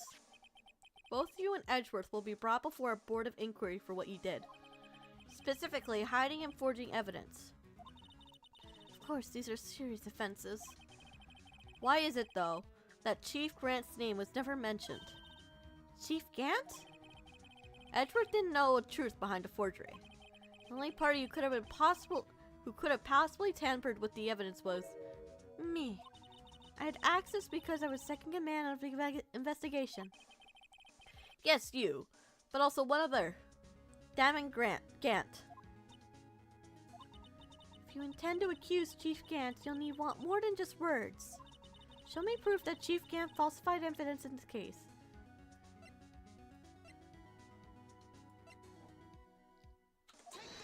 This. I just found this in a safe in Chief Gant's in the chief's office. This jar piece and this piece of cloth. Do you know what these are? They're pieces of evidence from the SL9 incident. This person concealing evidence was none other than Chief Gant himself. Now tell me, why are you taking all the blame for him? Touché, Mr. Wright. It's as you surmised. I cannot disobey the chief's orders, even if it means being found guilty for murder. Why not? Come now, Mr. Wright. You can't possibly expect me to be able to tell you that? 3 days ago, I had no choice but to cooperate on the murder of Detective Goodman. Or perhaps should I say, follow orders. Yes, more accurate than that, cooperate. Although I can't tell you the details, I could say that I was given an order that day. I need you to dispose of Bruce Goodman's body. You'll find it inside the trunk of Miles Edgeworth's car. Just as I suspected. Despite what everyone believes, you were not the one who murdered Detective Goodman. Correct. I was trying to take the body out of Edward's car. The trunk's lock was broken. And I discovered that the murder weapon was while inspecting the body. The murder weapon? You mean Edward's knife? No. When I found the body, the knife was stuck in it. The knife from the SL9 incident. The serial killer, Joe Dark's knife. I couldn't just leave that knife in him. So I took it out and stabbed him with another knife. That would be Edward's knife. That's right. Even though he was already dead, my hands were shaking at the thought of stabbing him. That's why I ended up cutting my hand. That's the reason for the bandage on your right hand. Yes, seems that I got blood on the victim's shoes as well. And then she saw me just as I plunged the knife in. Miss Starr, huh? This is a lot more complicated than I thought it would be. So why did you need to hide Dark's knife so badly? It took a lot of work to find and close Dark's case 2 years ago. It was over with. I didn't want it to ever be opened again. My intent was to prevent that by whatever means possible. So you hid Dark's knife. The weapon used to stab the detective was evidence in Joe Dark's case. If word got out, which it would, reporters would have a field day with that. So you wrapped the knife in your scarf and hid it. In Edward's exhaust pipe. Right. Then I called my sister to tell her what happened and asked her to hide the knife which was inside my muffler. You asked Emma? I didn't want anyone on the force to know about this. That would explain why Emma is so confident about Lena's innocence. Because she knew, because she thinks that she knows that she was the final killer. Speaking of phone calls, I had a bad feeling about one of them that day. Bad feeling? Truth is, after I received those orders from Chief Gant, first thing I did was make a phone call. Phone call to Patrolman Jake Marshall. To Marshall? Why on earth would you call him? The lead investigator for SL9 incident had been murdered. I wanted that fact to be kept hidden, and I needed help. He was the only other person I could trust. Or at least I thought I could trust him at the time. However, it seemed that after I spoke to him, he went off on his own escapade on his own. Oh, you mean, not wanting the case to die, he decided to take things into his own hands. He disguised himself as Detective Goodman and tried to steal the evidence. He had already stolen the ID card, but it seems like he hadn't made up his mind to break into the evidence room. After my phone call, any remaining doubts must have disappeared. So your phone call caused the incident in the evidence room.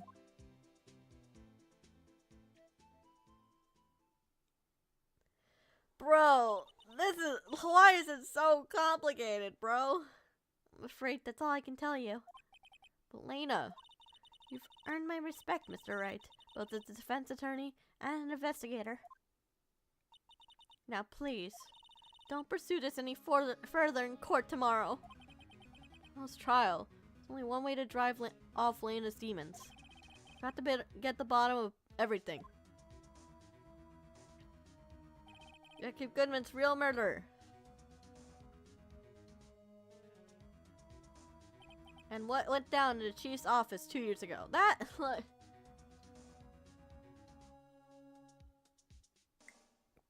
That's crazy, bro.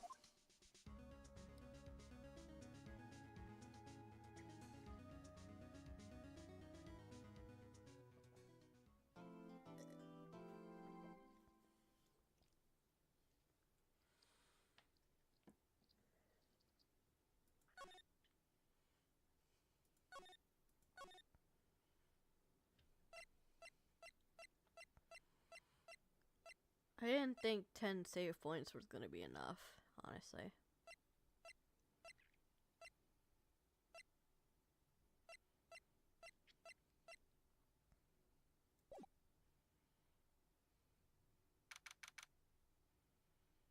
Should we end here? Well, thanks for the head pats! I think this is a good place to end.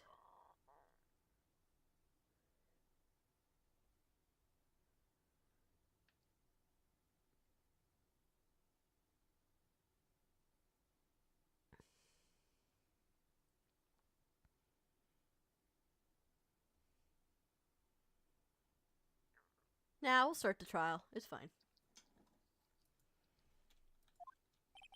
This is defendant's lobby, alright? But there's no defendant. I've been trying to reach Lena all morning. Where could she be? Where's Emma, for that matter? It almost seems as if something's been happening behind the scenes. Oh, Edgeworth! Knowing you, you've already figured it out. Who the owner of the 7777777 ID number is, that is. Well, I have a pretty strong hunch. Looks like I'm not the only one who's figured it out. You know, the only reason this trial hasn't reached a verdict yesterday because there was still room for doubt regarding this ID record. That's true. That is very true.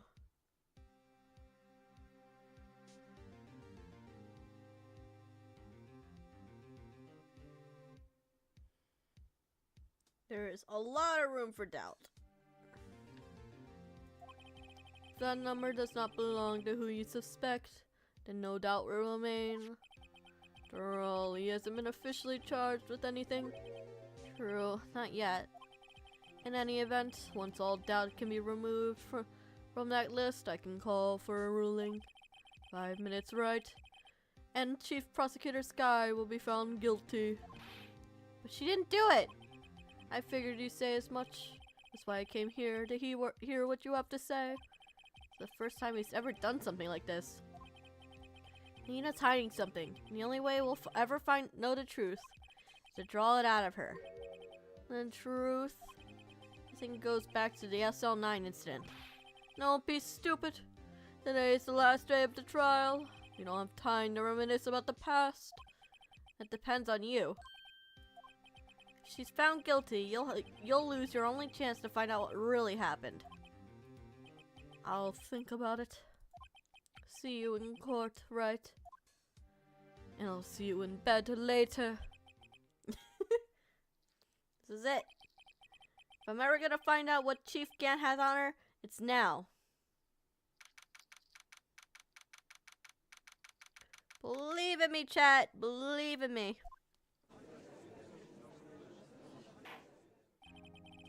Court is now in session for the trial of Miss Lena Sky. Defense is ready, Your Honor. The prosecution is ready, Your Honor. Normally, this is when the prosecution puts forth its opening statement. But before that, the police chief has a proposal to make. Chief, get. I need a drink.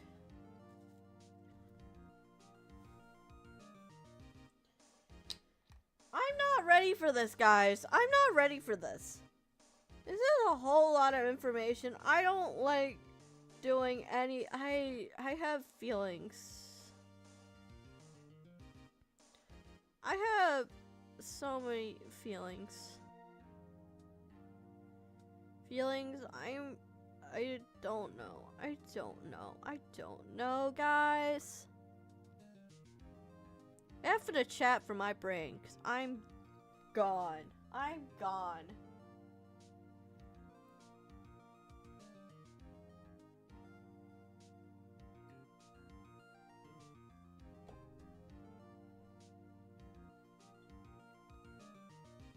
Let me make a drink.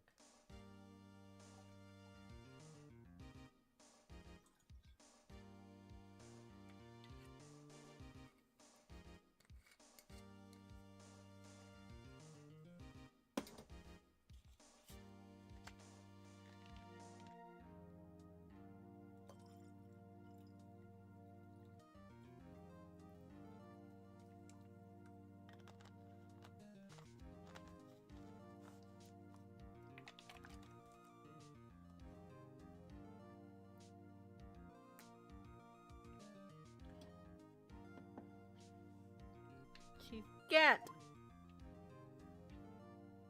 fades into existence. Morning, folks. How's everyone doing? Hey, has he been back to the pool yet? We're not worried about the pool right now. No, I've been drowning enough as it is in my work. Oh, that's a good one. Don't think I can top that. If you don't mind me asking, Chief, what exactly is this proposal of yours?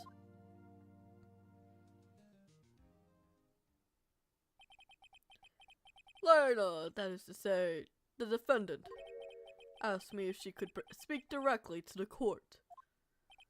She wants to do what? Having heard what she intends to say, I feel I should grant her request. In the end, it should save everyone a lot of time and trouble. Uh-huh. What is this all about, defendant? I'd just like to make one simple request, and I'll be finished. Well then, what's your request? Your Honor, I'd like to put an immediate end to this trial. Huh? I confess to all charges against me. On February 21st of this year, I murdered Detective Bruce Goodman in the underground parking lot of the prosecutor's office. No, Lena! Come on! Now you're troubling me, actually. You can't. Your Honor, the defendant's claim does not change the defendant's defense plea. In that case, Mr. Wright, I no longer require your services. But Lena! Your Honor, I hereby forfeit my right to attorney. The prosecution may lack direct evidence against me, but it has sufficiently proven its case through testimony and circumstantial evidence. I would like to you to render your verdict now, if you please. Well, the defendant certainly has a right to self-representation. Her request is legally valid, although this is an unprecedented situation. Indeed, it appears there's no further need to continue this trial, even if Mr. Wright may feel otherwise. This can't be happening. Here's this time for the verdict has arrived. This court finds the defendant.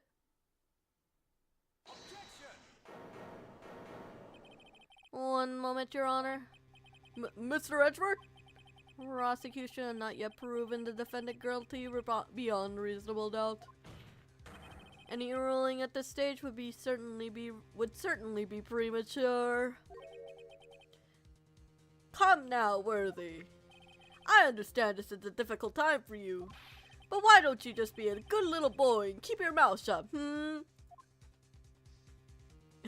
Yeah, do your little finger waggle. Do your finger waggle. Do that finger waggle. Fuck the chief. We're gonna fuck him out of a job. Work together with your boyfriend. We got this. I don't think I care for your tone, Chief Gant. What? Creating another fabrication to cover up your past mistakes? Sorry, but I'm no longer the naive little boy you would have me be. With this sudden confession from the defendant, it's obvious to me that some sort of deal is struck behind the scenes. Some kind of deal, Not everyone operates as you do, Worthy. I thought so. Your Honor, the prosecution would like to change its first witness. Oh? To whom? As its first witness, the prosecution would like to call Miss Emma Skye. I request the court hears her testimony. Mr. Edgeworth, I am exercising my right to self-representation. I do not think we need to I do not care what you think, Miss Skye. The exposure of the truth sometimes results in tragedy. However, no matter how tragic the truth may be, it would be an even greater tragedy to avert one's eyes from it. Very well. The court shall grant the prosecution's request. That's okay with you, Chief Gant. Worthy, you'll live to regret this. Mark my words. Miss Emma Skye, please take the stand. Looks like Edgeworth has decided to take the horse by the reins. and thank God for that. Now then, witness, please state your name and occupation. My name is Emma Sky. My occupation? I'm Mina's little sister, and I want to be an scientific investigator. That's not quite what he meant, but close enough, I guess. 2 years ago, you encountered the serial killer Joe Dark of the Joe Dark killings. Is correct? Yes. I'm trying my hardest to forget all about that, though. I'm sorry, but I'm afraid I'm gonna have to ask you to recall those events one more time. Mr. Edgeworth, please remember that the trial concerns the murder of Detective Goodman. An incident that was resolved 2 years ago. Really all that relevant? Yes, it most certainly is. Well, okay then. Sure gave in fast. No. Please testify about what happened to you 2 years ago. Trip to yesteryear has finally begun. Bound to lead to the truth behind this trial. I almost said trail. It's not the trail, it's the trial. And we're gonna find out the truth because that's what's gonna lead to a happy ending. Ah, yeah. 2 years ago. I was waiting in my sister's office that day. Man came running in and took me hostage. Neil Marshall rescued me.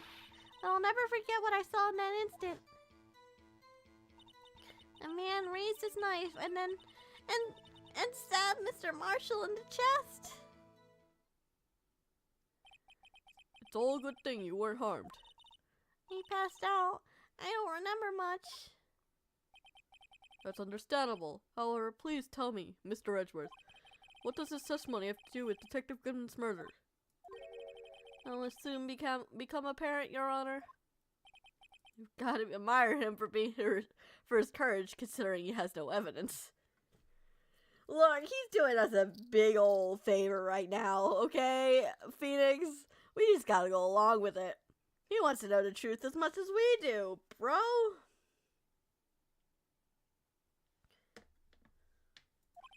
Very well. The defense may begin a cross-examination.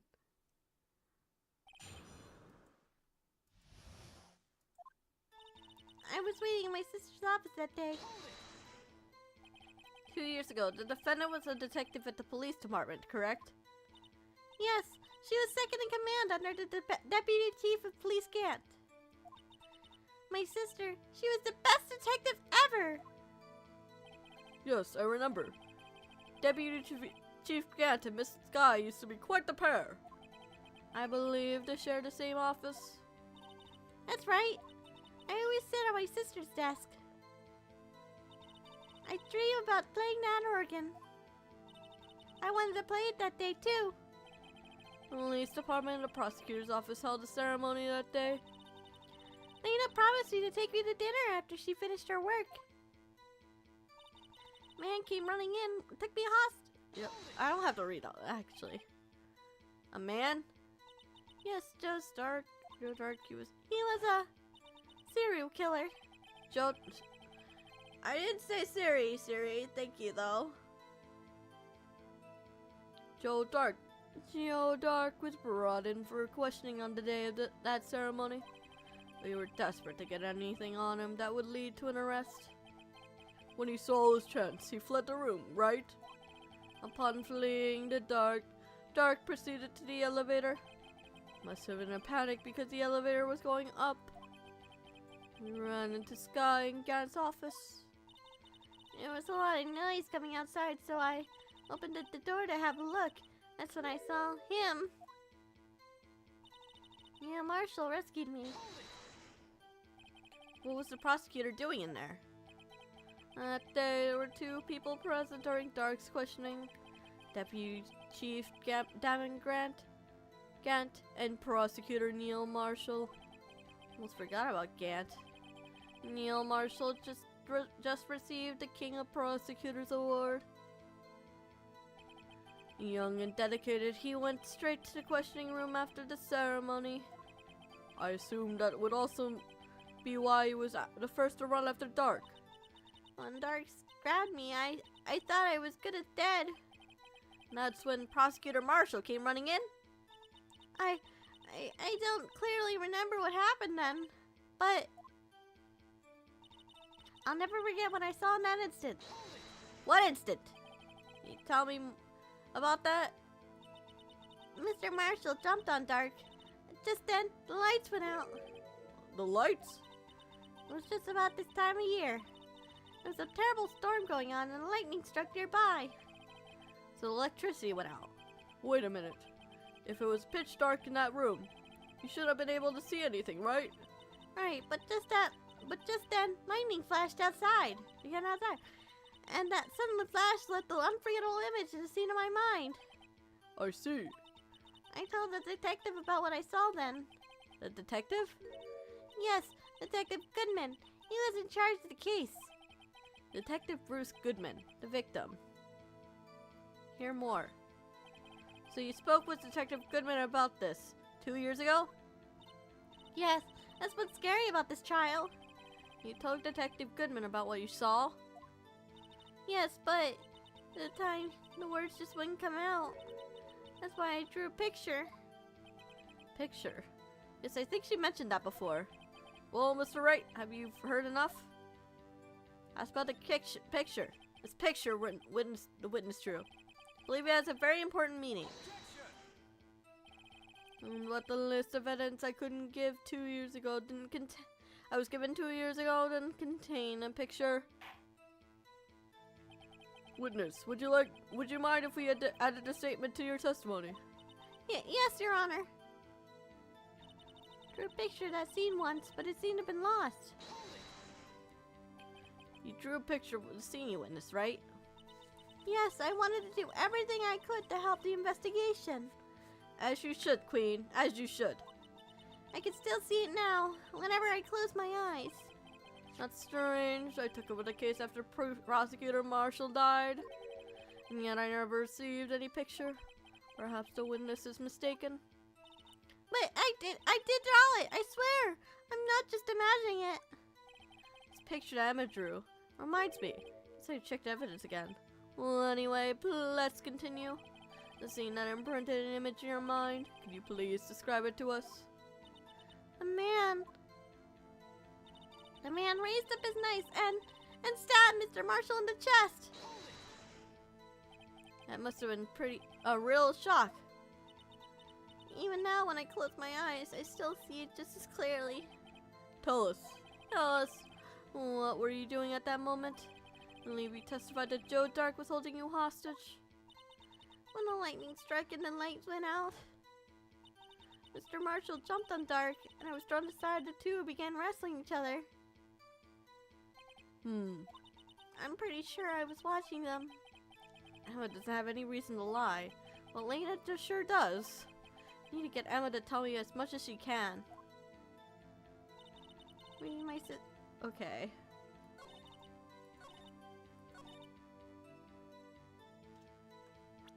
We have the picture.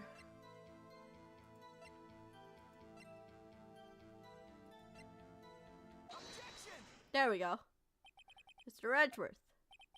This little girl put all her heart into drawing that picture. Yet you would insist on denying its existence?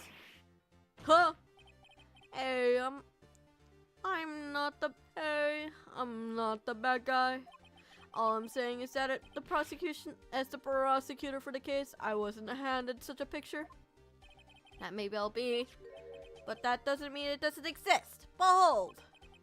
This is the evidence list from the SL9 incident. Please turn it over, Your Honor. Turn it over? Turn it... Ah! What's this? Yes, what is that? Hey, that's it! That's the picture I drew! Indeed. Two men seem to be wrestling here. What's the meaning of this? What are you doing with that list? Me? Only the prosecutor in charge should have access to that. Well, I should have access to that too. Because that's evidence. But also, the defense attorney in charge of the of the investigation should be in charge of it too, because they should have access to that too, because they're in charge. They should have access to evidence too. Oh, these lists, they're different from each other. What? It would appear, Mr. Edgeworth, that the evidence list you were handed 2 years ago was incomplete. These two lists fit each other to form one. You can see the marks here where they were torn apart from each other. So you see, Mr. Edgeworth, it's quite obvious what happened. 2 years ago, only half the evidence list in that case ever reached you. What? What? Order! Miss Sky, why did you draw your picture on the back of such an important list? Because that's what Detective Goodman handed to me in the questioning room, Your Honor. Wait a minute. If this list was torn in half, that means... Your Honor. Are you alright, Mr. Wright? Your eyes are bulging from your head. Evidence list was torn in half. There must have been more drawings in the back of Mr. Edgeworth's list. Yes, that's quite conceivable, Mr. Edgeworth. It's possible. Let's see. There's a lot of M's, Edgeworth. We edging you with M's? Is something wrong? You don't have to ask.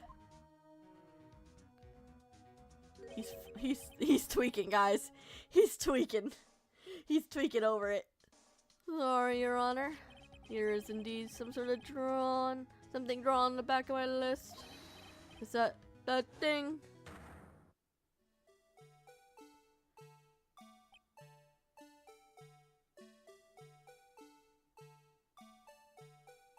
Chat, I'm losing it. That music.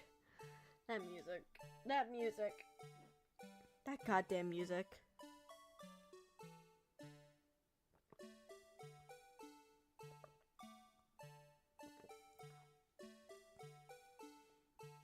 That damn music. It will haunt me. That's that thing. That thing that was dancing in the evidence room. Clearly, this act of vandalism is the work of a certain chief of detectives. I guess he was out of scrap paper.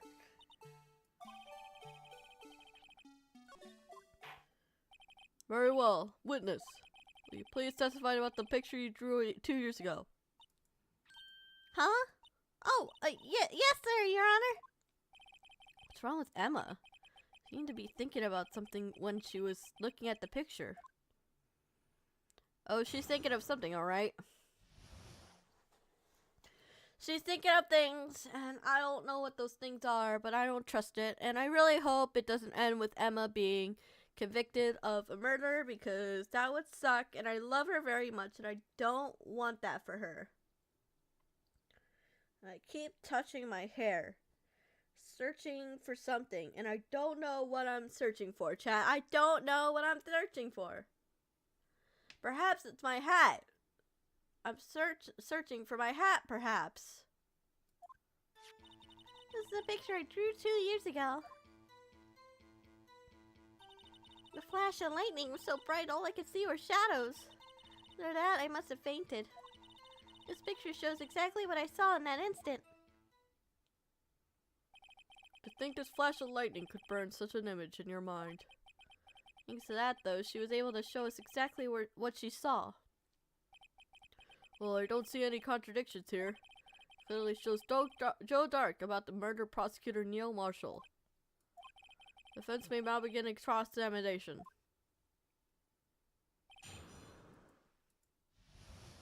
Something about it being shadows doesn't add up.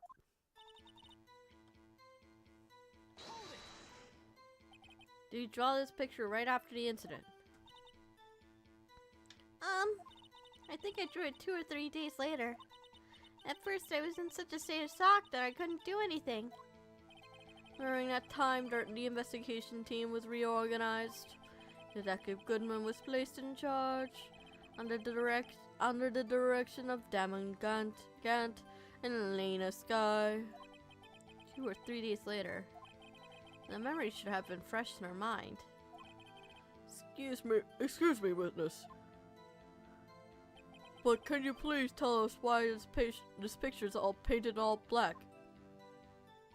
The flash of lightning was so bright I could all I could see were shadows. So at the time you didn't even know it was Mr. Marshall who had come to your rescue? No, I couldn't see him clearly. The lightning was so bright. And I was knocked to the floor. You were knocked to the floor? Dark had a tight grip on me, but when Mr. Marshall jumped on him, I was knocked away. Turned around. And that's when the lightning flashed. Poor Emma, I'm just glad she wasn't hurt. What happened after the lightning flashed? After that, I must have fainted. You mean you didn't see what the actual murder take place? No, I'm sorry. A lash of lightning only drove off the darkness for a split second. Not only that, but the trauma of the situation understandably caused the witness to faint. Do you really need to torture this girl any further? What? Hey, I'm not the bad guy here. Yeah, come on, I'm just asking questions. We need to ask questions in order to solve this mystery. Anyway, this picture shows exactly what I saw in that instant. Sorry for asking so many times, but are you sure you drew exactly what you saw? Of course, this is the exact scene. It wasn't influenced in any way by your talks with the detective? Are you insinuating we somehow manipulated her memory, Mr. Wright? No, of course not. Better watch out, or you might some way to cut my salary. I drew this picture before I heard anything from the detectives.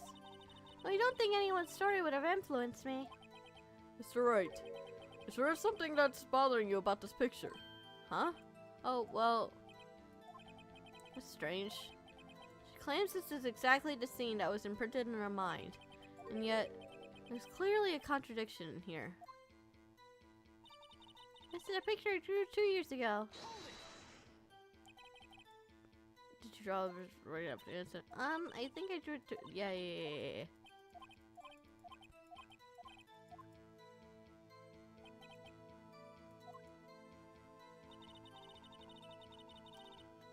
There's gotta be a reason.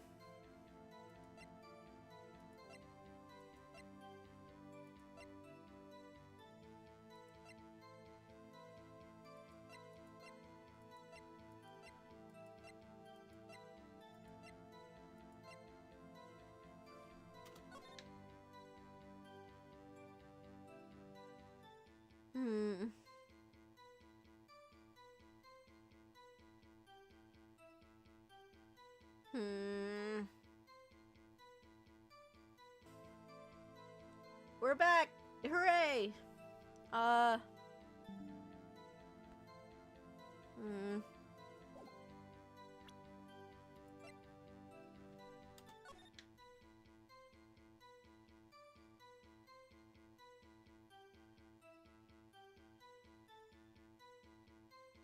Why the fuck is he so beefy in this pic? Like, his bigs are her boobs are bigger than Lena's. Like, come on, dudes. You're old. You don't need to be that big, bro. Like, look at him. Look at what's his name? Marshall. He is way hotter in my opinion. And he doesn't have as big of boobs than him. He's doing too much. That's my opinion. Though, you don't need to work out for the sake of attracting women. You can just work out because you're proud of your body and stuff like that, you know? But either way, I don't think that's the evidence we're supposed to find.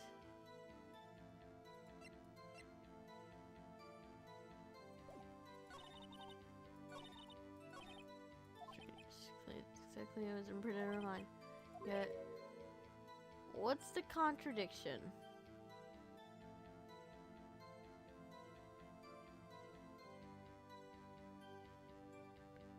Was it the fact that he was stabbed in the back?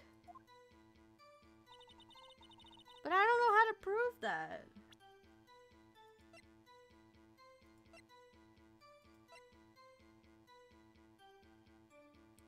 Oh.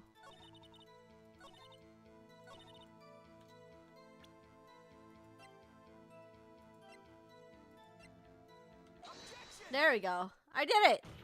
Are you guys proud of me? I hope you're proud of me. I hate to be the bearer of bad news, but this picture witnessed Drew, and it's a blatant contradiction. What? But I still remember it. It was just like yesterday. Like it was yesterday. Mr. Oh, thank you for the... I'm glad you're proud of me. I'm assuming that means you're proud of me, but thank you for the head pat. Thank you for the head pat. Thank you. Mr. Wright, perhaps it would be faster if you simply pointed out the contradiction for us. What part is... The fact that he was facing forward. Why? Mr. Wright, how could you? The act of making an innocent girl cry should warrant the death penalty. Yes, so long as the offense learned its lesson. Yeah. Mr. Wright, perhaps.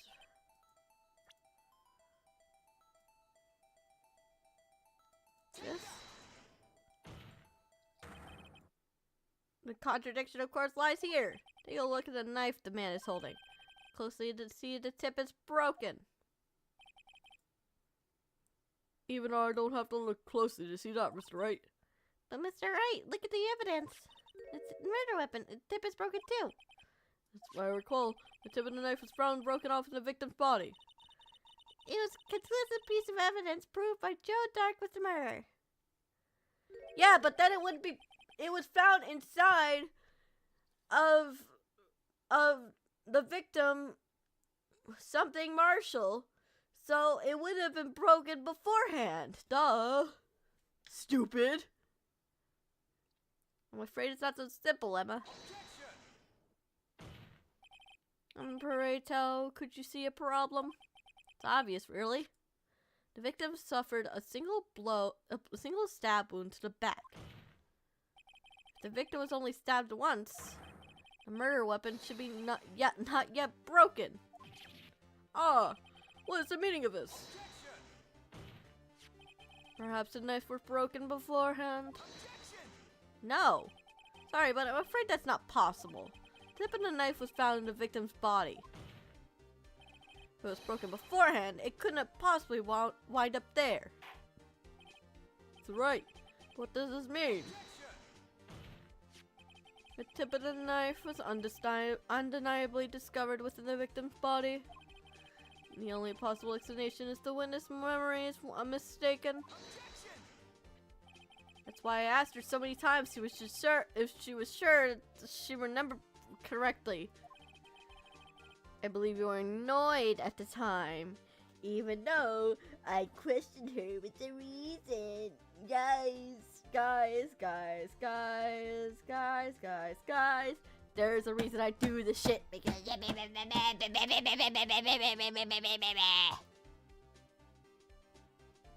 and they question my competence. I'm just that good at being a defense attorney and an investigator. Like, what would they do without me, guys? What would they do? What would they do? What would they do?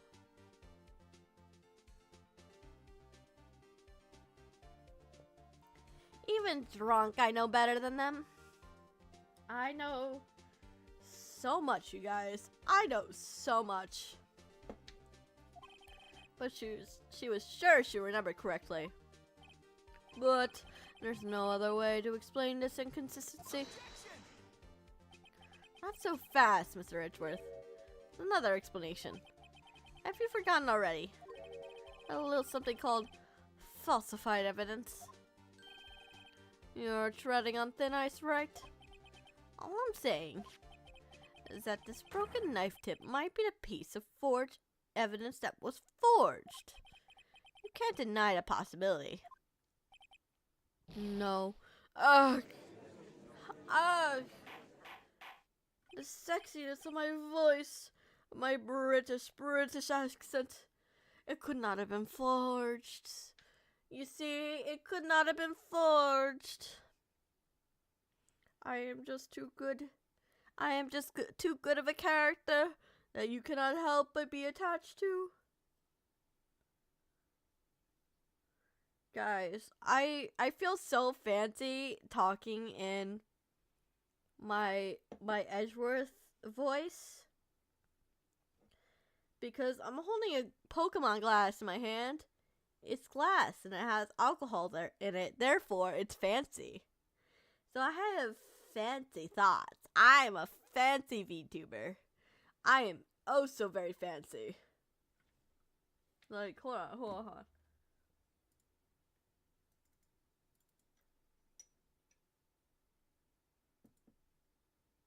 Hold on. Where is it? There it is.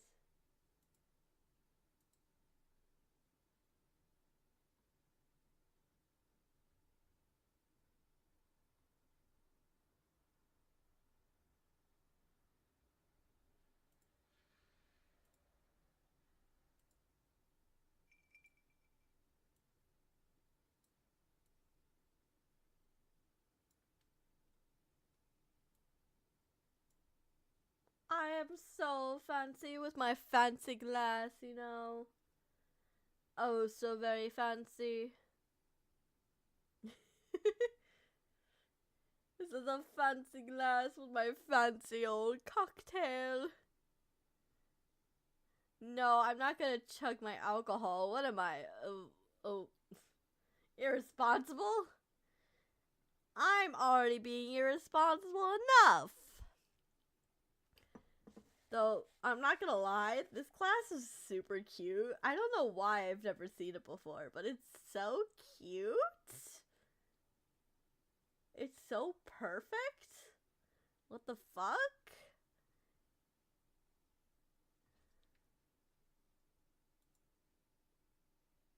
Very responsible. Yes, I am very responsible.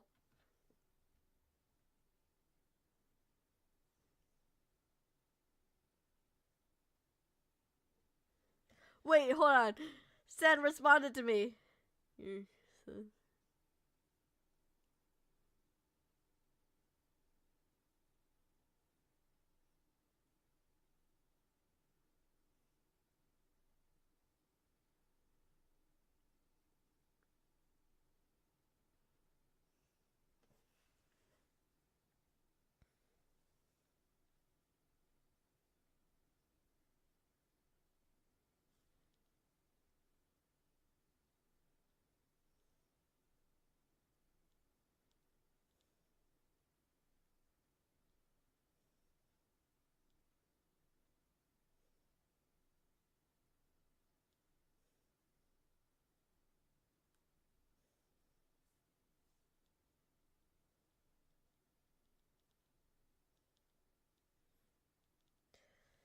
She's asking how my stream is, but I'm still live, as you can see, bro.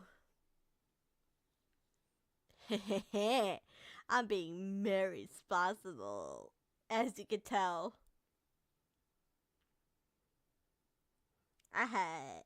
Give me yo. Order. Are you saying that the investigation was really corrupted? Your Honor, please allow me to once again go over the evidence of events that took place the day of the murder. The police department and the prosecutor's office were holding a ceremony that day. Why the interrogation couldn't take place tomorrow or yesterday, the day before the ceremony, I wouldn't be able to tell you. After receiving the King of Prosecutors Award at the ceremony, Neil Marshall questioned Joe Drake along with Damon Gant. During his questioning, Joe Dark fled the room, as a fucking loser would, because fuck that guy. You know? He's a serial killer. Fuck him. Prosecutor Marshall chased after him and was killed by Dark. It's my belief that somewhere in this story, there's a lie. A lie! I tell you guys, a lie!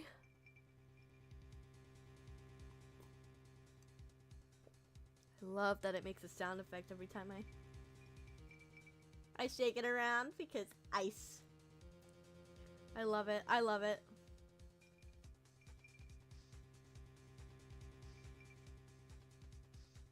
I'm not lying. The man really was holding up the broken knife. And I believe you, sis.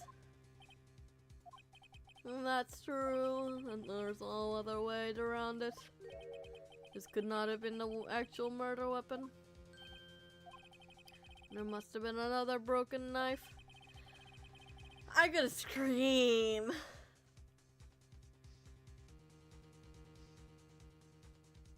I'm gonna scream. What are the chances of there being two broken knives? Another broken knife besides Joe Dark's. There been another one?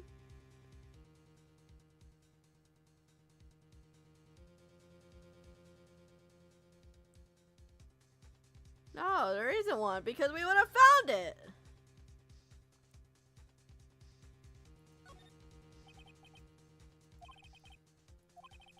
Almost alright, Your Honor, I believe. This must have been a mistake. You know what, you really don't believe me.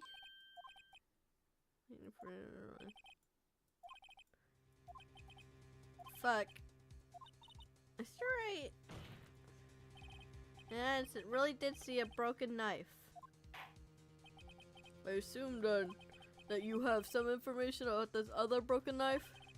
So please feel free to enlighten us.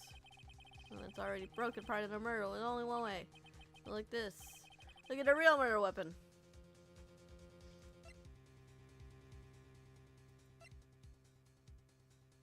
What the fuck am I supposed to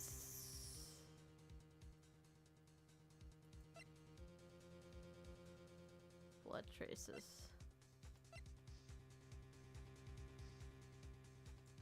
Okay, let me save because... Oh, I can't save.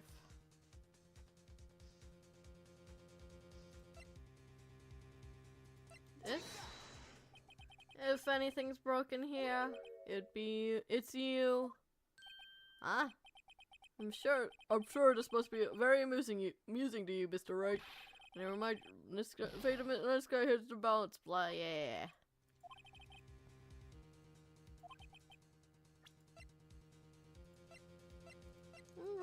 I don't know. I don't know, bro.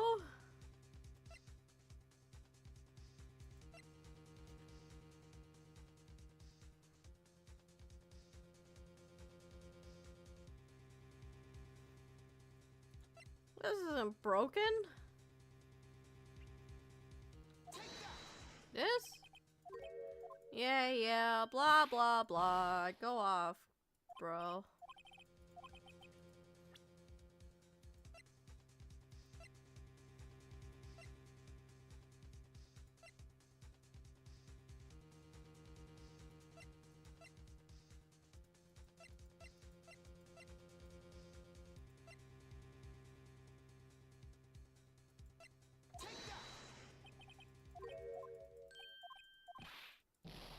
Nope. Well, fuck.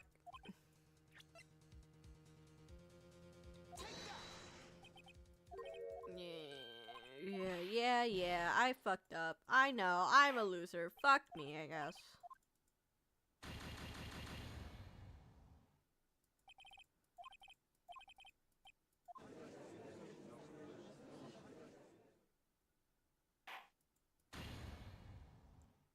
Bro, what am I supposed to do?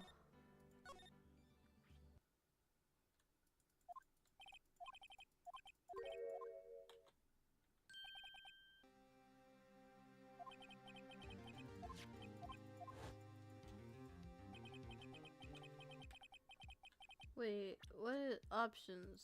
Game settings. So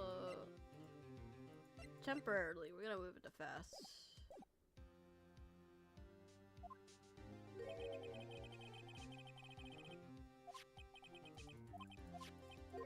It doesn't change anything. It's still slow for me.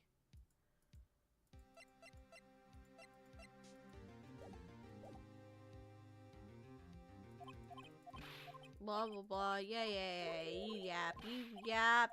You lap like fucking hell. You yap so much. Yap and yap.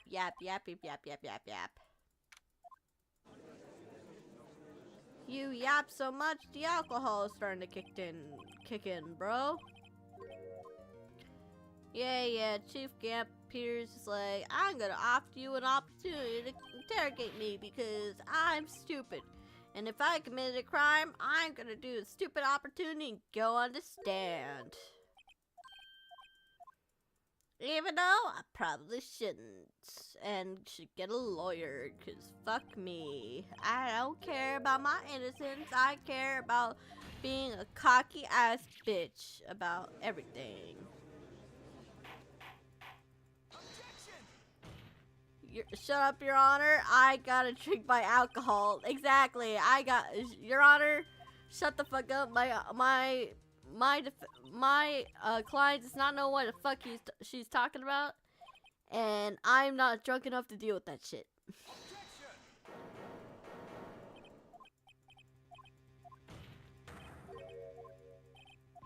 Your Honor, objection. I'm not drunk enough to deal with my client's bullshit.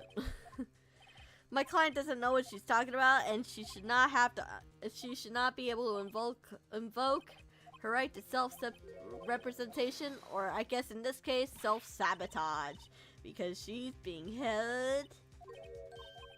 held against her will to do that shit. But she doesn't know what she's talking about, even though I could give her the happy ending that she and her sister wants.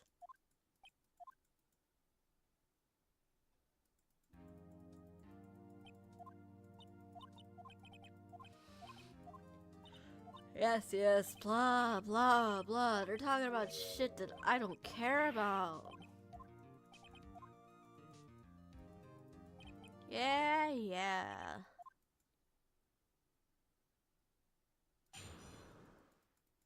Testimony. I'm not voice acting this again.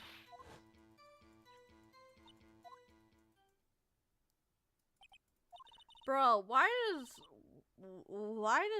fucking what's his name?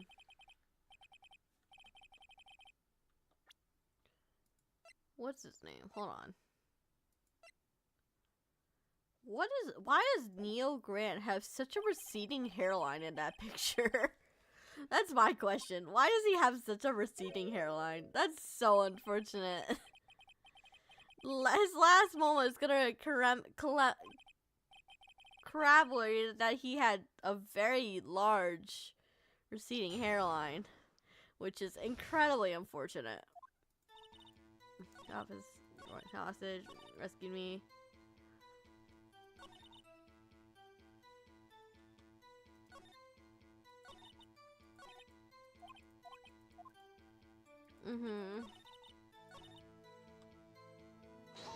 Hold it, yeah.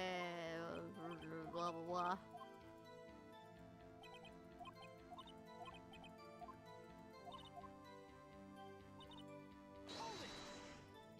You tell us more about this, the lights, blah blah blah.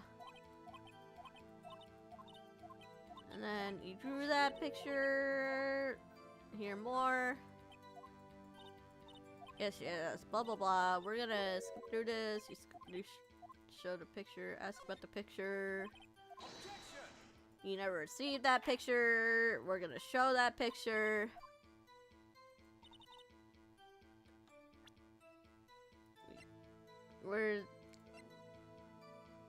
No, not that one. It's this one. Mr. Edgeworth, yeah, we got the picture that you wanted. Blah, blah, blah. You complaining that you never got it. Blah, blah, blah. Because they were hiding evidence. Because they were held against their will. Blah, blah, blah. Yeah.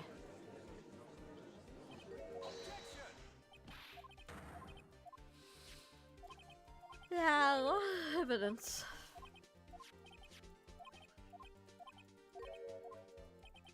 Only half reached you because why not frame you for not doing your job properly when they could just do that?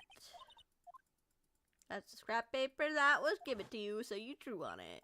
The scene of what happened to you, which is unfortunate, which ties in a murder, which is also unfortunate. Which also means we gotta interrogate you because you are involved. You got a picture of the mascot. Yup. That thing in the evidence room.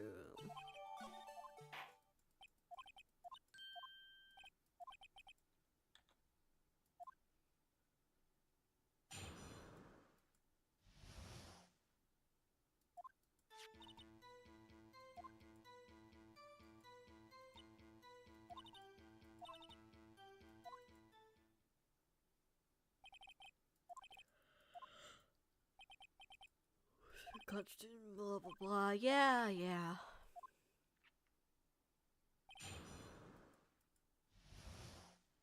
We gotta show everything. Picture I drew 2 years ago. Did you draw this picture right after the incident? I think I drew it 3 days after. But yeah. Wife! I said hi. You were head patch from life. Oh, I forget that the thing makes the ice sound, huh? How you doing this fine evening? Fresh in her mind, excuse me, witness. But can you please tell us why this picture is painted all black? Maybe she's racist. I'm kidding. She's not racist. Yeah. No, I didn't. I want a question on her. Yay! Dressed for work. You're all dressed up. This time you didn't know, Marshall. No, I couldn't see him clearly. The lightning was so bright. I was knocked to the floor. You were knocked to the floor? Dark had a tight grip on me, but when Mr. Marshall jumped on him, I was knocked away. Turned around. That's when I saw the lightning flash. Poor Emma. I'm just glad she wasn't hurt. So what happened after the lightning flashed? A lot of shit happened. After that, I must have fainted. This picture shows exactly what I saw in that incident. I'm gonna question it. Yeah, you didn't see anything. I'm sorry. We're tormenting the girl. Blah, blah, blah. Keep yapping. Anyway, this picture... drawing exact... I love you! Or, I love you. Have a nice time at work. I love you. I'm squishing my face because I love you so much. No, I love you more, bitch. Fuck you.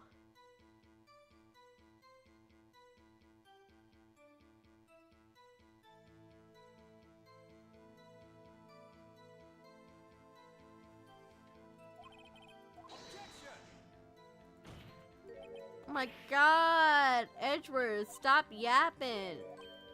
I have a plan. No, fuck you. No, wait, yeah, I read that wrong because I'm drunk. Fuck you. Fuck you anyway. I love you the most. Forever, and also, fuck you. Yay, drew that No. Fuck. I didn't mean to press. I wanted to present evidence. I love you, bitch. I ain't gonna stop loving you, bitch. That's the meme I feel that I represent the most right now. Because I'm a whore for you, bitch.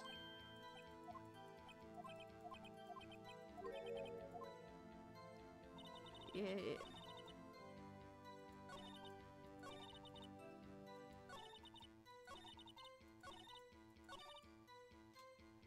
Tab.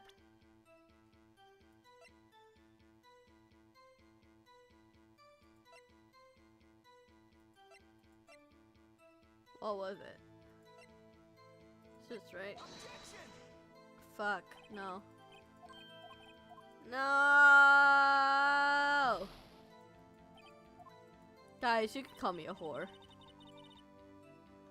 Actually, don't call me a whore. Don't do that. Only my wife can do that.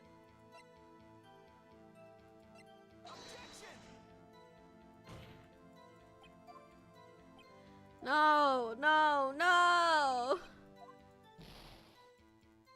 Stop penalizing me. I don't know what I'm doing.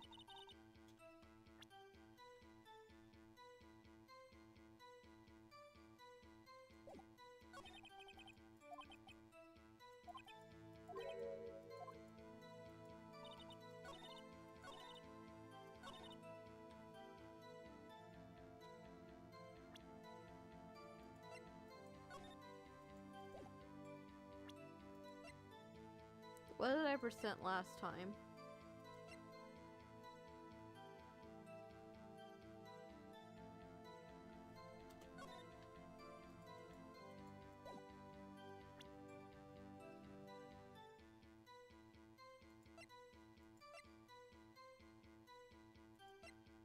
Oh wait, it was the envelope, wasn't it?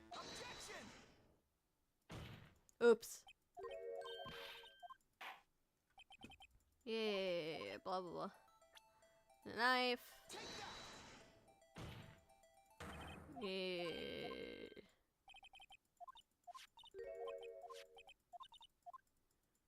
No, blah blah blah. I keep yapping. You go blow, yeah. It shouldn't have broken yet because it hadn't inserted the victim yet. Which means there was another weapon, cause fuck you, I wanna make this more complicated than it needs to be. I live for making things more complicated, bitch. Fuck you. Right? If I'm going to be humiliated, everyone's gotta be humiliated. Your Honor, please allow me to please look thing. The police department, the prosecutor, blah blah. Yeah, we know this shit. We know this shit. You've already been over this shit in a previous save before I fucked up, you know?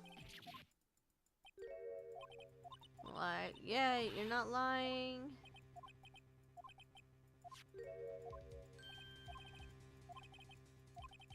Another book I'm written. Another one. Witnesses, men can't play prosecution error. Mr. Wright. In that instant, Emma really did see a broken knife. I assume then that you have some sort of information about this other broken knife. If so, please, yeah.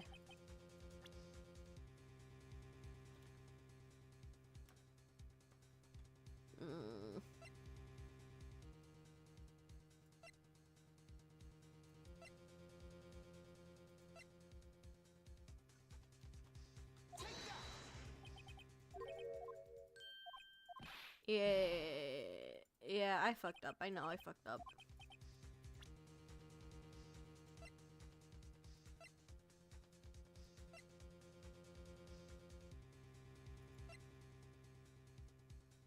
I know it's that. The answer lies in the past. 2 years. Oh, okay, okay. We had to show the picture, which showed the halberd in the in the thing, which would have been a murder weapon, instead of the trophy that doesn't have the halberd. Okay, and so lies in the past, 2 years in the past, right here inside this picture. And this is a picture of this award ceremony. Ah, what is it, Mr. Edgeworth? It's the broken murder weapon.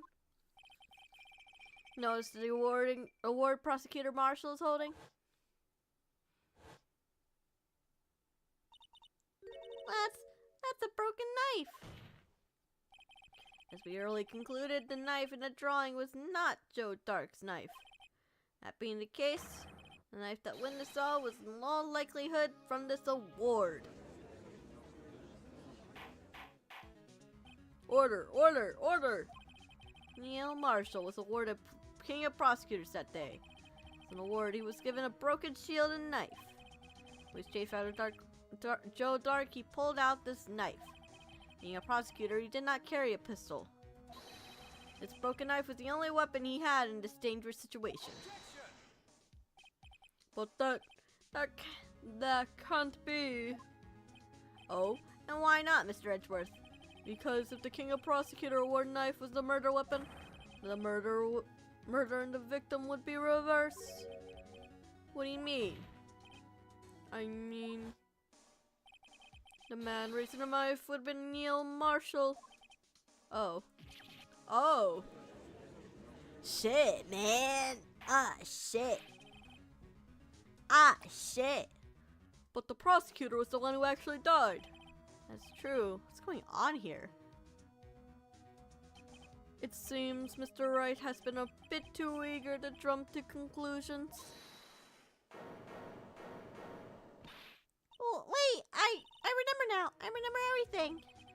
Witness? Mr. Edgeworth, What is it? could you show me your evidence list again, please? His list. The one with the picture scribbled on the back? Okay. I knew it. This picture. I'm the one who drew it. What? You drew that? That's right. The list wasn't torn in half at the time I drew this picture.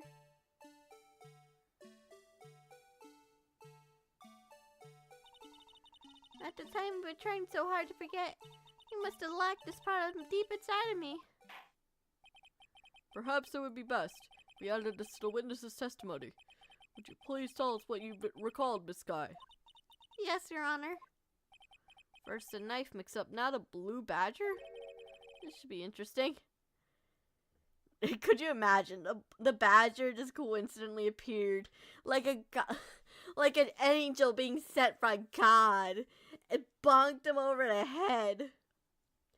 Just imagine. Imagine. This should be interesting, at least. That was recollection.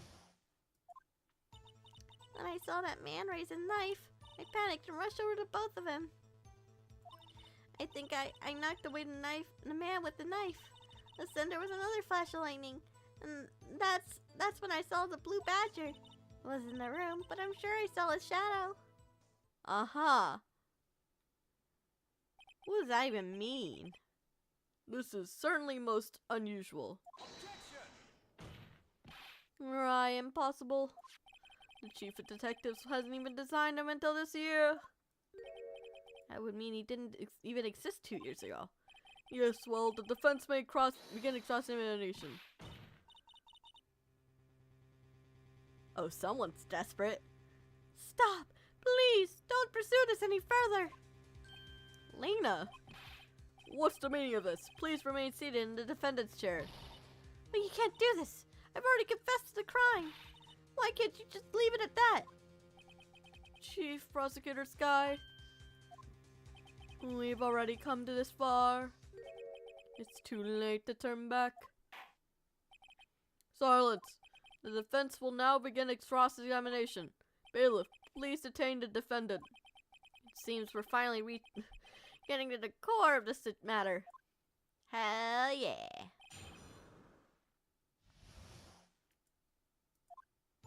When I saw that man raise his knife, When you say that man, I assume you mean refer to Joe Dark. Yes, at least I think it was him. You think? All I could really see were the shadows.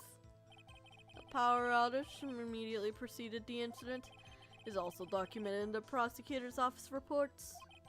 So then you... I panicked and rushed towards the both of them. Why did you do something so dangerous? What else could I have done? He was about to stab Mr. Marshall. She seems convinced that Dark was the one holding the knife. But as we just theorized, Mr. Marshall was the one holding the knife. Well, I didn't know that at the time. When that third guy knocked me down, all I could think was, I gotta help the other person. I think I knocked away the man holding with the knife. What do you mean, you think? It all happened so fast, and I was in shock. I don't remember everything clearly. When I did, it all kind of a blur.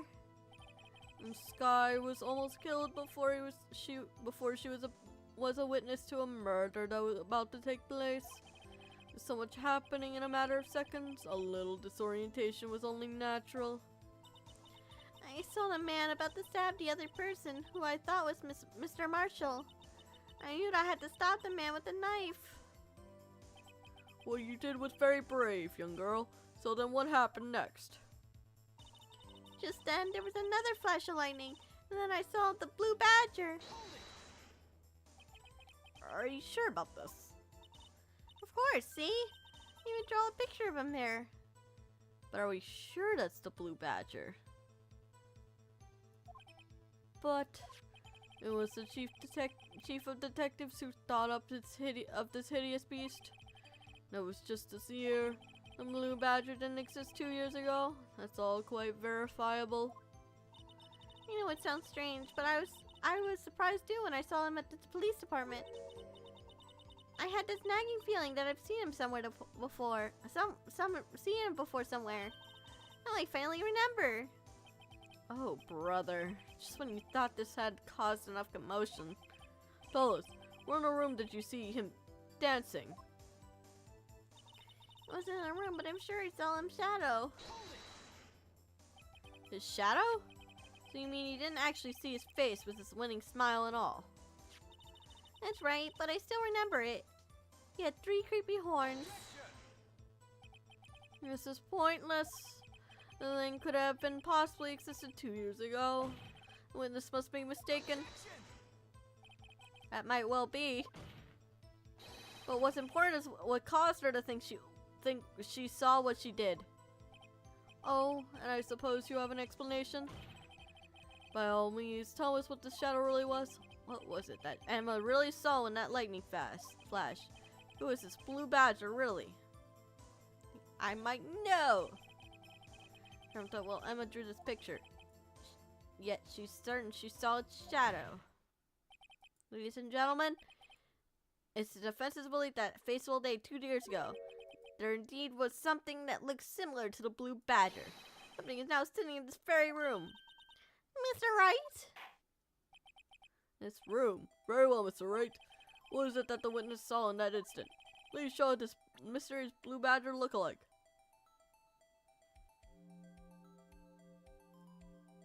Okay.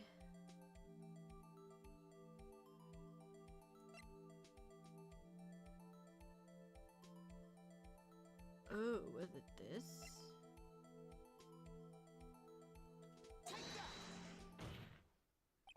The mysterious blue badger was in fact this. But that's... what exactly is that? I believe it's some sort of jar? That's alright, that doesn't look anything like the blue badger. Indeed it doesn't. As it stands now, it's just a plain jar. However, what if we were to change our viewpoint? Our viewpoint? I'll show them the correct angle to look at this from.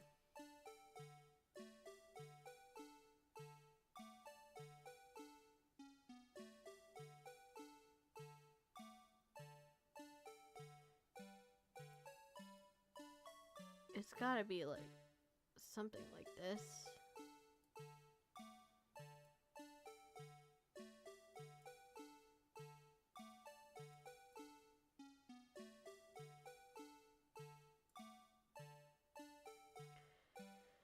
Is it? Fuck, I'm not surprised.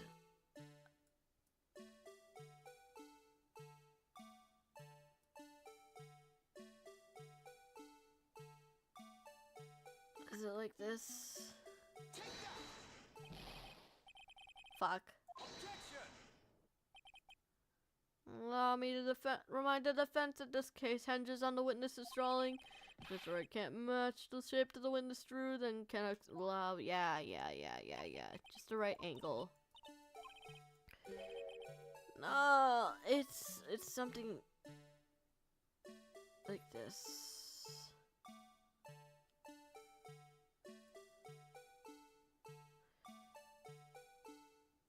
I know these gotta curve.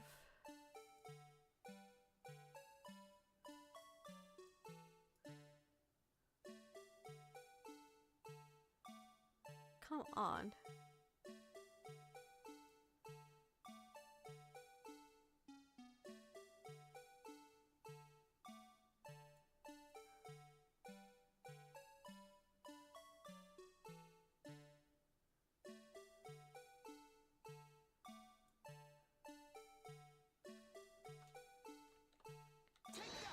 Fuck, I didn't mean to. Yeah, I know. Okay, thank God it's giving me like infinite fucking.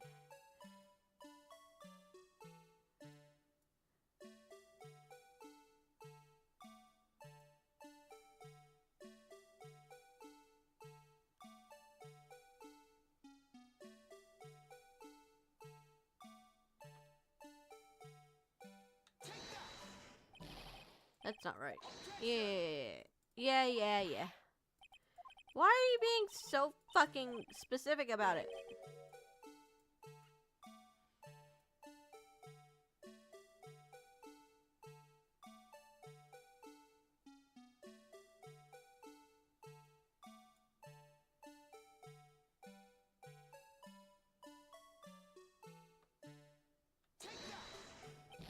I didn't mean to do that. Can this game fuck off with this?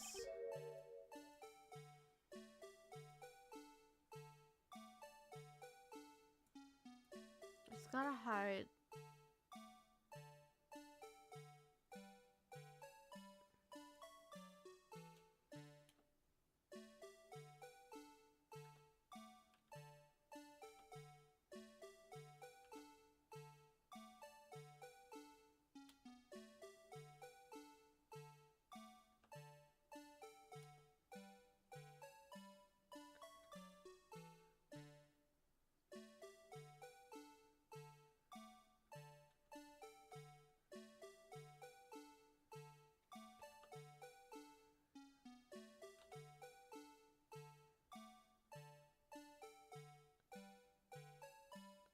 Okay.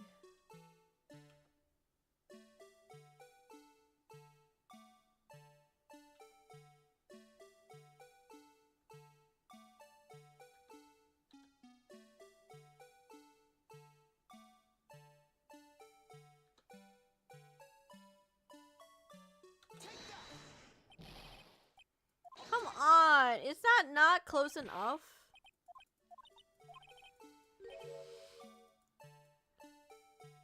Come on.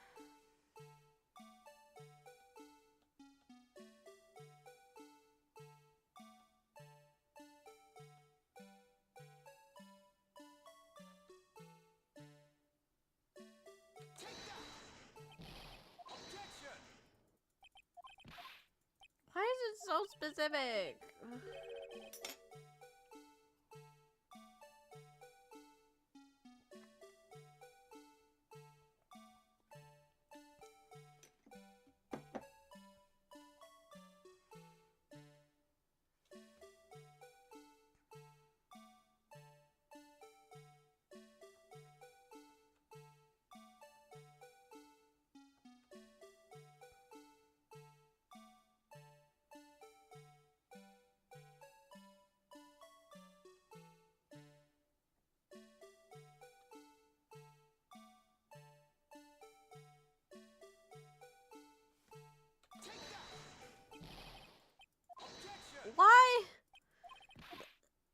base has to be in the back.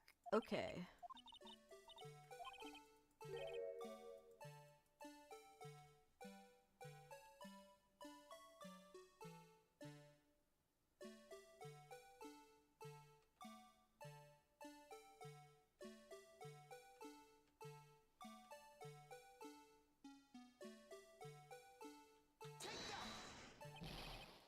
Objection!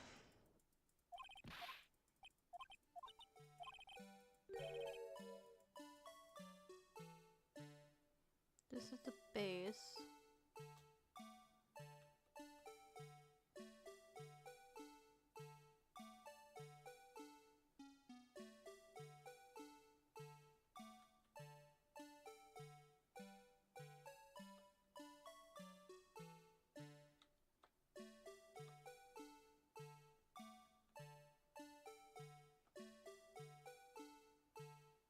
Oh, I see it now.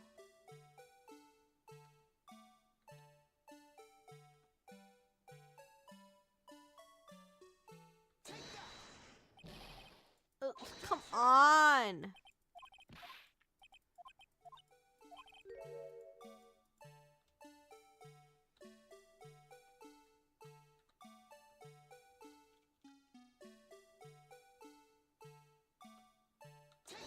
Ah, fuck. No. Objection! I keep pressing E instead of R.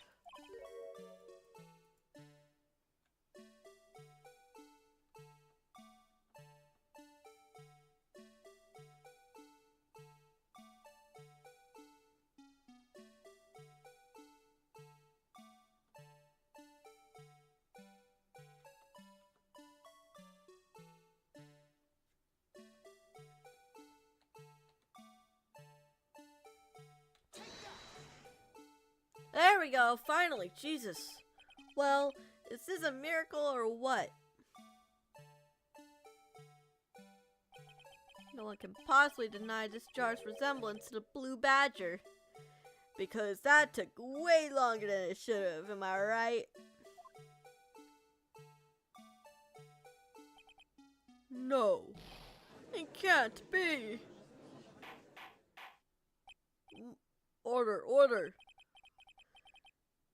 I think thank you for the headpats because I definitely deserve that.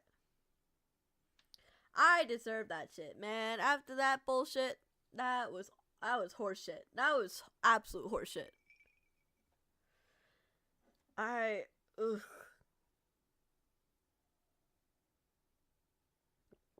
That was horseshit.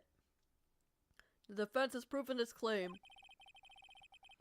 The mysterious blue badger witnessed on the day of this crime was actually this. Although we enjoyed Mr. Wright's dramatic performance, one question remains. What's your point? What do you mean? Yeah, the fuck you mean by that? So that badger thing was actually a jar? That doesn't change anything. I'm afraid that's where you're wrong, Mr. Edgeworth. You see, I've forgotten what the point of this conversation was. I don't know what's going on anymore, Mr. Edgeworth. The prosecution has lost the plot and does not know what's happening currently. He just changes everything. Indeed. Well, very well then. Please tell us. What's the difference now that we witnessed it all jar?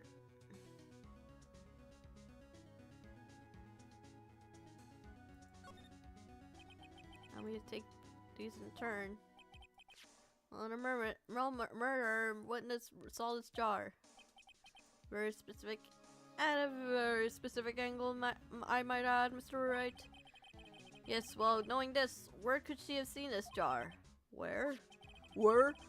The location on this jar is shown in a picture taken the day of the crime, on the shelf of the office of Dam and Grant. But the body was found lying near Lena Sky's desk. The witness testified herself. Yes, and those two facts that reveal what actually transpired, you see? that will be between Dark and Marshall did not take place in Lena Sky's office. They have it on the other side of the room, Chief Gant's office. Are you implying that the murderer moved the victim's body from Damon Gant's office to Lena Sky's office? Lena Sky's office? Yes. Why would he do that? There's no reason. Exactly. If there wasn't a reason, he wouldn't have gone through the trouble. The only logical conclusion is that there was a reason. Do you know what that reason is, Mr. Wright? The promotion? I finally figured it out. This is why Lena tried to stop the trial. Too late to quit now, though. Could it be that Emma threw the vase that killed someone? That killed the marshal? Please recall the witness's testimony. She said she knocked away the man who was holding up the knife. Accidentally, the jar hit and flew through the air. Now tell me, what could have sent the jar flying? That would have been the impact the man made when he was knocked into the wall? Not quite. Ladies and gentlemen, may I draw your attention to the picture once more? The man was knocked into the direction of the shelf and the jar was sitting on. What would he have hit? The suit of armor, holding a very sharp, dangerous-looking sword. Yes. And since the man who was knocked into the armor was carrying a broken knife, he would have been Neil Marshall, wielding the King of Prosecutors trophy. No, Mr. Wright, you can't be thinking. Yes, there's another possibility of what actually transpired in that room. Another possibility? Of course, the perpetrator would have no idea, but nevertheless. Ugh, I don't know if we can go through with this. Mr. Wright, what's the matter? If the events took place as defense theorizes, the outcome is obvious. That moment, the man Emma Sky knocked away was actually Prosecutor Neil Marshall.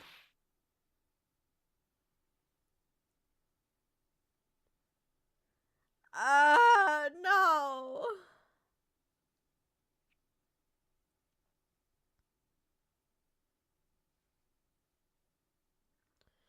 Poor Emma. You mean Mr. Marshall died because of me?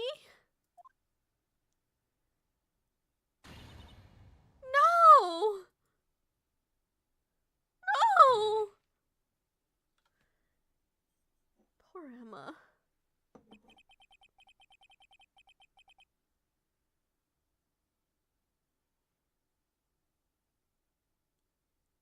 I'm done.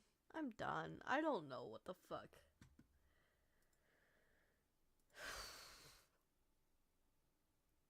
What do I even say to that, bro?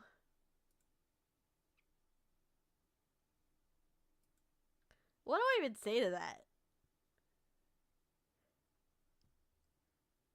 She didn't mean to. But she ended up killing him accidentally.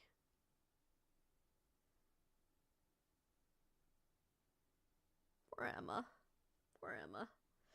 She didn't want this. They were trying to protect her from it.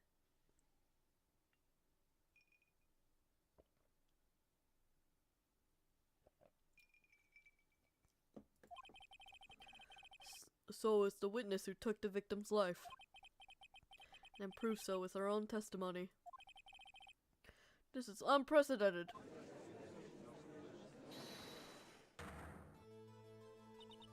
What are you saying? I'm sorry, Miss Guy, but given the circumstances, Joe Dark murdered Prosecutor Marshall. How could you think it was Emma? How dare you try to pin the crime on— It's not a crime! It was self-defense! It wouldn't be a crime, though! It wouldn't be a crime! It's not a crime!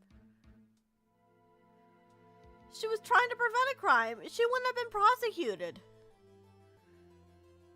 assuming Joe Dark, which is hell likely, would have had the likelihood of trying to kill Neil Marshall, it would have been self-defense.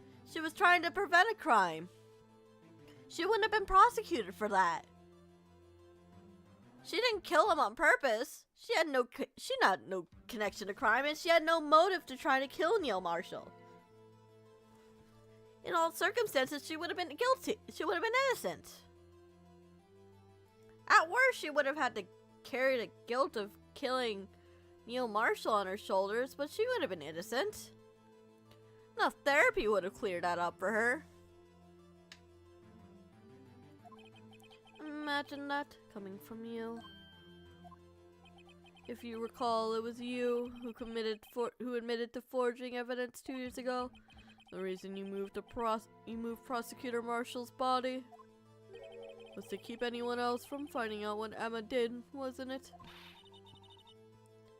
I assure you, Mr. Edgeworth, I have no idea what you're talking about. If you hope to have anyone believe that your insane allegations, I'm afraid you're gonna have to have proof. Tell me, you have any conclusive evidence that proves my sister killed Neil Marshall? Your evidence? I'm willing to bet you don't. Yes, certainly would be difficult to prove this with evidence. If we don't have evidence, then we'll have to rely on testimony. I'm afraid that won't work in this case. Both parties involved in the incident are dead. Certainly can't get dead people to testify. That's been a wild goose chase from the beginning.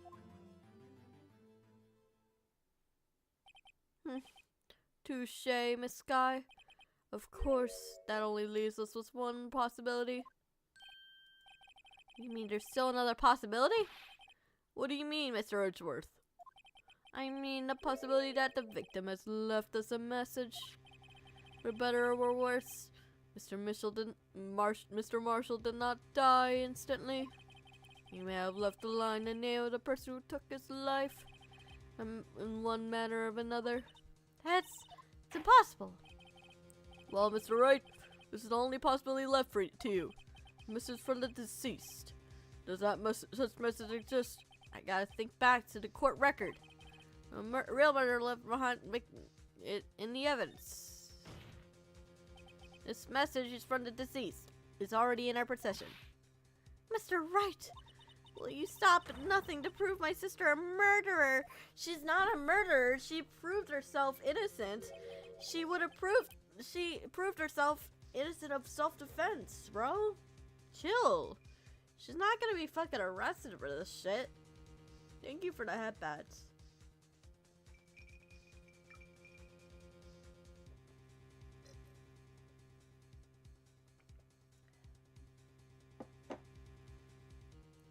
Do not be mistaken, Miss Sky. Our purpose is not to accuse Emma of any crime. There's only one thing we seek. The truth. No matter how painful it may be. Now then, Mr. Wright, please show us the evidence that conveys the message from the deceased. Oh boy.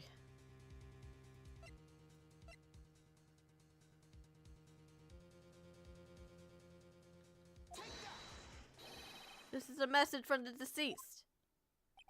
Right. Now then. This message from the judge. Fuck.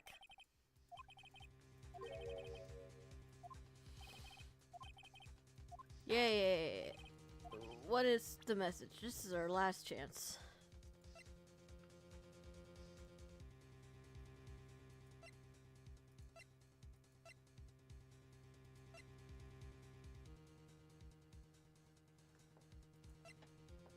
What am I supposed to...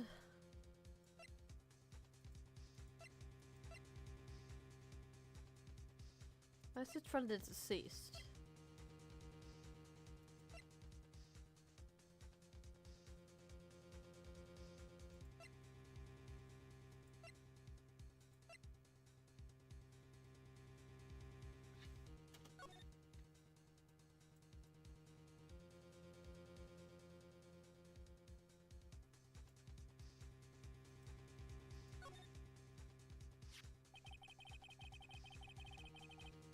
dark red stains would be blood traces from the incident 2 years ago.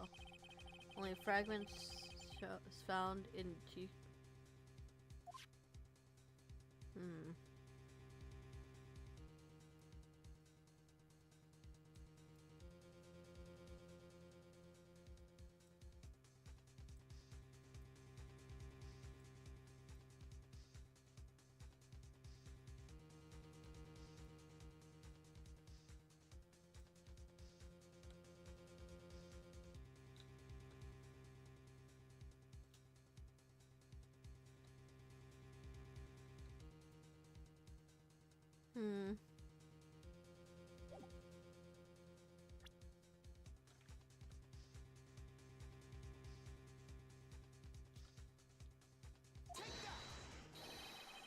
Oh shit, I was right? This message was left by the deceased. That is the blue badger from before, right? Oh, he's going to just speak to the killer's name. If that thing could, I'm sure it would. Like everyone's forgotten, this is just a jar. Message was left here, on the surface of this jar. What do you mean? If you look closely, you see a faint trail of blood in this jar. Looks like someone wiped the blood away. Yes, but notice. For some reason, the blood on this fragment was not wiped away. Yes, there it is. A line here. Oh, yes, there's a line here, drawn in blood. What you're saying? That these dots were once lines? Prosecutor Marshall did not die instantly. There's a few precious moments left and it'll leave behind a message. That's one that someone apparently wiped away.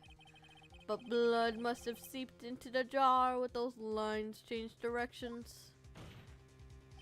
Precisely so. All we need is to connect these dot points. The victim's message will become apparent. No!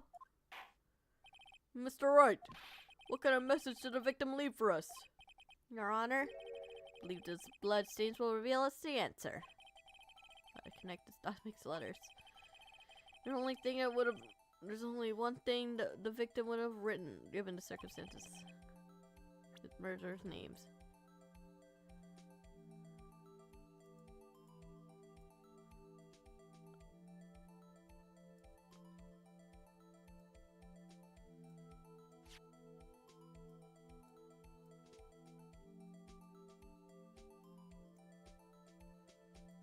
What?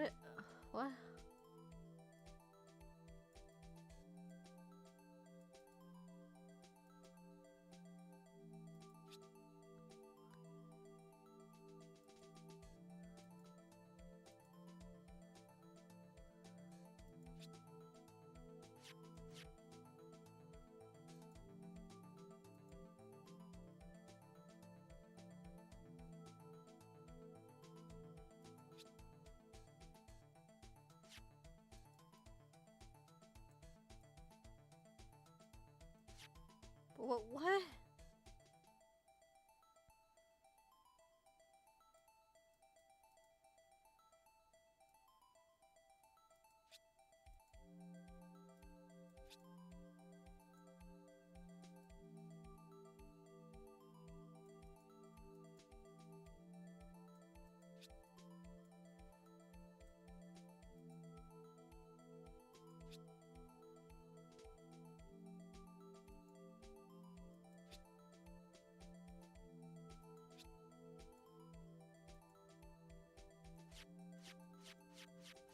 Can I draw Among Us? Let me try.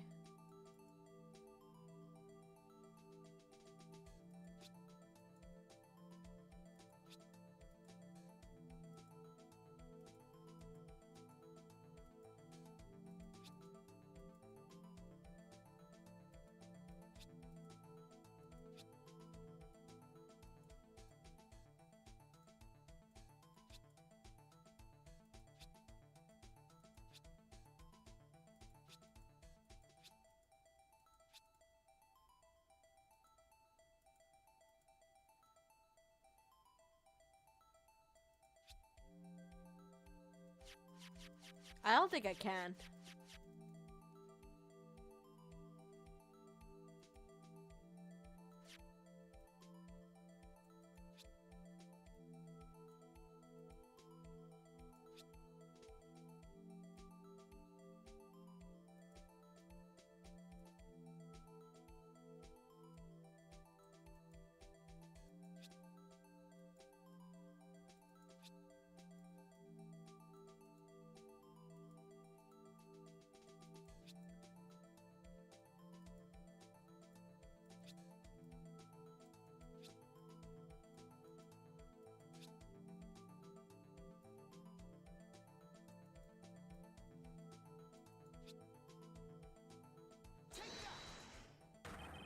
What do you think? I came up with this message. Yes. Fuck.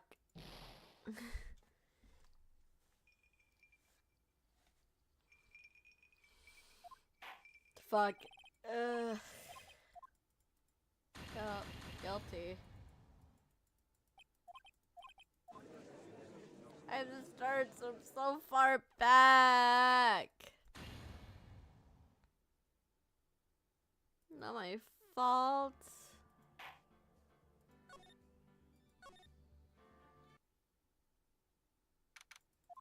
Yeah. Shut the fuck up.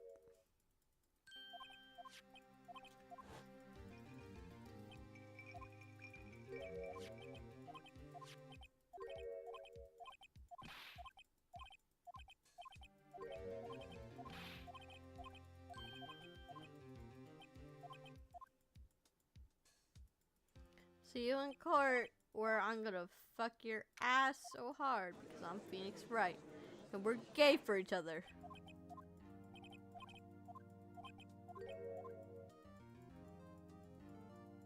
Boobs. Old man Yowie. Judge X Gant. Judge X Damon Grant. I feel like there's something between those two, and it's gonna be gay.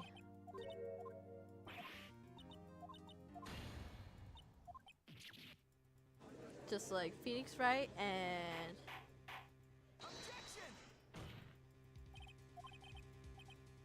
Miles Edgeworth. That's the name. Oops, all gay ships. Yep, they're so gay. They're so gay. They're the gayest of gays. They're all gay for each other. I'm sorry. This game is full of LGBT ships. Elena and Mia. Gant and the judge. Miles and Phoenix. They're all gay for each other. In context. They're lesbians and gay. There's no way in between it. I'm sorry, guys. I hate to break the truth to you, but they're gay for each other. They're gay as fuck. Yeah. The gay undertones are apparently unintentional in the first game, but they lean into it in the sequel. They should! They should lean into it in the sequels. I don't know if I'm gonna play the sequels right away. Depends on when 2x2 comes out, but I promise you they're gay. Yeah, you're gonna tell me shit that I already know.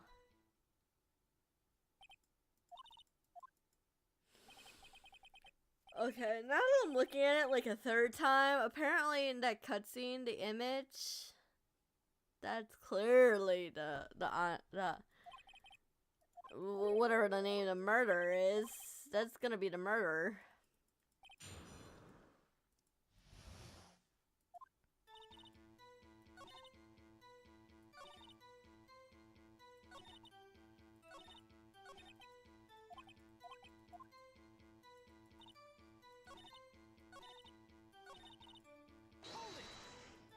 Tell me the truth, blah blah blah.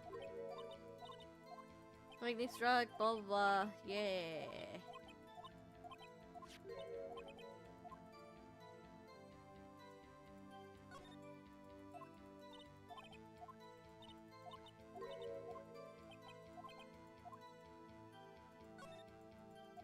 Objection!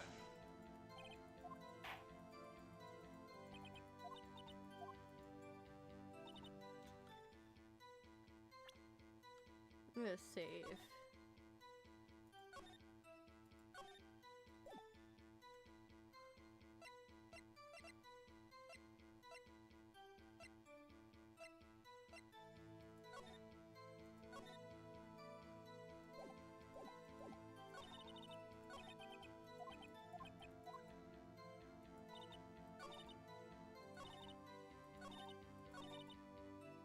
Hold on.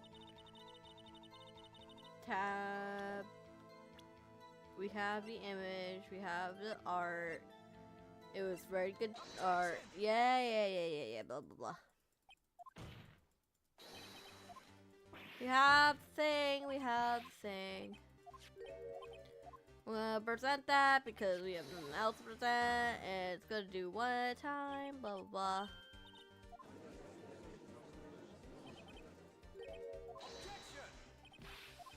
Who had fighting, blah, blah, blah. Yeah, your lists are different because they were never given to you, bro.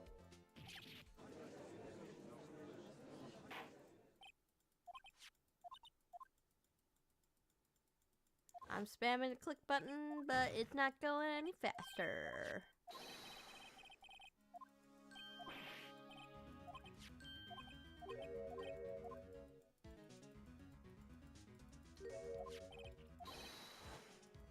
It's a thing because it was relevant.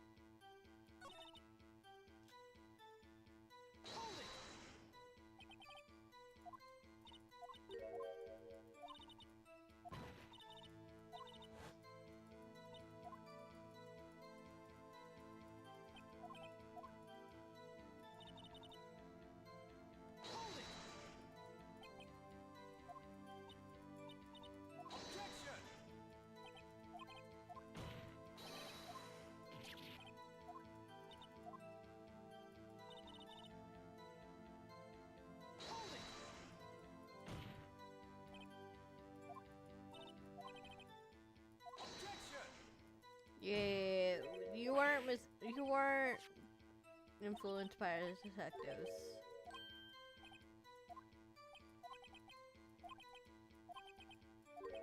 There is a contradiction.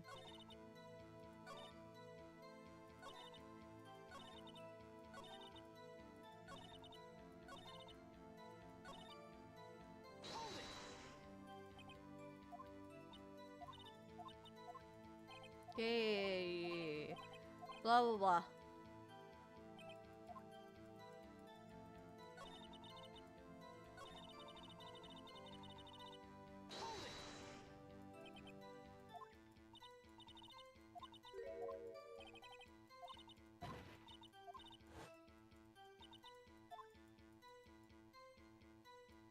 I can't remember what I did.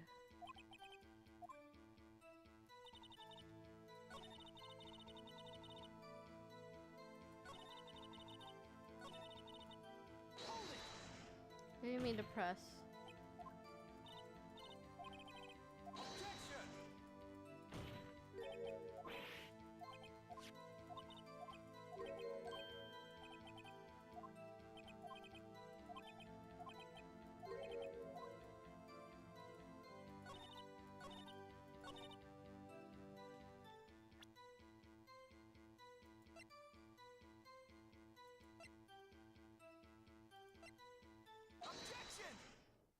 Yep, it was this.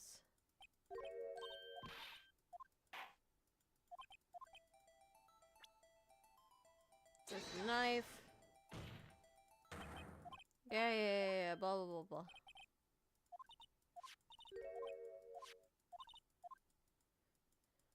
And you're gonna keep yapping, you're gonna keep yapping, you're gonna keep yapping, yap.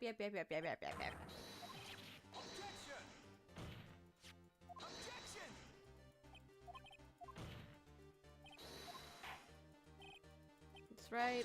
It does. I don't know what it means yet, but it's gonna fuck you up. It's gonna fuck Edgeworth over. That's what I mean.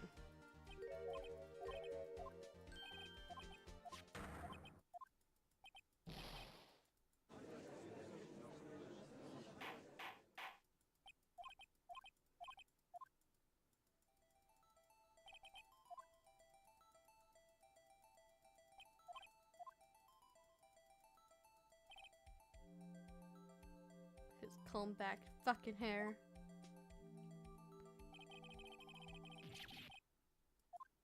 Could have been him that killed Marshall. Could have been the other way around.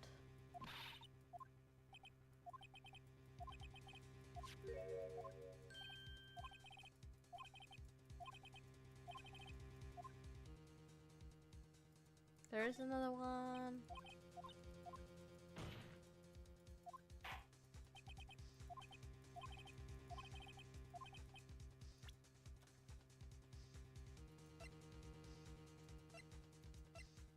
The other one.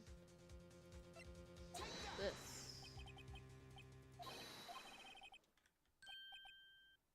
Escape. We're gonna save.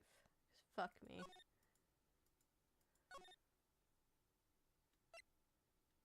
Rise from the ashes. Yeah. Blah blah. The murder weapon was the fucking either the broken thing from the trophy or the sword, the halberd from the armor. Cause fuck me, that's what it was. Cause it was taken out. Because when you were awarded, it did not have the sword thing.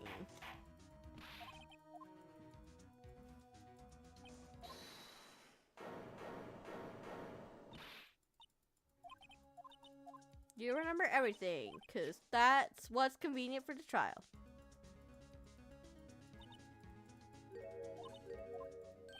You drew the thing.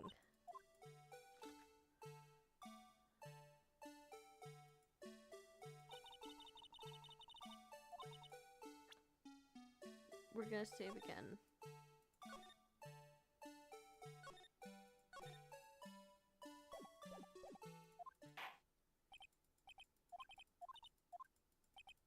Yeah, blah blah blah.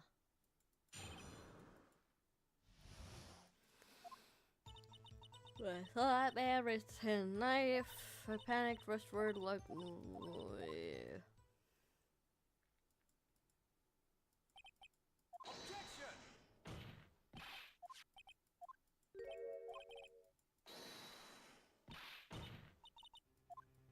we're gonna pursue this further. 'Cause fuck you, Lena.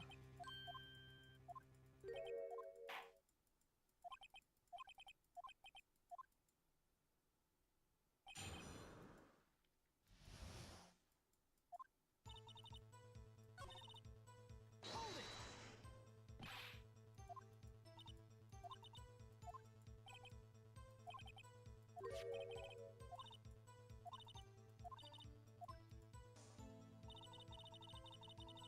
Hold it!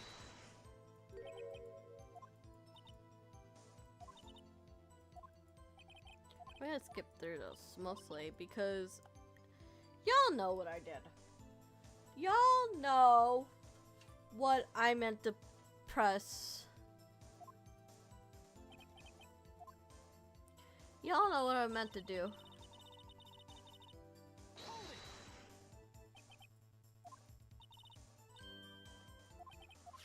But, oh, yeah. You drew the fucking thing.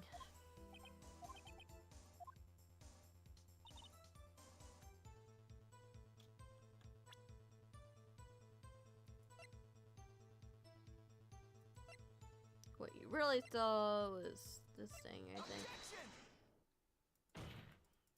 Yeah, you saw that.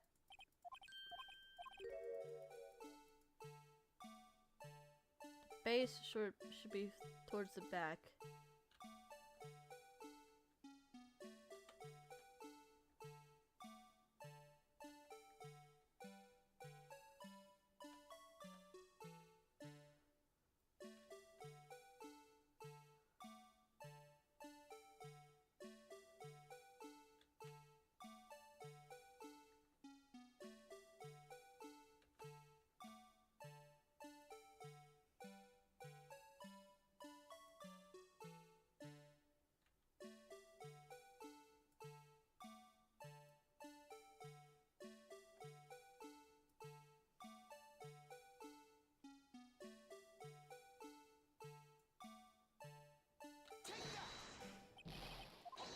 Yeah, it doesn't look quite right because I fucked up. I can do it.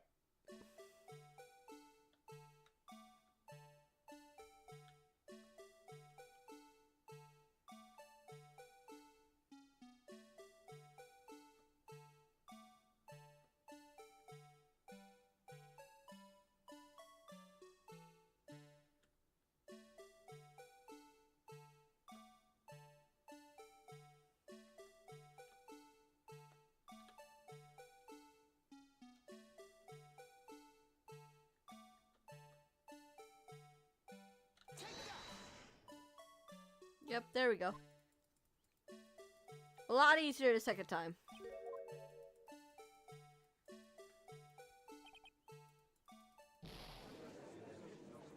Blue Badger was relevant, because fuck you. I can't see shit because drunk, but I read shit. Does change shit because fuck you, that's why.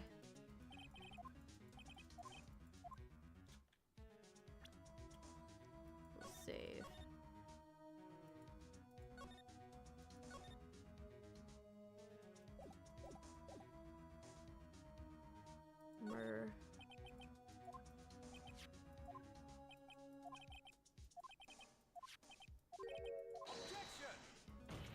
Yeah, blah blah blah.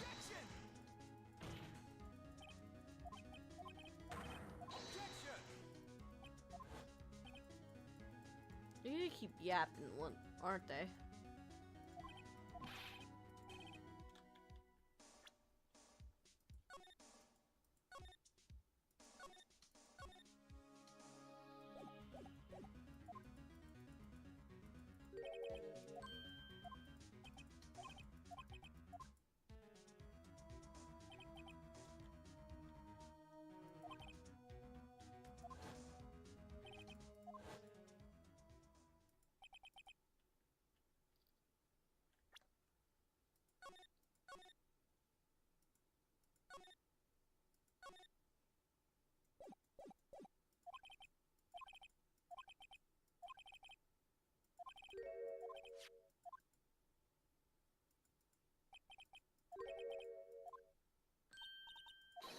Yeah, suit armor.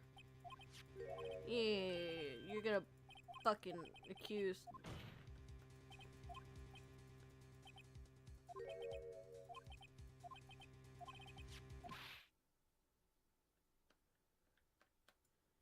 Oh no, that sure is surprising, considering all the shit we've said. And I definitely didn't see that shit coming.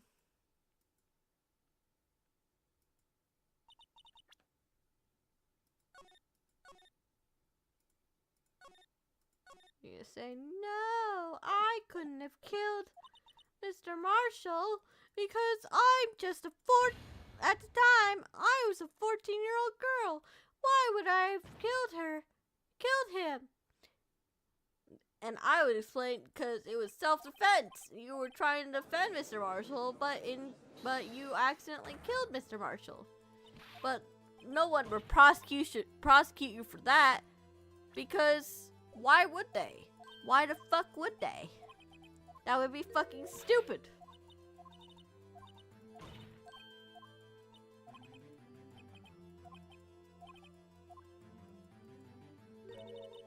Why would we fucking prosecute someone who was trying to defend someone else from fucking stupid shit?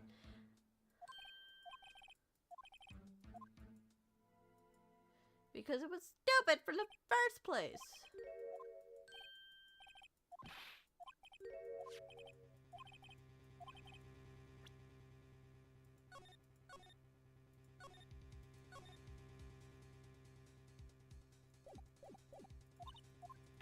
Yeah, it's in the evidence.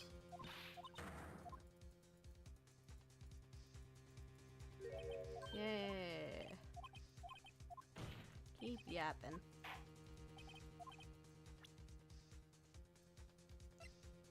On the face, little jar, whatever the fuck they want to call it. They've forgotten it was a jar. Because fuck you. It was a jar. Before it was a fucking evidence. Yeah, blah blah blah, yeah. Only sand, dots with lines.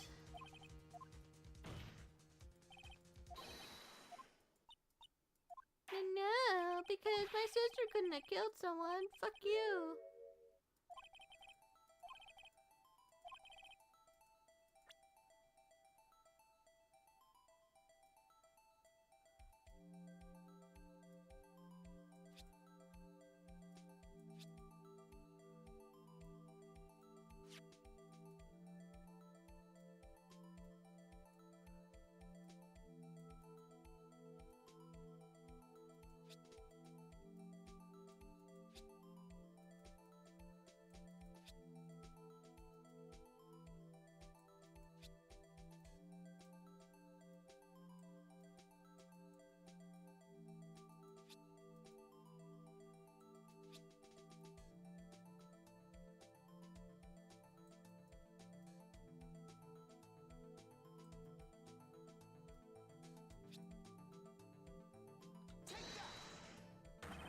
What do you think? I came up with this message. Yeah. Fuck. Come on! I did it right.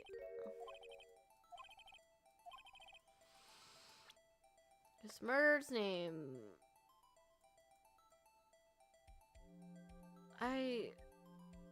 That's the thing.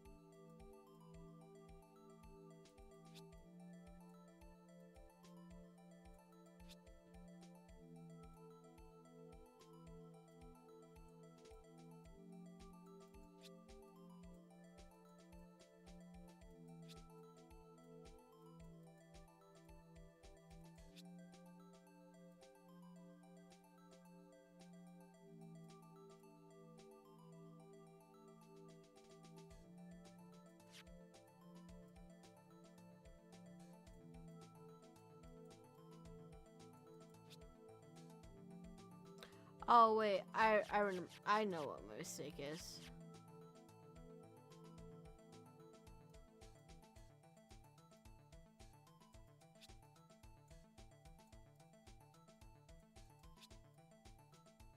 I know what my mistake is.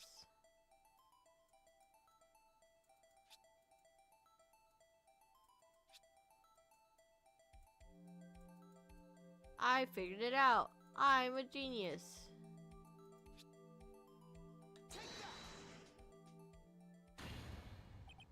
It's a defense attorney's duty to prove their client's innocence. That's why I've been thinking about. That's why all I've been thinking about is about saving Lena. After all my efforts, I've never thought it would turn out like this.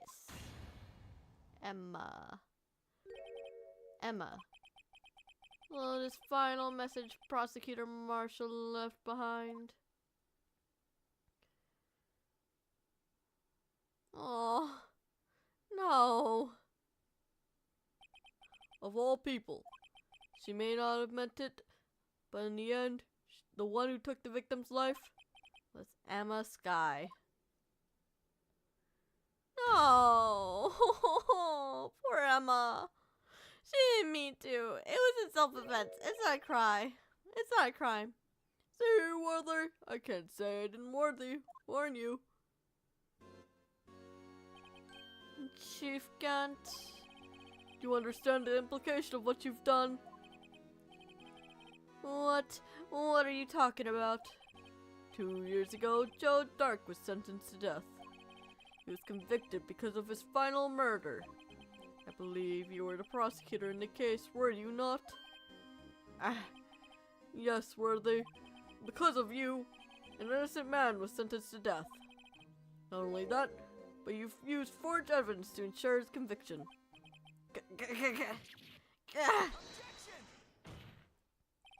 But Joe Dark really was a serial murderer. That's undeniable.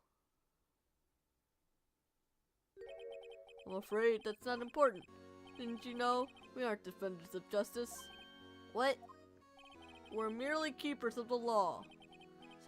Sentencing a man to death is no light matter. Even if there wasn't any cover-up or evidence forgery. And ultimately, the responsibility falls on the prosecutor in charge. Despite what anyone may say, this fact cannot be denied. What's going on at the prosecutor's office? He might have sent an innocent man to death. How could he stand there like it wasn't his fault? Order, order, order. Come on. It wasn't his fault. Why are they keep accusing him of... The gavel's pounding fell on deaf ears. Unable to settle the cloud, the judge declared recess. Where his trial is headed, no one knows.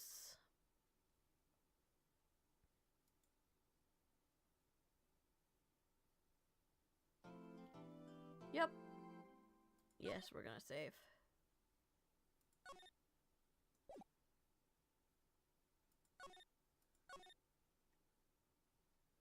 I'm gonna get out of here because I don't know.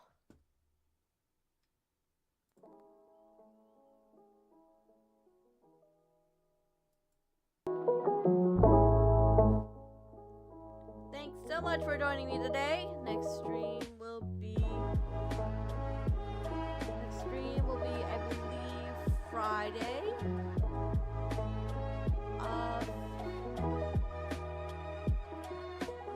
Friday we'll be doing Call X Malice. Hope you guys are looking forward to that. But